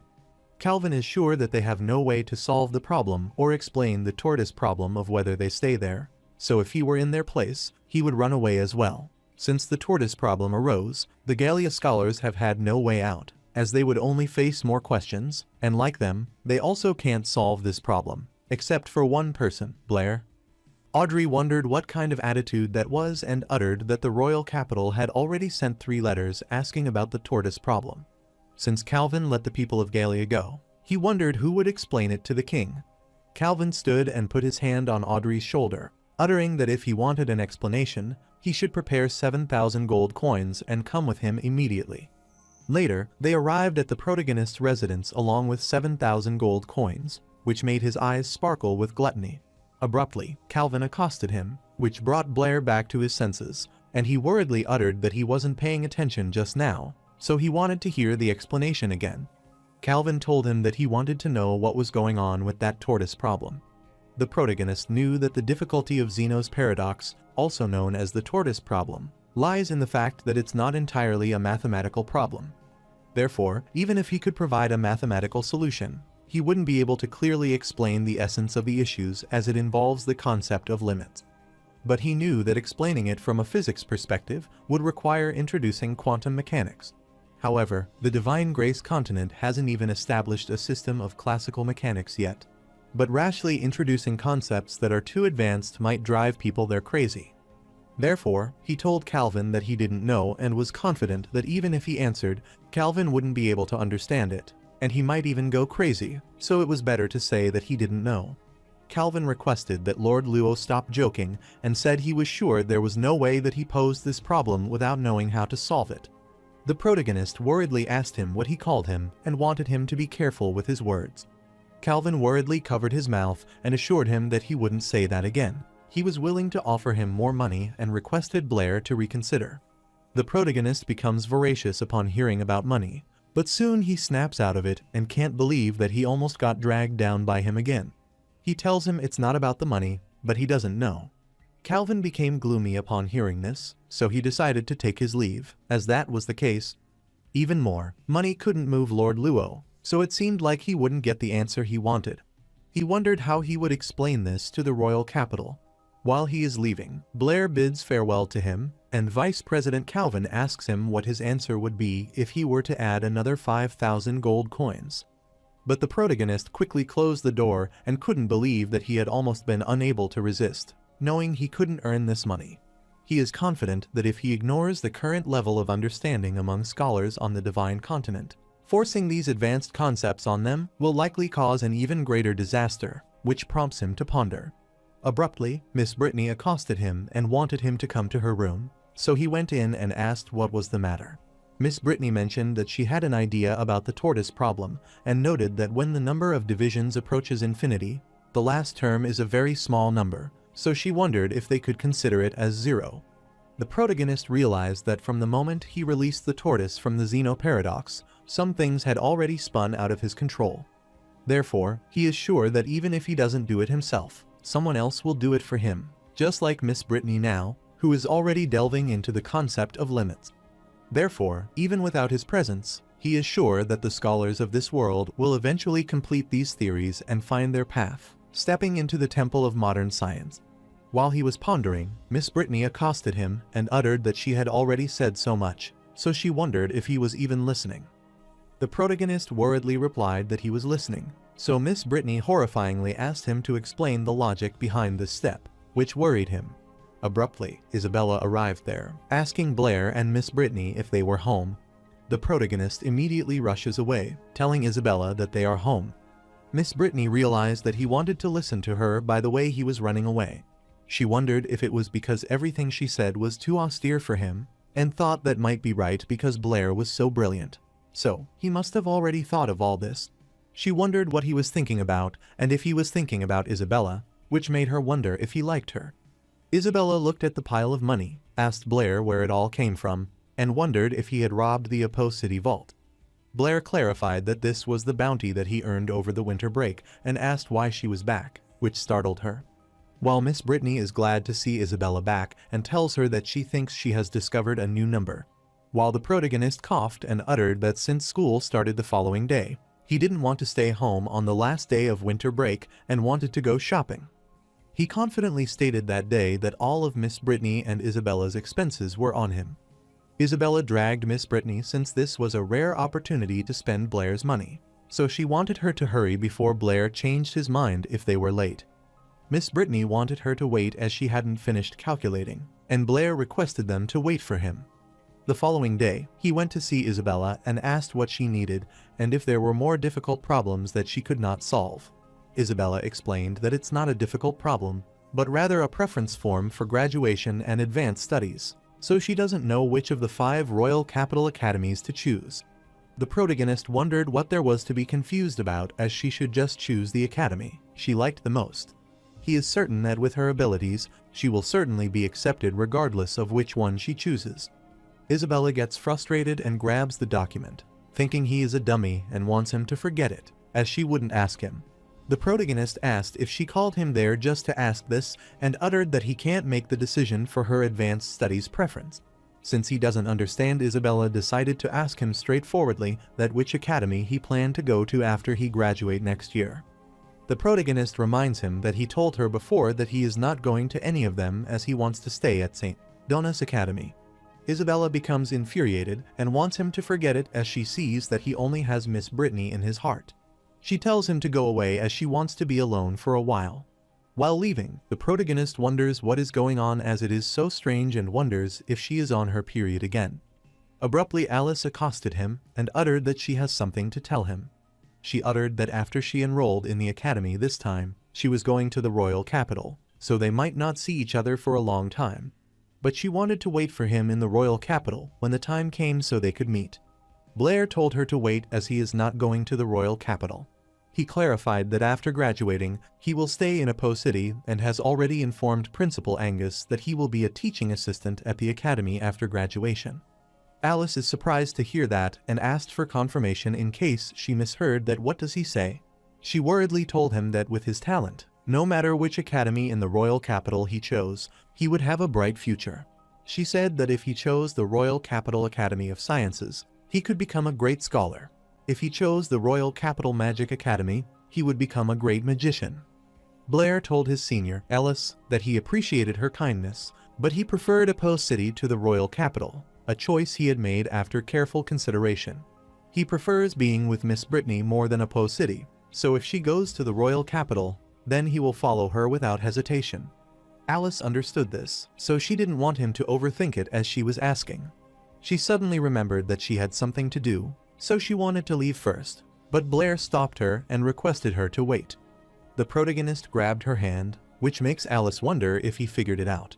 She thought that as soon as Blair said he would go to the kingdom with her, she would confirm her relationship with him in a table 100, so she excitedly accosted Blair. However, contrary to her expectation, the protagonist told her that she had left her belongings behind. He handed her the document and wanted her to put it away as she shouldn't drop something so important. Alice becomes infuriated on hearing this, so she snatches the document, slaps him on the face, and goes away. The protagonist is dumbfounded, wondering why even the ever-so-quiet Alice is coming along. Meanwhile, Isabella was looking at her document when Alice snatched it away. Isabella got infuriated on seeing this and asked what she was doing. She instructed him to give her the document back quickly. Alice wondered what the rush was, as she wanted to take a look and return it to her when she was done. Alice was surprised to see that the form was empty, so she wondered why she hadn't filled in any of the blanks. She remembered that Isabella had said that she wanted to enroll in the King Capital Academy of Magic. Isabella annoyingly told her that it was none of her business and that she no longer wanted to go to the royal capital. Alice couldn't believe that she was willing to go this far for Blair, so she wanted to give her this one, which mortified Isabella. After some time, Isabella pinched Blair's ear, and he asked her to let him go, wondering what she was doing. Isabella asked him what was the matter, as Alice had been gone for half a month, and he still hadn't gotten over it. The protagonist wonders what Alice has to do with him just being dumb. Isabella doesn't know about that, but Alice hugged him for a minute at the farewell party, and he is the only one who hugged a boy, so it's normal for him to be obsessed with her. The protagonist started crying, telling her that he didn't, and requested that she let him go, as it hurt, so she released him. The protagonist clarifies that he imagined things again because Sister Alice hugged him as a polite goodbye, but he was thinking about how to make a lot of money. After a while, they arrived at the bookshop, so the protagonist asked her to see if she had a favorite book, as he wanted to give her one, but she didn't care at all. He picked up the book and asked the shopkeeper for the price. The shopkeeper started praising him, telling him that he had a good eye and that he had one of the best books that had been sold lately. And the gorgeous cover is just the thing to give to the immensely beautiful young lady next to him for 20 gold coins. Isabella is pleased to hear this, so she tells Blair that she thinks this book was okay. Blair didn't hear her. Instead, he got infuriated at the shopkeeper, asking this is just a book, so he wondered why he was selling this for 20 gold coins and told him to go and rob it. The shopkeeper gets infuriated as well, as he snatched away the book he had told Blair to ask around for. He is selling it to him for 20 gold coins, which is already the lowest price, and uttered that he will eat the book if he can find it cheaper than that. Furthermore, he wondered if it is just a book that he is selling, not knowledge, and clarified that knowledge is priceless. The protagonist is astounded on hearing that knowledge is priceless. Isabella instructed him to forget about it, as she could afford to pay for it herself. The protagonist grabbed her hand and dragged her away, which makes her wonder what is wrong with him. The shopkeeper becomes worried upon seeing them leave and doesn't want them to go, as he could have sold this book for 10 coins, which he had intended to do as a favor. He gets annoyed, wondering why young people these days don't follow the rules, because if they negotiate again, then he will sell it to him cheaply. He wonders why he is left like this. Later, the protagonist arrived at the hat shop and picked one of the hats for Isabella to try on. Isabella wore the hat and asked him what he thought and if it looked good on her. The protagonist smiled, told her that it looked good on her, and told the boss lady that he would take this hat. After purchasing the hat, the boss lady thanked him for his patronage. Isabella is confused because even though this hat costs 20 gold coins, she wonders why he didn't buy that cheaper book. Blair clarified that it's a better hat for her, so he doesn't care about the money. Isabella is pleased to hear this and tells him that it is kind of nice sometimes. While the protagonist was pondering that even though that peddler's heart was a bit dark, he was right. Books have a price, and knowledge is priceless. He is aware that math knowledge is the most valuable thing in this place, so he wanted to go home quickly for dinner. He is excited because it's time to screw around with the big bucks completely. Since the Divine Grace continent protects intellectual property even more strictly than the technologically advanced 21st century, scholars who write books are almost on par with nobles. Therefore, books there are costly and only a few wealthy people can afford them. Over the years, countless people have been sent to the gallows for infringing on scholars' intellectual property. So advanced copyright awareness coupled with harsh punishment is truly a paradise for knowledge producers. Later, at home, he wanted to write about geometry, which is the mother of mathematics and the origin of all mathematical theories. In the Divine Grace continent, geometry is also the discipline that scholars are most interested in and have studied the longest. However, all the results they have researched so far are less than 1/10 of modern plane geometry. Fortunately, as a high school math teacher, Blair is not only able to follow the logical progression of plane geometry from straight lines to conic sections. Moreover, he can provide detailed proofs for every theorem and corollary involved. In addition, he devotes a significant amount of effort to studying obscure formulas and theorems outside the textbook so that the top students in his class won't stump him. He has also delved deeply into knowledge points that go beyond the high school level. Therefore, writing a book that encompasses all the geometric knowledge with which he is familiar should be very popular with scholars in the Divine Grace continent. This way, he can not only earn a substantial income through royalties, but also help scholars there learn from the most fundamental mathematical theories and truly enhance their mathematical research abilities. After a while, he finally decided to use Euclid's Elements as a reference, remove its flaws, and compile a more authoritative book on geometry, which would be his last work in the field of mathematics. Half a month later, the protagonist is sleeping on his desk while writing the details when Isabella knocks on his door to wake him up, startling him. Isabella entered the room, wondering why he hadn't responded when she called him several times, but she was startled upon seeing him change. Blair clarified that he was changing, so she assured him that he would be right there and inquired about the matter. Isabella blushed on seeing this and wanted him to hurry up and then leave. The protagonist sighed, as he had luckily reacted quickly. Otherwise, Isabella would certainly have come into the room and nagged again. But he couldn't let her see his treasure. After a half-month of hard work, the result is finally here, and the geometry is complete. Since gathering the wisdom of countless predecessors as well as Euclid's own creativity, this crystallized treasure is the most unique existence in this world, and he is sure that no one can refuse it. Blair is the devil specializing in destroying foundations and erasing beliefs, but Chen Luo is different as he is a god. Therefore, only gods should spread knowledge and guide humanity, so that day, he let Chen Luo take the stage. After arriving at the Math Association, the protagonist knocked at the door, and President Calvin permitted him to come in. Calvin knew that, despite their defeat last time, with the help of Lord Luo, they had managed to save some face. However, the current center of mathematics remains Galia, and they continue to propose new theorems, while others remain stagnant and are soon forgotten. While he was pondering, Blair entered the room. He was pleased to see him after a long time and uttered that he had heard he had been officially promoted to the president of the Apo City branch, so he congratulated him. Calvin wondered who this person was and where Lord Luo's fanatic had come from. He thought his impersonation was quite convincing. The protagonist removed the mask, telling him that it was Chen Luo. Calvin is surprised to see him and wonders what he is dressed up like this far and wonders if he has forgotten that he knows his identity. Blair clarified that it was because he was there with Chen Luo that day to make a deal with him, but he wondered if Calvin was interested. Calvin becomes pleased, asking him if he is going to propose a new theorem again. The protagonist places the document on the table, telling Calvin that he is half right as he has written a book. Calvin's eyes sparkled with excitement, and he asked if he could read his work first. Blair affirmed, telling him to skim it, and uttered that he had something to tell him. Calvin started reading the book, which included the details of right angles, triangles, circles, polygons, conic sections, and more.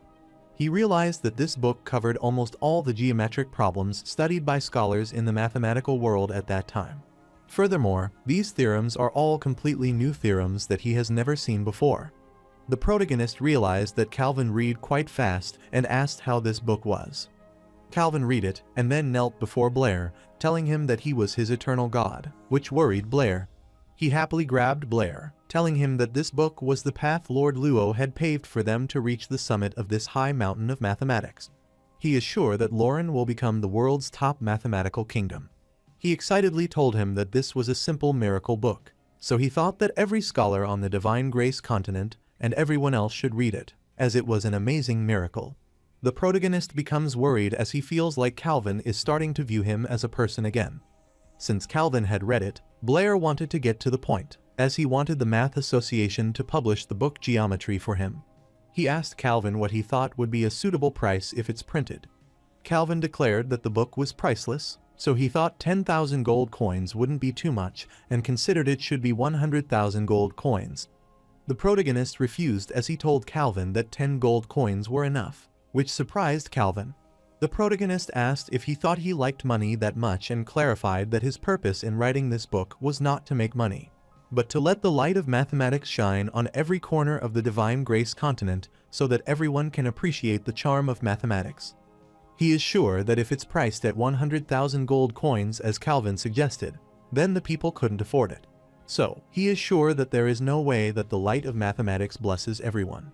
Calvin is dumbfounded as he discovers that his thinking, compared to Lord Luo, is so selfish and naive. He agreed that money is nothing compared to the mathematical enlightenment that this miraculous book brings. The protagonist thought Calvin was still too inexperienced in business as he didn't understand the principle of sales profit and quick return. Blair has already calculated that the high sales volumes from 10 gold coins will earn much more than a high price sold to a handful of nobles. He cleared his thoughts and clarified that there was something that he needed to tell him. This geometry was his final mathematical work as Chen Luo. Therefore, from that moment onward, he will no longer be involved in mathematical affairs and will focus on magic. Calvin becomes worried upon hearing this, as without Lord Luo's guidance, there will be no future development in the mathematical community. The protagonist realizes that he thinks too highly of Blair and believes he is a god, but he is merely an ant standing on the shoulders of giants in another world. The people of that world also faced confusion and a lack of direction in mathematics, but through the exploration and efforts of generations, they finally reached the present-day heights, catching a glimpse of the mysteries within the halls of mathematics. The protagonist places his hand on Calvin's shoulder, telling him that he believes one day the scholars there will also find their path through their efforts. While he is leaving, Calvin is gloomy and wonders what kind of world Blair is talking about. He wondered if Blair came from a world far more advanced than theirs and thought that must be the divine realm. Meanwhile, a few ladies told Her Highness that they had located that person. She explained that he is in the Lauren Kingdom, around the year 1000 of the Divine Grace calendar, using the alias Blair, which infuriated the Queen, and she struck them. All the ladies bowed before her, confessing that they were guilty because they had failed to pinpoint the correct time axis during the summoning, and thus they believed they deserved death and requested her to punish them. The Queen instructed them to relocate him, as she would see him herself and have her subordinates affirm it. After commanding them, the Queen realized that the world could finally start turning again.